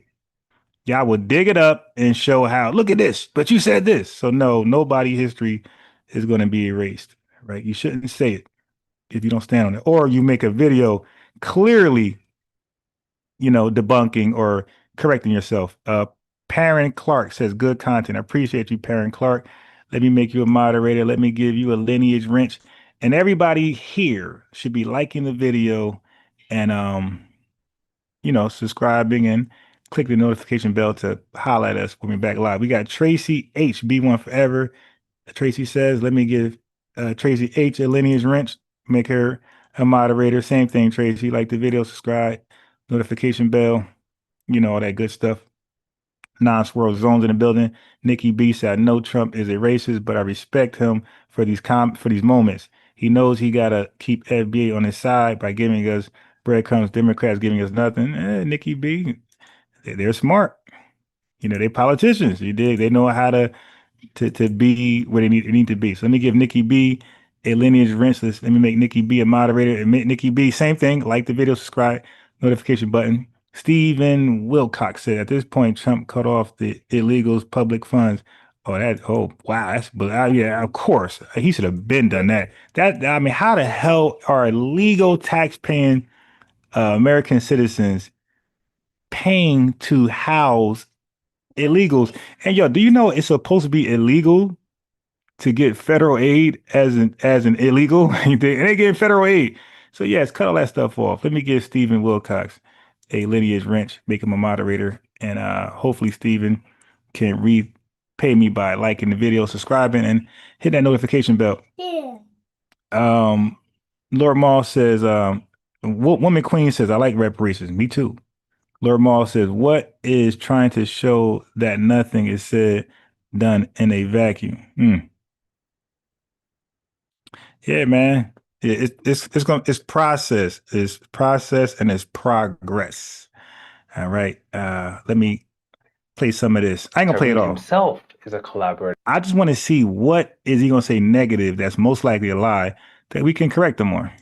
With white supremacists and using the channel of FBA Americans and as well as continental Africans collectively. What if Mr. Tariq himself is a collaborator with white supremacists and using the channel of FBA that he himself devised as a way to... Oh my God. Now Tariq Nasheed is a collaborator with white supremacists. But let's say if he was, then that would be his individual choice, right? He does not speak for FBA combos unless you agree with what he says, right? But you have your own voice. Lord Maul has his own voice. Golden Brown got his own voice. Yep. Woman Queen got her own voice. FBA Judah got his own voice. Buck Baby got his own voice. William Johnson got his own voice. Golden Brown got his own voice. Franklin White got his own voice. Diamond got her own voice. Stephen Wilcox got their own voice. Leonard Judah, peace, man.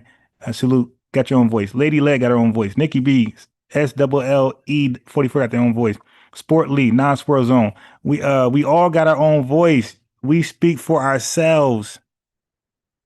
Okay, so if Tariq Nasheed is low-key a collaborator, white supremacy, then he got to deal with that. You dig? But that got nothing to do with us. That don't automatically mean we just blindly follow him to white supremacy. You dig? That's just stupid. But that's people like him that literally think we're in a cult. Like that's why they make these videos. They really believe we're in a cult. My man said Tariq that Nasheed's the cult leader. That we was in a cult. I'm like, oh man, that's easy. So look, that's easy work right there. So they really believe that we're in a cult. Tariq Nasheed is the cult leader, and whatever he says, we just do. You dig? We just do it. Okay. Not realizing that a lot of us call ourselves FBA, and half of us don't even watch Tariq Nasheed. Now I watch him because I think educational, entertaining. But some FBAs don't even, they go by the term FBA, but don't even watch his content. So he ain't much of a cult leader to them. You dig? And what about the ones that call themselves Adolfs or Freedmen? Like, what? That's not much of a cult leader. But this is what they think. They think if they take Tariq Nasheed down, they take the lineage down. They don't understand the lineage is the leader.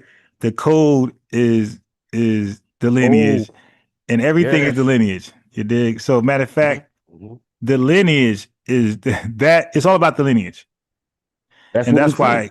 And that's why I would say a lineage wrench. I would say a lineage love, because no matter what we call ourselves, FBA, Freedmen, dinosaurs, Dinobots, you dig, Ninja Turtles, we on code. We're still describing the lineage.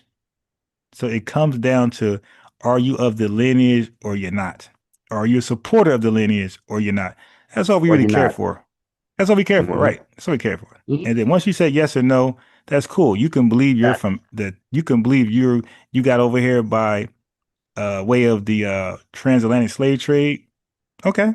You could believe you didn't take part of that. You were always here. Okay. Because it's still gonna come back down to, are you of the lineage?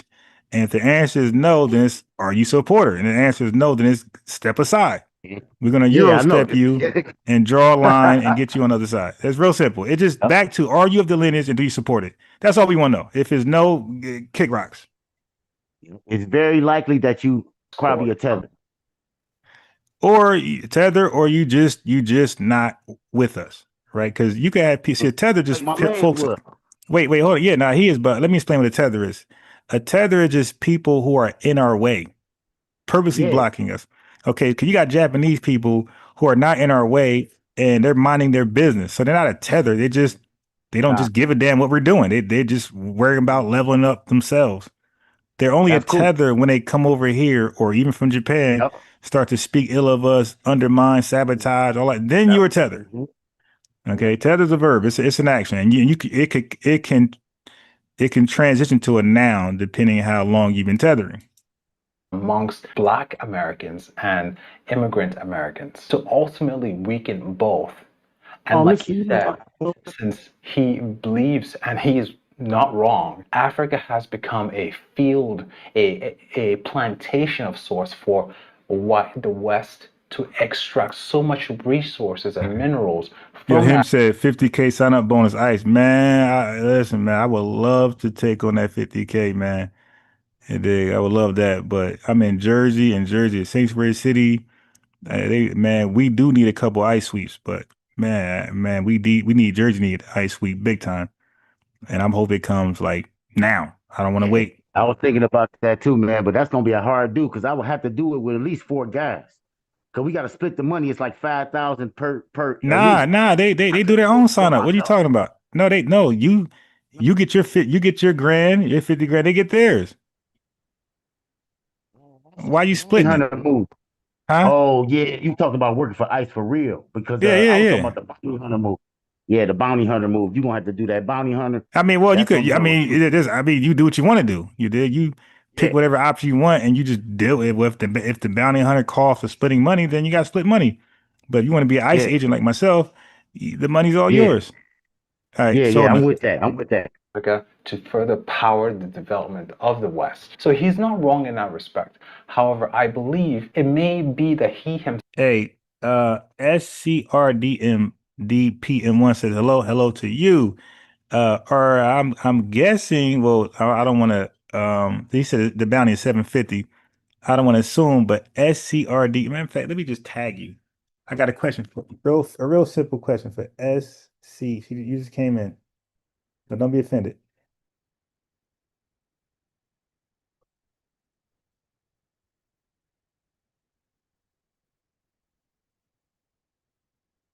Okay. Real simple question for you. You just came in. Okay. And yeah, if you're watching the chat, anybody, the chat and also the panel, because I'm not watching the chat like that, I'm watching the video. But if somebody new come in, just tag me or highlight my name. That's how you do it, and I would know why you're doing it. And if you see somebody FBA Convo, just let me know so I could give them their proper lineage wrench. Himself is an agent that is either willfully or unwillfully serving the need of the very West that he purports Yeah, Franklin White says, shout out to Dr. Claude Anderson. Facts. to stand against. Well, yes, you're right. All of Africa and Caribbean nations, those are the fields. America is the big house. And a lot of folks who are in the field, they want to get in the big house. So they'll collaborate with the white supremacist masters to get in the big house. So they will do certain things to undermine the black people who are in the big house, which is us. Most of the runaways in slavery were people working in the house because they were right there under white supremacy and they saw how detrimental and how demonic it was, and there was nowhere else to go. You couldn't go no, the only thing was freedom. Runaways were the ones in the house. We're the ones, foundational black Americans, we fight white supremacy tooth and nail. All right, so he's making some comparisons that are just objectively not true and pragmatically not true. He's comparing and saying that, hey, field slaves are comparable to immigrant African slaves as of today's modern age, while at the same time, house slaves are comparable to FBAs as of today's current time. And then going there to say, hey, okay, well, field slave, aka immigrant Africans, are very desperate. They want things.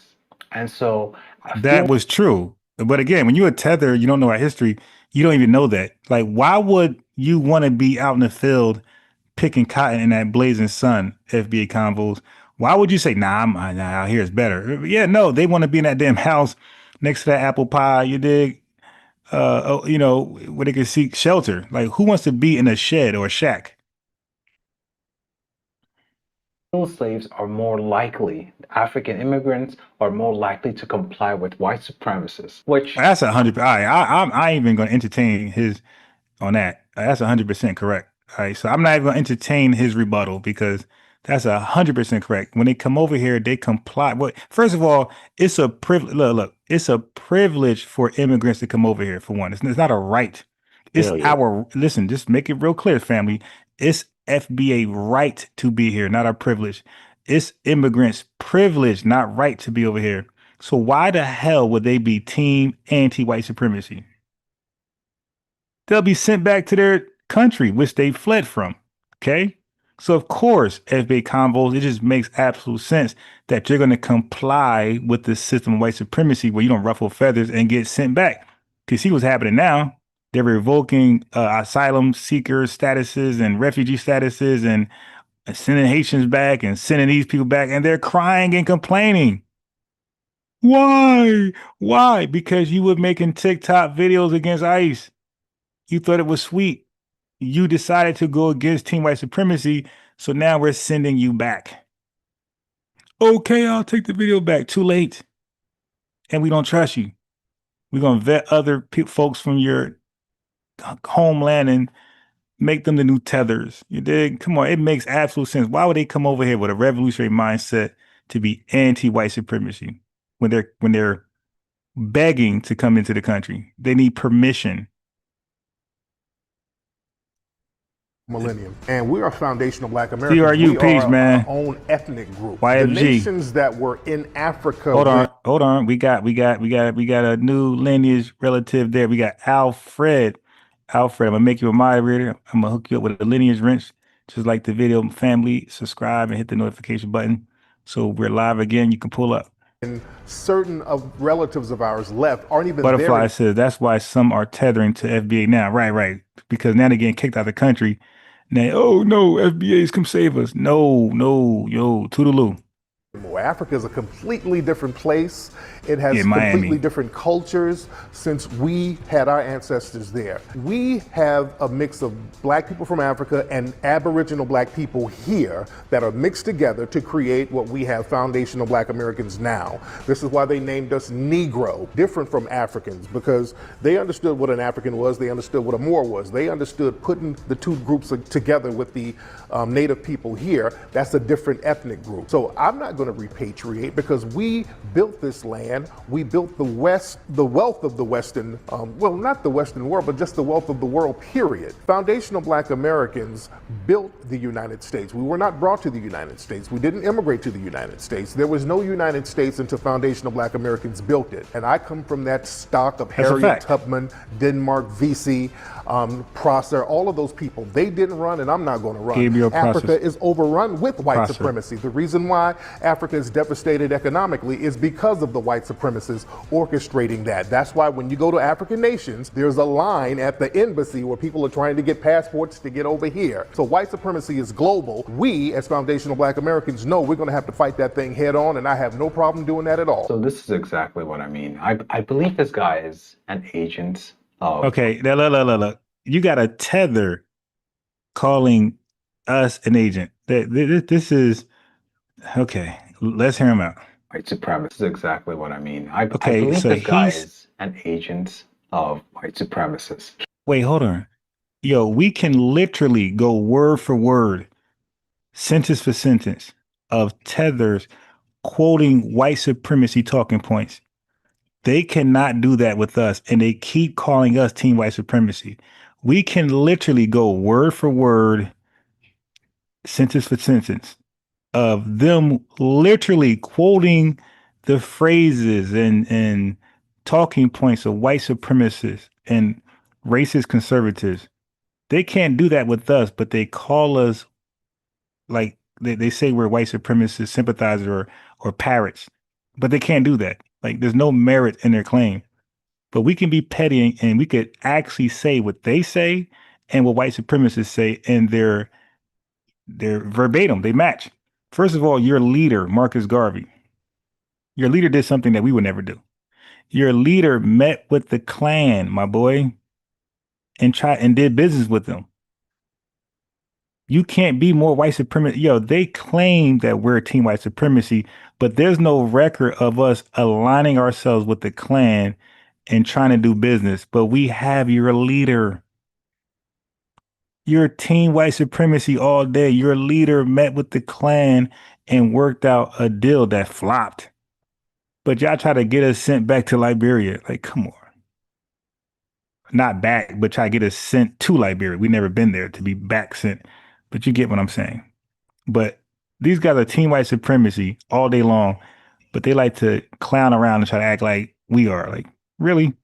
But now I offered this guy a discussion, a conversation. He didn't take it. Okay? He didn't take it. And it's because they just talk. They don't want to be challenged and proven wrong. They don't want FBA to make sense.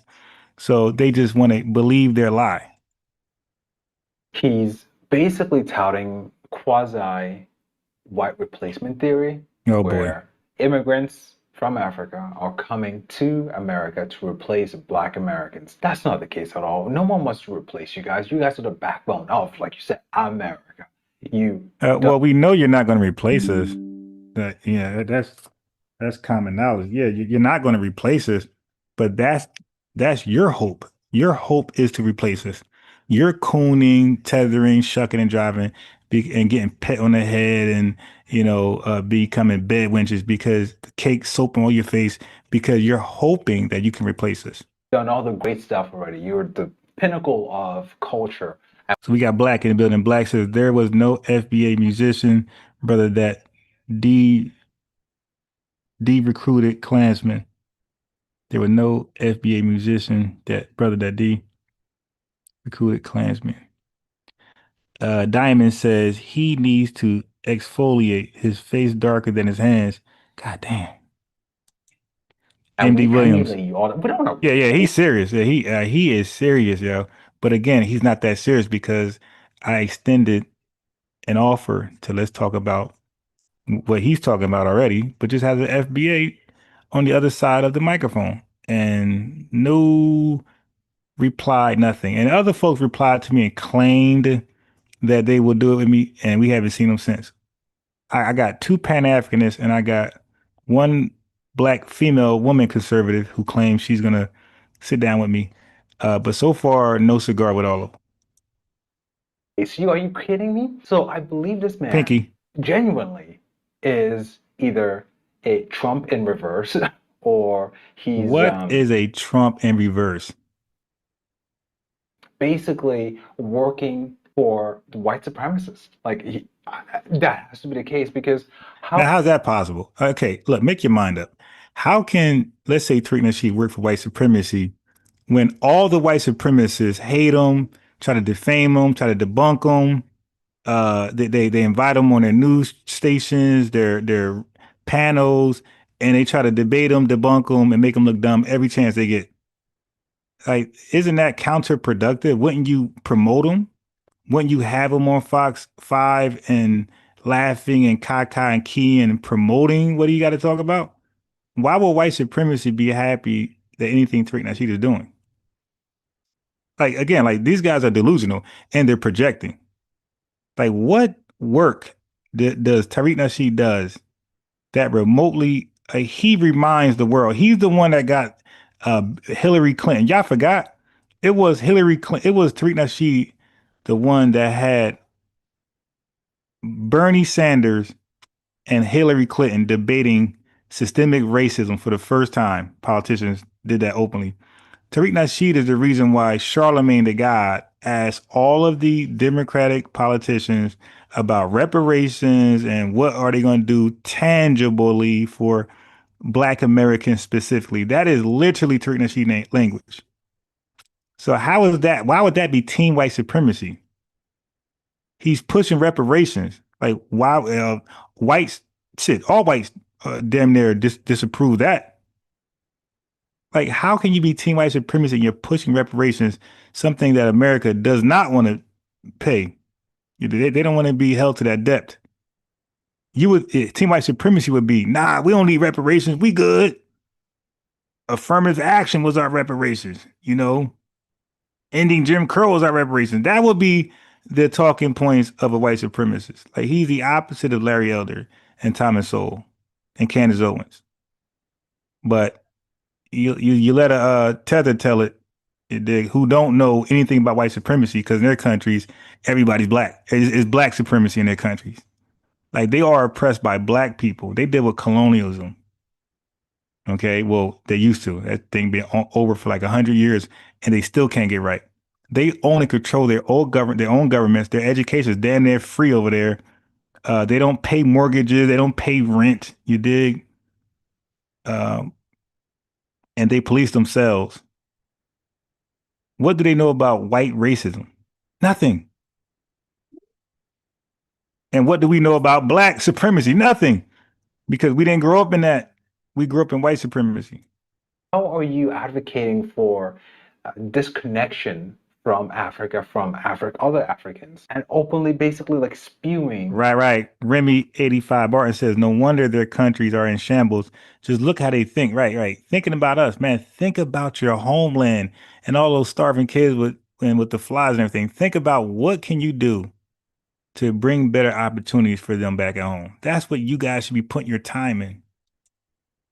This negative discourse that is very separatist in nature. His head looked like Asian lady booty. Yeah, that's Case funny. In point, Chinese were also brought Submarine head from China over here to the Americas. Now look at this. Look at this tether.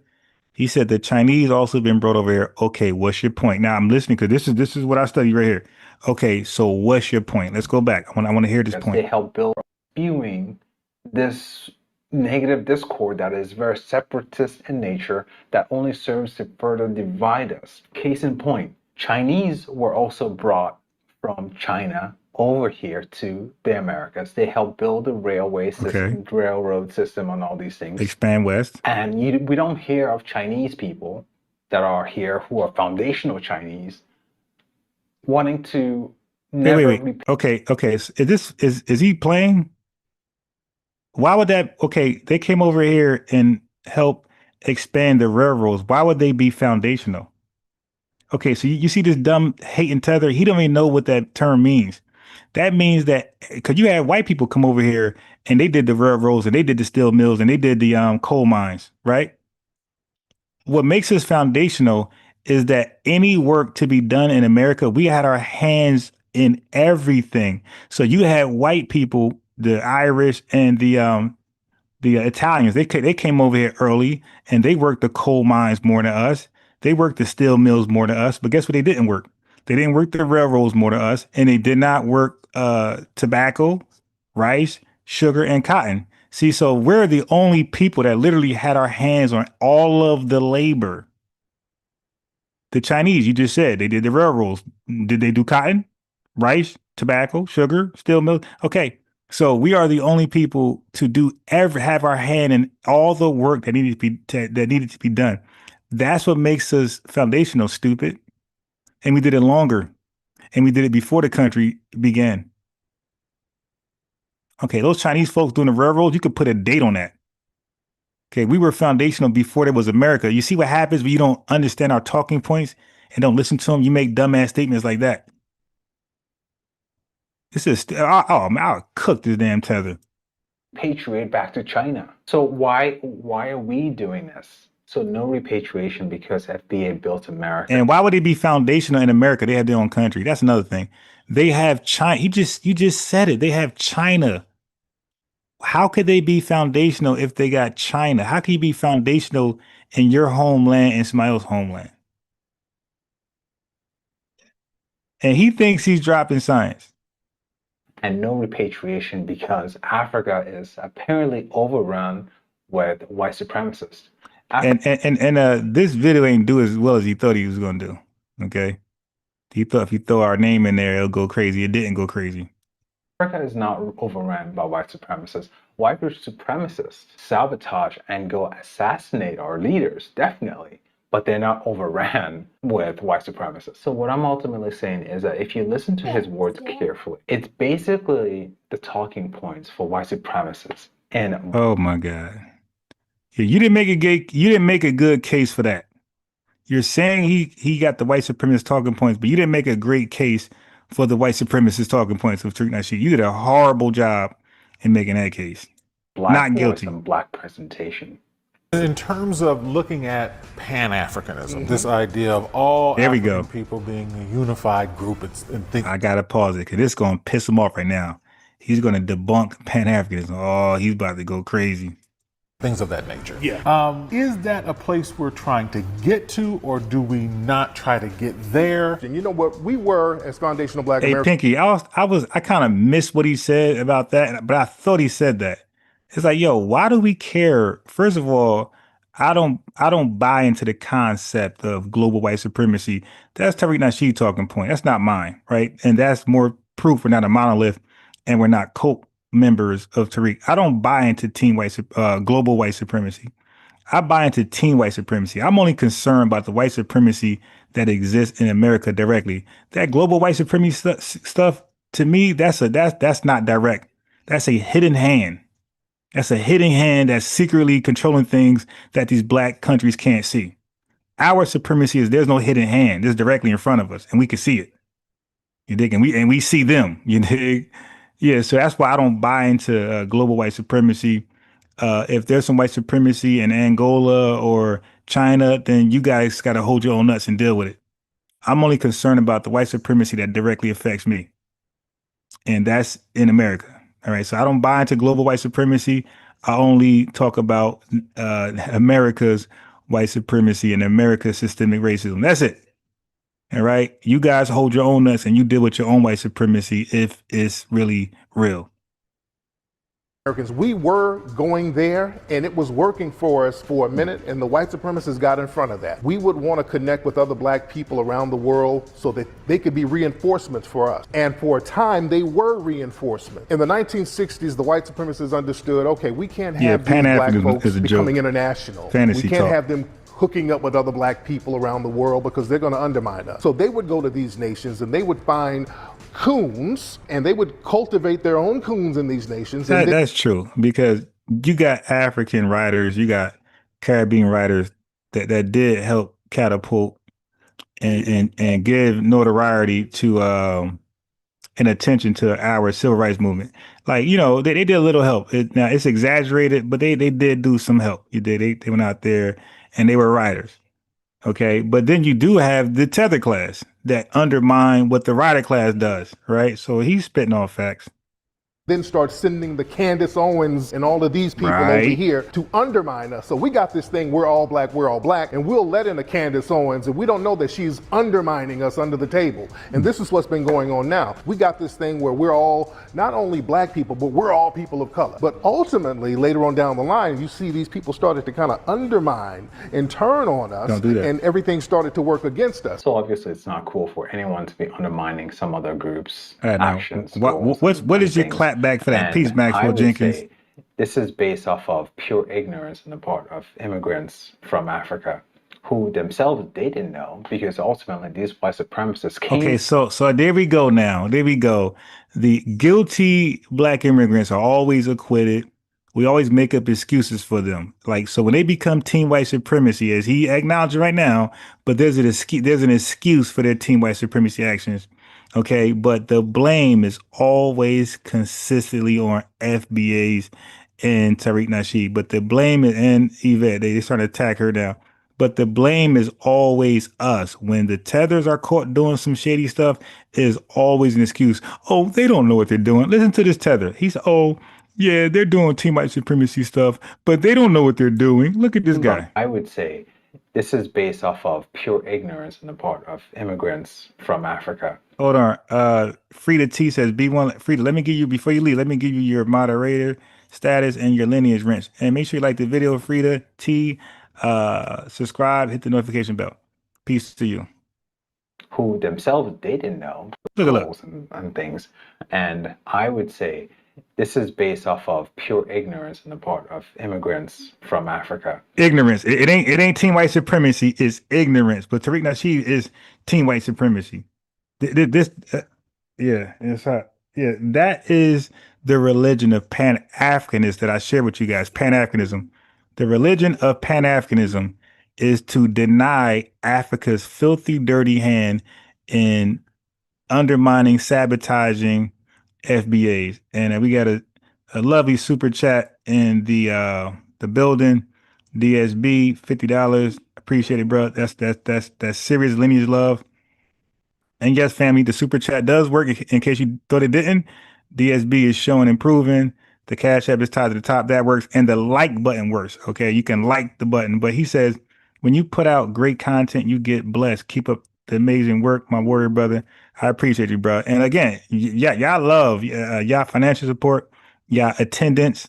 You dig? And that support, the attendance is big. And also the like button is big. Go ahead, FBA Convos. I was just seeing all the love that they showing you, man. I remember, man, with just me, you, and Donnie, man. Man, we came a long ways, man. Today was an awesome show, man. I'm just happy, man, for you, man. I appreciate you, Ron, man. You deserve it, bro. And see, the thing is, bro, I don't just hold up books like Sabir Bay. You dig? That channel just flopping, going to hell. And other folks, man, holding up books I always thought that was goofy, no matter who done it. Like, unless you're promoting it, selling it, or at least telling us about it. If I hold up a book, FBA Convos, I'm gonna tell you about the book. You dig? To tell you, hey, this might interest you. People hold up books to want to make you believe they read the books. Like, yo, people that actually read books, that's not good enough just to hold up a book. Like, you got to really talk about the book and what's in there. Like, for example, I read Michelle Alexander's book, the New Jim Crow. I could tell you about that book front and back. What about the old Jim Crow, right? By Blackman. What's his name? Something Blackman. And also Parchment Farming. And my other book I love is Medical Apartheid. You dig? So I can tell you what's in the book, what it's about. Medical Apartheid deals with a lot of scientific racism. Okay. Of course, malpractices on FBAs. They practice medicines on us. Gynecology was done with no pain relievers. No, the tools were not sanitized. They just did black women wrong. So that's all in that book, and plus more. But a real reader would just tell you what's in the book, and you could tell they read the book. And people who read, right? You could tell we're readers because we just can talk and flow and we know stuff. You see, when I talk to these guys and they start just talking, no matter where they go, I kind of know something about what they're at. That's a real reader. Like, we retain what we read. What's the point of reading and can't recall what you read? That means your comprehension is low and you probably got some mental illness. Like, no shade. But yeah, so people, the love is here because people sense that the channel's real, the support is real, and the host is real. You dig? It's no gimmicky, it's no gimmicks. I really read. I'm really FBA. I really love my lineage, and I'm here to educate, bring awareness, solutions. I debunk fake news. I do pull-ups, cook them. So the channel's authentic, and people like that. And then I address the chat as much as possible, whether they send super chats or not. I still read the comments, address the chat. People like that live interaction, yo. Because I would too. Like now, I don't get that when I'm on, other people panels. They don't really address the chat as much, but they should because we like to be acknowledged. We like to know that we're here supporting. So I don't get why people don't acknowledge the chat, but that's probably why their channels don't grow. But we have Mr. AMG back in the super chat again with some more lineage love. He says, just checking to see if the super chat is still working. Keep cooking, brother. Right. Yeah. So we got some other folks who need to test out the super chat to see if it's working. But all right, let's go. Who themselves didn't know. Okay, so now it's back to this FBA combos. So FBA combos, speak to that. Speak to why when they are faced to admit that tethers are team white supremacy, why do they give them excuses and say they don't know any better? Oh, they just victimize. Can you speak to that? Why you think that's the case? They then they charge us like we don't get that same. Yeah, we don't get that same leniency. Like for us, it's just I get your team white supremacy. You're divisive. Okay, can you speak to that? Yeah, man. I mean, these Pan-Africans, man, they troublesome, man. But I just want to say that these guys, they just talk in circles, like when they was talking earlier with Jamaican Dream, talking about who is black. That's just a nothing burger. We need to move on. And I understand what they talk about the block party also, but like also what you were saying that we just trying to engage and trying to have a conversation, and sometimes we just really can't have a conversation because they be being real disingenuous. Right. And I'm saying that the block party is necessary for those platforms. Think about the block party. The block party is done on what social media platform? Do you know? FB Combos. What social media platform is the block party being done on? I thought they was trying to do it on what, TikTok or Instagram? Exactly. That's not you. Exactly. You don't converse on TikTok. You dig? That's why you block party there. The whole point of YouTube is to converse and put out information, man. Yeah, you don't block party on YouTube. You expose them. You invite them more. So is Tariq Nasheed off code? Is Yvette Carno off code when they accept call-ins? Everybody accept call-ins. Is Jason Black off code when he accepts? So again, like that's somebody who would just hating on me specifically at that point. When you're a content creator, it's wise to accept call-ins. So is Star, he's FBA and he promotes FBA. Is Star off code when he accept call-ins? Like that's just stupid to even say that. When you're a YouTube content creator, you accept call-ins. And then like if they're too disrespectful, you kick them off. But the whole goal is to make them a public example. Let them come on with their FBA hate and you debunk them in real time. You get, because a lot of times, you got to understand this, FBA combos. A lot of times you guys going to be out there in real life talking to real people and you're going to get that subtle hate from suspected tethers and Pan-Africanists and white supremacists, right? Now you might not have, like you said I asked something clever because he was trying to trip you up, right? But then I asked the question that tripped him up, right? So that's why I do this, man, for you guys to have your own personal testimonials, right? You go out there in the world and you're going to face these FBA haters and they're going to try to undermine you with some, fake debunk, information. But tuning in here, now you already heard that before. Okay, go. So over here, open the door. So over here, you already heard the rebuttals to those talking points.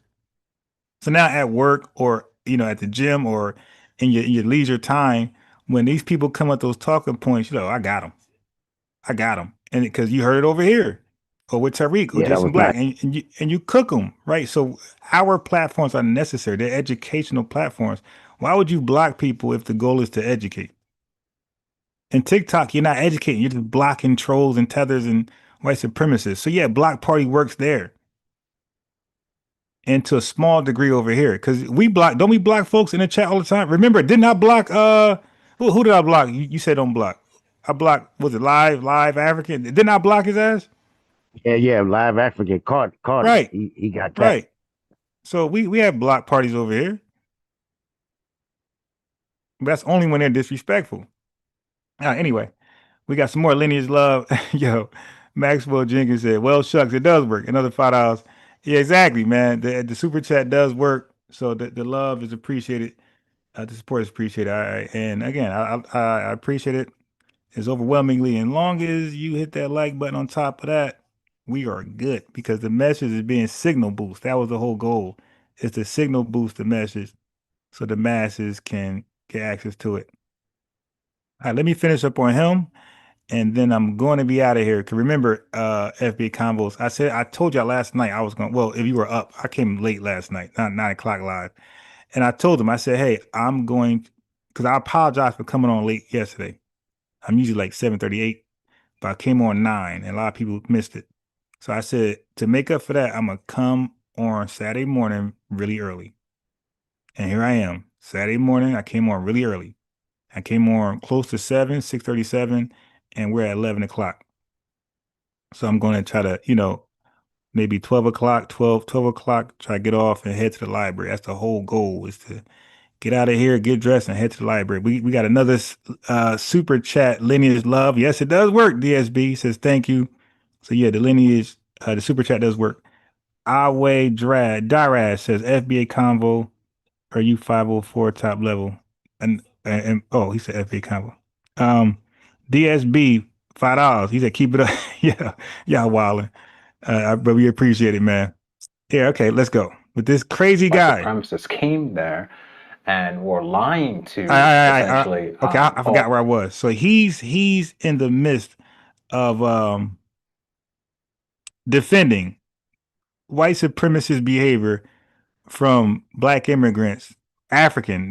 There are no black immigrants, from African immigrants. Meanwhile, charging us with being team white supremacy. Immigrants from Africa who themselves they didn't know, because they didn't ultimately these white supremacists came there and were lying to essentially all Africans and say, hey, before you come to the States, make sure there's going to be some black people who don't have your accent, who don't have your history. Wait. So why would you do that? Wait. Hold on. Wait. So you mean to tell me now? Keep in mind FBA Convos in the chat. All day long, all black immigrants do is remind us of imperialism, oppression, and colonialism. So if that's all you doing, that means you knew in advance the white man is a goddamn liar. So now if he's coming to you to help you immigrate to the United States and tell you things about us, you don't think to yourself, wait a minute, black Americans never colonized us. They don't practice imperialism. They don't practice oppression over here in Africa. You know what? The white man does. The white man's a liar. We're going to ignore them. We're going to say, and all that good stuff until we get there, and we're going to unite with them. So to believe your former colonizer, to believe the colonizer who practiced imperialism that you hate so much, why would you believe them when they talk about us before you get here? See, so all that just don't make any sense. It just adds more questions to their stupidity. It's like, wait a minute. Why would you believe your former colonizer anything? Why would you? See, so that makes no sense. They're not tricked. You guys want to believe that because you're jealous. You guys see what we do over here. You guys hear what we do over here. And you guys feel what we do over here. You're just jealous. You want to believe some negative news. Y'all know that. Y'all see somebody in y'all hood when y'all were younger. It could be a woman just pretty and got it going on, career. She's pretty plus brains. You see a guy, got it going on with the women. He's a jock. He got muscles and he's educated and he's an entrepreneur. Yeah, that's going to make you feel a certain way. So you would love to get dirt when you're young. We don't care now as grown adults. Yeah, we're going to do it over here. So as you get older, as you're young, you're going to wait to hear some tea about that person.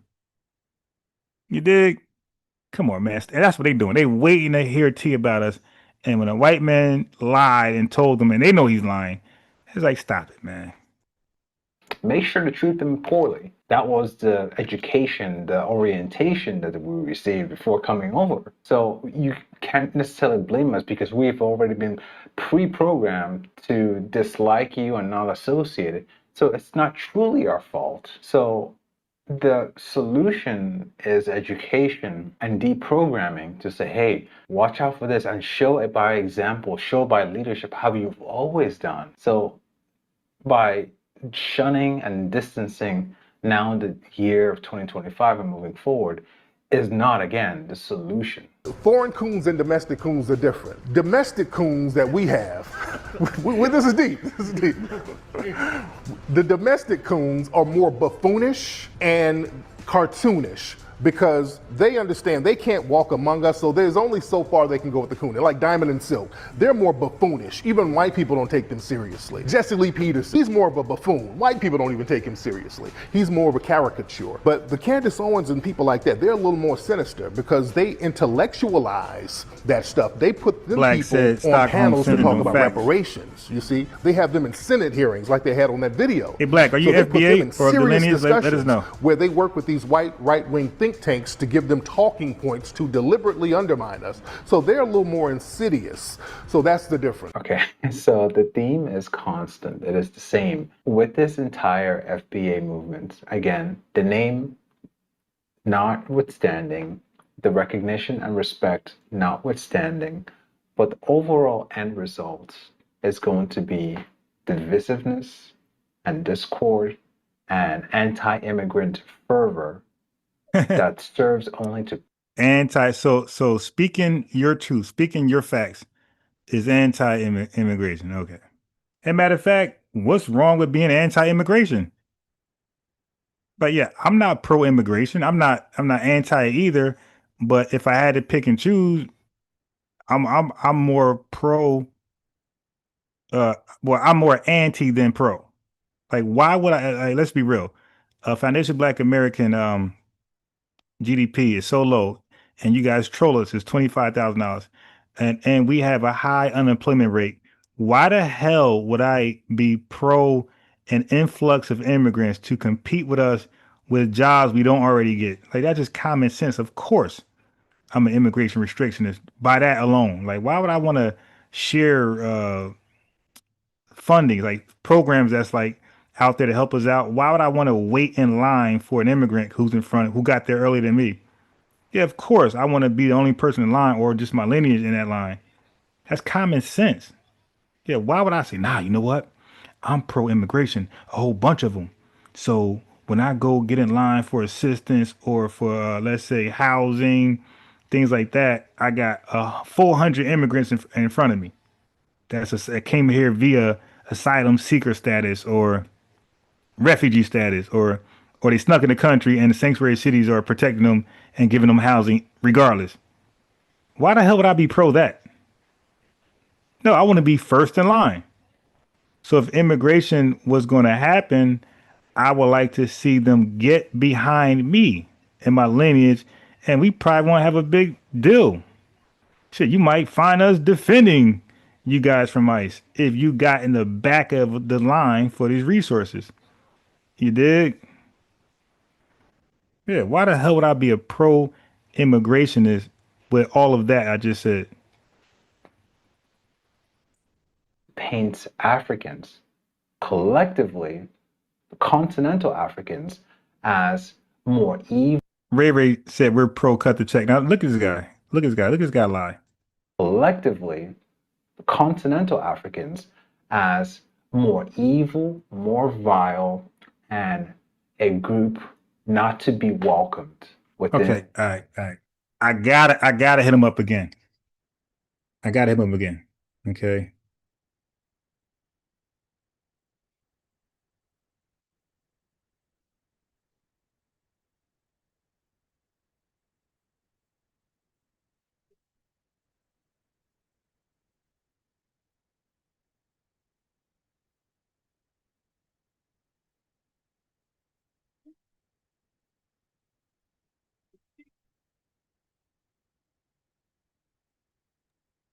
Hell yeah.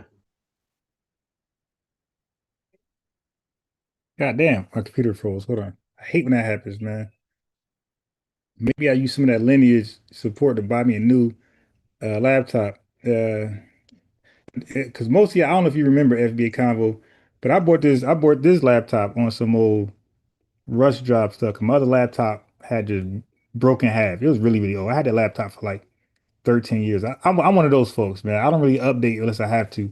Phones, all that type of stuff. If I don't have to update, I'm not. My iPad's like 7 years old.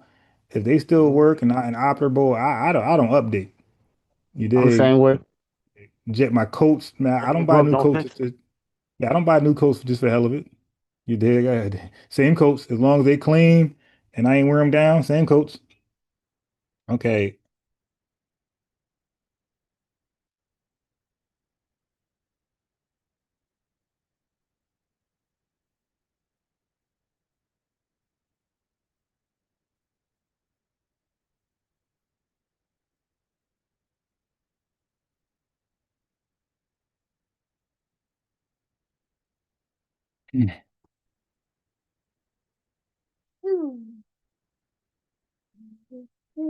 All right, yeah, I gotta write him because he's saying some crazy stuff, man, and I gotta hold him accountable to everything he's saying. Like this is just crazy hate, and like yeah, this is defamation at this point. In the United States, now and forever. Parent Clark, which is very dangerous on muck its muck. own, but at the same time, it also breaks that moral compass that Black Americans have With earned JJ Bars and continue to sort of, you know, use as a beacon for justice pay moving FBA our forward. money. Yeah, You funny, risk losing but that real. while at the same time breaking Africa Okay, further because hey, yo, what the hell are you talking about? Losing Africa further, dude? Can you spell delineate, my boy? Yo, we cut Africa off. What the hell are you talking about? Dude said we are furthering, the gap between us over there. We're furthering the gap between us and Africa. Like, yeah, you really don't know about FBAs, my boy. Hey, we been cut y'all off. And like we cut y'all off so we can do real business with each other. You dig? Real relationships. But you can't have a real relationship. Like, for example, bro, when you date a woman, right? And you want to probably marry her at some point, you don't just move in with her, right? Where she pay all the bills and take care of you. That's not a real relationship. Yeah, you're into her, but she really into you because she got to take care of you. Right. So So we got obviously, it. right. So obviously, you date her from where you stay, and she dates you from where you stay. Now you come together. Now it's a better conservative effort to come together. Like, 'cause you're sacrificing, she's sacrificing. You dig, and it's more respected. It's better earned. But yeah, it don't start off. Even if she move in with you right away, and you take care of the bills. Like, how do you really respect her when she never had her own or prove she can sustain herself? So like, let's say you get hurt on the job, workers, that type of stuff, compensation, that and you need her to hold it down. You need her income. I ain't got no income. You taking care of me. It's like, okay, yeah, I gotta get rid of you. Yeah, so that's the same thing with us and Pan-Africanism. I'm saying Pan-Africanism was leeching off us so long. The relationship was one-sided. We had nothing to gain. Pan-Africanism had everything to gain. So it's like it was never a true relationship. So we had to delineate. So we can look at you for what you are, and you could look at us for what we are. You dig? And then you could respect us, and we could like really decide if working with you is something we want to do after assessing your real condition and your real uh, sincerity in doing stuff with us, right? You have to cut people off to come back to the table as individuals and not one leeching off the other. That's my whole point of the analogy. Present, a lot of the opportunities to make Africa great JJ, is to wait, use he not in to there. have Africans come to the States, earn, and then take that earnings back to Africa to ultimately rebuild Africa, which is something that I am preaching for and hoping for. And Wait, what? Wait, let's back that up. I'm Yeah, reading the back to chat. Africa. Yeah. I gotta back this up. Yeah, what the hell is he talking about? Before I log off, let's first tackle this. Collectively. Wait, hold on. We got Graham Green in the building. Let me see anybody new come in. Anybody old come in? Let's see. Shout them out. Because we respect and support. Okay, cool. Let's go. Continental Africans as more evil, more vile, and a group not to be welcomed within the United States. Is this dude crazy? Yo, if Africans were coming to the United States and reaching out to us, come into our communities, because again, a lot of them come over here pre-educated. You dig? They come over here already educated on student visas, H-1Bs, all that type of stuff, sponsorship. So they have some game. Some come tech savvy as hell. So a lot of them have game they can share with us. They're very valuable. You dig? Like, they ain't the most successful immigrant group for nothing. They got something to share and give, something of value. We would love for them to come into our communities as they set up shop, maybe hire some of us, or like I said, just the fact that they even like dealing with us, like, you know, willing to build some type of bridge and learn from us and, you know, some type of relationship. Like, we would love that. Like, why would we not want allies? That's just stupid. But that's not the case. They don't do that. They come over here and they stay away from us. That's why I ask all the time, rhetorically, how is it possible that when you go shopping, when you go bowling, when you go swimming, when you go to the bar, you go dancing, how is it possible you're at the gym that you never, ever, you run into everybody under the sun, but you never, I'm talking to FBAs, how is it possible that you never, ever run into Africans? And I'm talking about people who live in states where Africans are there. How is it possible you never run into them? You run into everybody, Chinese, you run into gays, you run into everybody, even aliens you run into. Okay, stop. Go here. So you run into everybody but a goddamn African in your daily life. How is that possible? If that just tells me that they're purposely avoiding us. They're purposely where we're not going to be. All right? It's done intentionally. So kill me with that kumbaya stuff. If they wanted to link up with us, they would make themselves accessible. They're inaccessible. We don't even know where they are. We don't see them. It's like out of sight, out of mind. Now and forever. Which is very dangerous on its own, but at the same time. I missed the super chat. My fault. I see everybody saying thank you. Yo, thanks for the chat. I totally missed it, but I see the chat saying thanks. So let me keep holding the line, brother. Yes, of course. That's Dr. Khalid Muhammad right there. Dr. Khalid Muhammad said everybody can't be a quarterback, star wide receiver, running back. Somebody got to hold the line. That was his lecture where he said enough Negro stuff. Revolution is the only solution. You dig? Yeah. So that's Dr. Khalid Muhammad. Hold the line. Everybody got to some folks just got to sacrifice and let somebody else be that star quarterback. It also breaks that moral compass that Black Americans have earned and continue to sort of, use as a beacon for justice moving forward. You risk losing that while at the same time breaking Africa further, because at present, a lot of the opportunities. So I told you all the blame in the religion of Pan-Africanism, the blame is always on Babylon, the white man, Rome, the white man, and these dumb, stupid FBAs. Roland Martin voice. You stupid, you stupid, you stupid. Yeah, that's all Pan-Africanists do. Yeah, and also I gotta add in Democrat shills because I never really add them in. So we're talking about tethers, we're talking about Pan-Africanists, we're talking about Black conservatives and Democrat shills. All of them find a way to just blame FBAs for everything. This guy just said he's going to blame FBAs for the diaspora wars.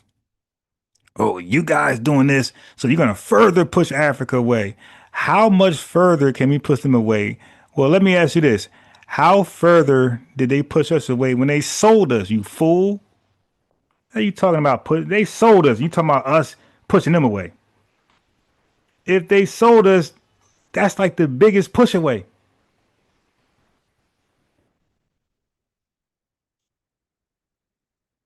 I mean, just goofy stuff, man. Just goofy talk. Dude, they sold us. Now, again, he's the guy, FBA convos, that I would ask, hey, did Africans sell us to the white man? And he's going to be like, yeah, yeah.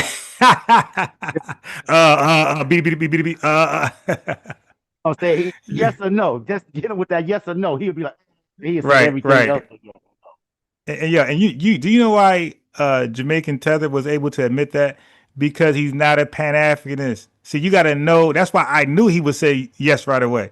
He's a filthy black conservative, but Pan-Africanists are the only ones that have a hard time of admitting that simple global fact. Right.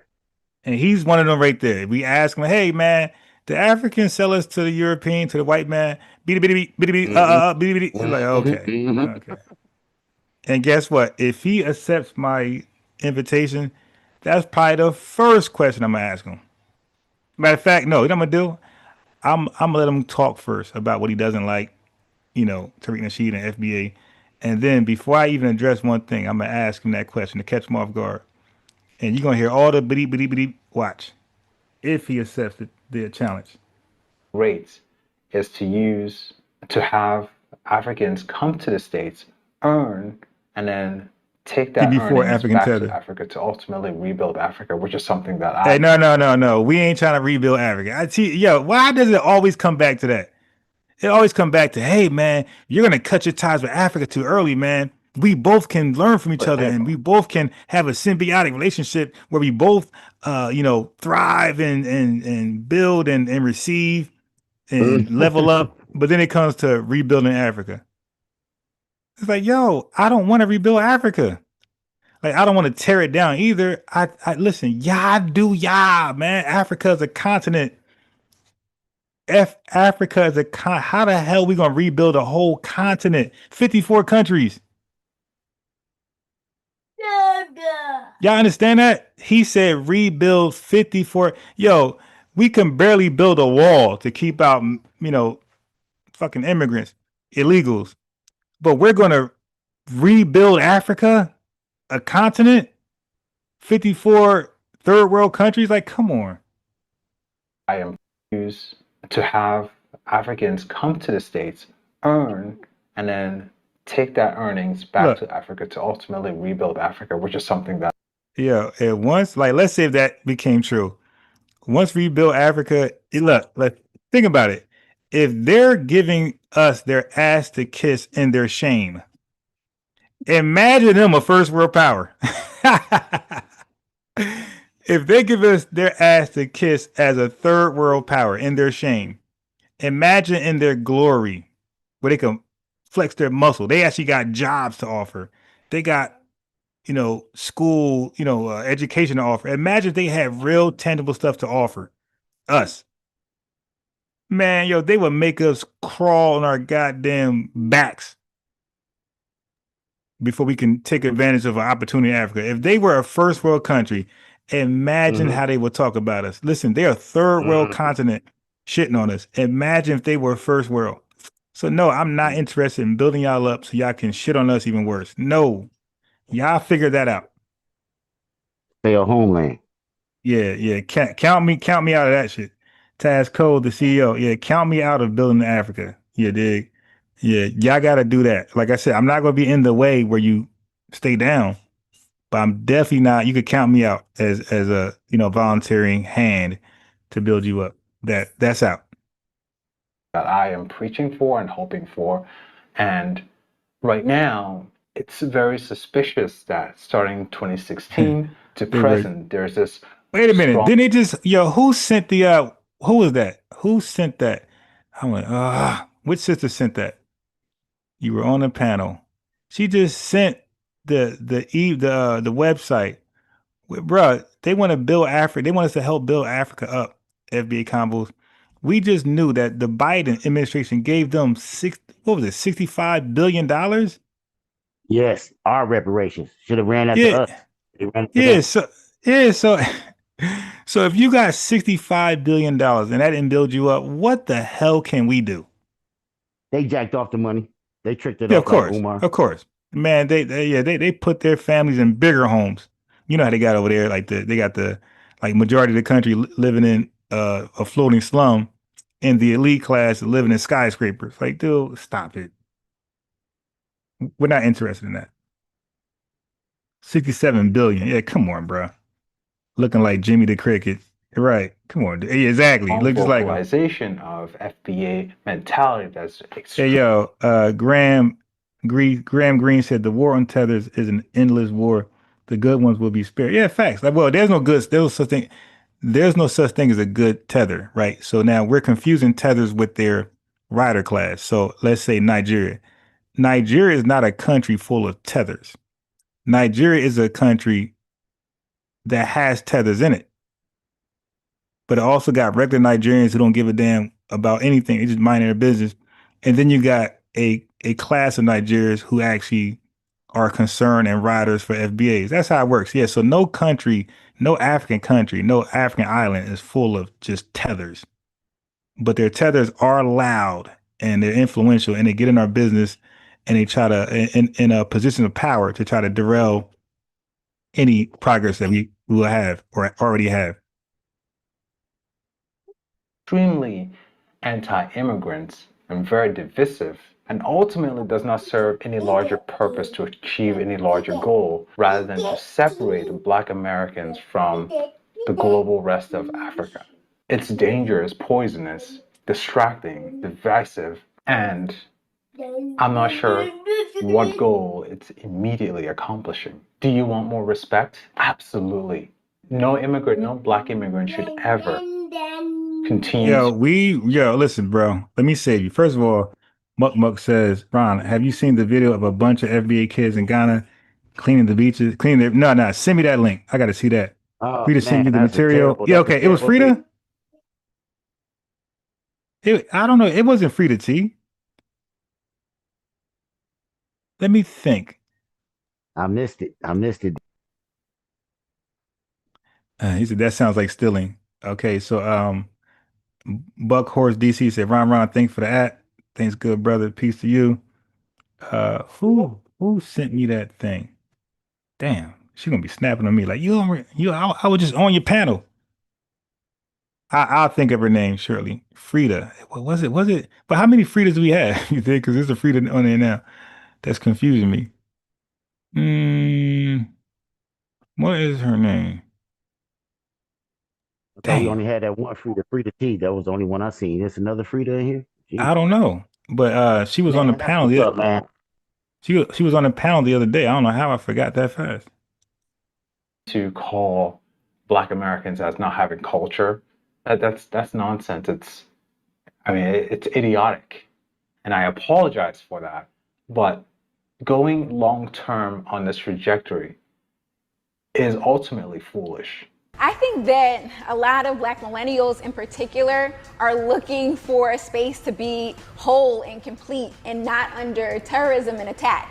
Now, there is a universal context of racism, put that link in the chat. I want to see that. But there's more of a feeling of safety when you're surrounded by people who look like you and who can actually communicate with you and don't see you as... Yeah, he said do a broadcast, the good tethers. Nah, I ain't gonna do that. That's disrespectful. Nah, that's being, no. Less than human. Because tethers are their coon class, right? And you got riders or people who just don't give a damn. And I can't mix them all up. That's not what we do. We practice real Black excellence. We don't make people a monolith. Like, we don't say the white man is the devil, because I'm sure there's some more I'm sure there's some that are, but there are some that aren't. Okay, and we can't say, Ghana just a bunch of tethers. Like, now I'm sure there's some more, but I'm sure there's some more. And just like our culture, we got degenerates here too. And nobody's justified to say, hey, we're all a bunch of degenerates because of 3, 4, or even 500. Just call out the degenerates of our class, and we ain't gonna mind. But when you said we're all degenerates, yeah, it's war. So, same energy back. We ain't gonna make everybody representatives of their coon class, tether class, or shitty class. We're gonna just call this shitty class out, separate from the non-shitty class.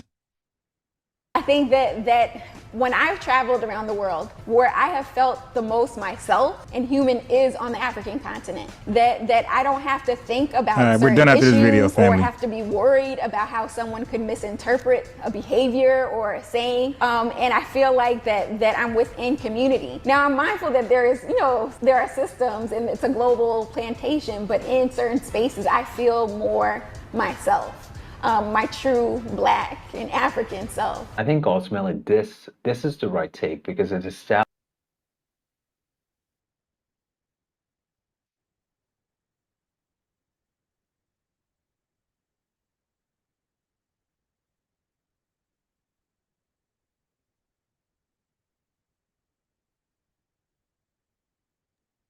What happened?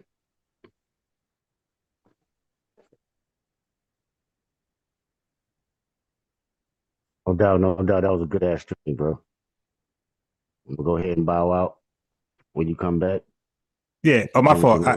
You know I do. I always hit my nose. When you don't hear me, just say you're Ron, you on mute. Because normally this microphone, you just tap it, it goes on mute. The slightest tap. Okay. Yep. So anyway, I was saying that we're gonna log off in a second. I'm gonna try to come back 4 p.m. I can't guarantee that, but definitely around 7. I can't say. I'm gonna try around 7 to 8, but I want to try 4 p.m. because our normal hours are in the morning, like now, like what we did already, and sometimes we go 7:38. But I would love to see who's available because we got a lot of supporters, but I think we just missing them on the times they're more available, right? So I want to see a 4 p.m. live, and eventually I want to try out a 2 a.m. live because we got support from overseas. We got people in Japan because they've been on already. We got people from supporting us from Britain, uh, from different countries. We have they be pulling up.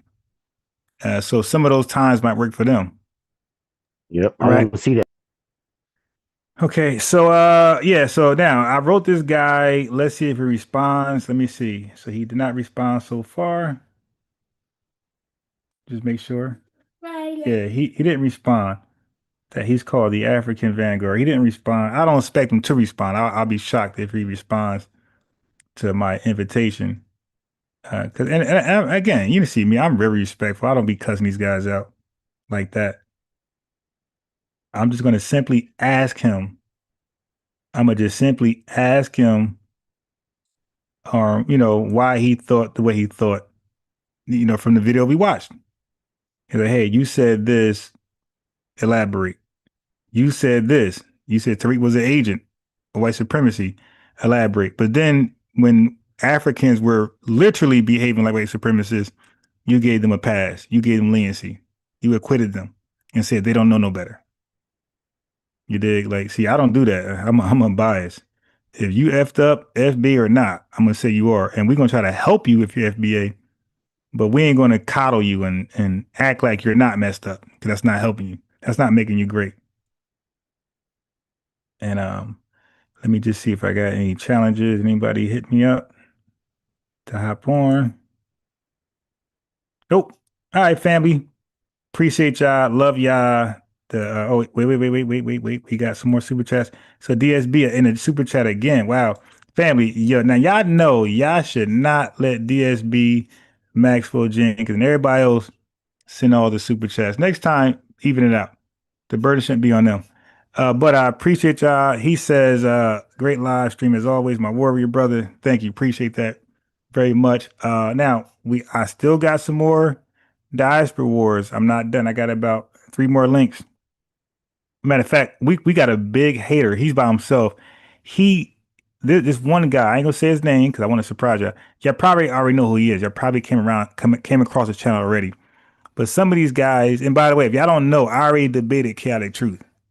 So some of y'all don't know, and I might replay that video. I should have did it today when I had 200 folks. So if I go live later on, if we get about 200 folks in again today, then I'll replay my debate with Chaotic Truth. Okay, so I do call these guys out, and I'm very respectful. But like I said, I'm just trying to get them on to hold them to what they said about us. To expose that they really don't mean what they say. They're just clout chasing off our name because it's so powerful and it's lit that these guys got careers off our names. They just put our names in the title. I'm gonna tackle these last diaspora wars tabs I got. But the one guy I was talking about, he claims like he's like the FBA destroyer in debates. So of course I'm like, yo, man, like, yo, let's talk. Let's have a dialogue. He hasn't responded yet. So I'm gonna play him later today. I'm gonna play his video, and he got all the same thing he's doing. The last guy played, debunking us allegedly, claiming nobody could beat him in debates. But then again, he doesn't accept invitations to debate. So we'll see. But as you guys keep pulling up in these large numbers in the 200s, they will come over it because the average, think about this, family, the average tether, white supremacists, Pan-Africanists, they're all trolls. All they do is clout chase. So when they see me with the 250 live viewers, 350 live viewers, they're going to want to get on and debate. And you see they're going to promote their lives. So as long as the numbers are there, family, you're going to get these folks to call in. Everybody just named who I'm trying to get over here. When they see us 300 deep, 500 deep, they're going to call in because they're clout chasers. They don't care. And they don't care if they get their ass kicked. They're clout chasers. They believe the clout is worth it. That's why these guys self-snitch. How is that valuable? How is that worth something? But they do that. They crash out just for the temporary views. So 500 people here, 300 people here, 1,000 people here, they're going to call in and they don't care if they get embarrassed. To them, it's all about exposure. All right. So yeah, we need to show up more often, more consistent in large droves, and I guarantee you we'll get these guys over here begging to debate me. Rather than me chasing them, they'll be coming over here like, yo, man, send the link, send the phone number. So with that being said, family, we're out of here. Love you guys. I know you love me, and we love our lineage. You dig? We love our ancestors. I know that to be a fact. Peace until later. We won. That's a plural noun, plural pronoun, as in we are one with the lineage. And I say be one, but when I say be one, it's not letter B, number one. It's the verb be. It's be one. And I say that because I'm saying we're going to be one on code. And we're going to be one with the lineage. So is we one, WE1, and is BE1. Okay, peace.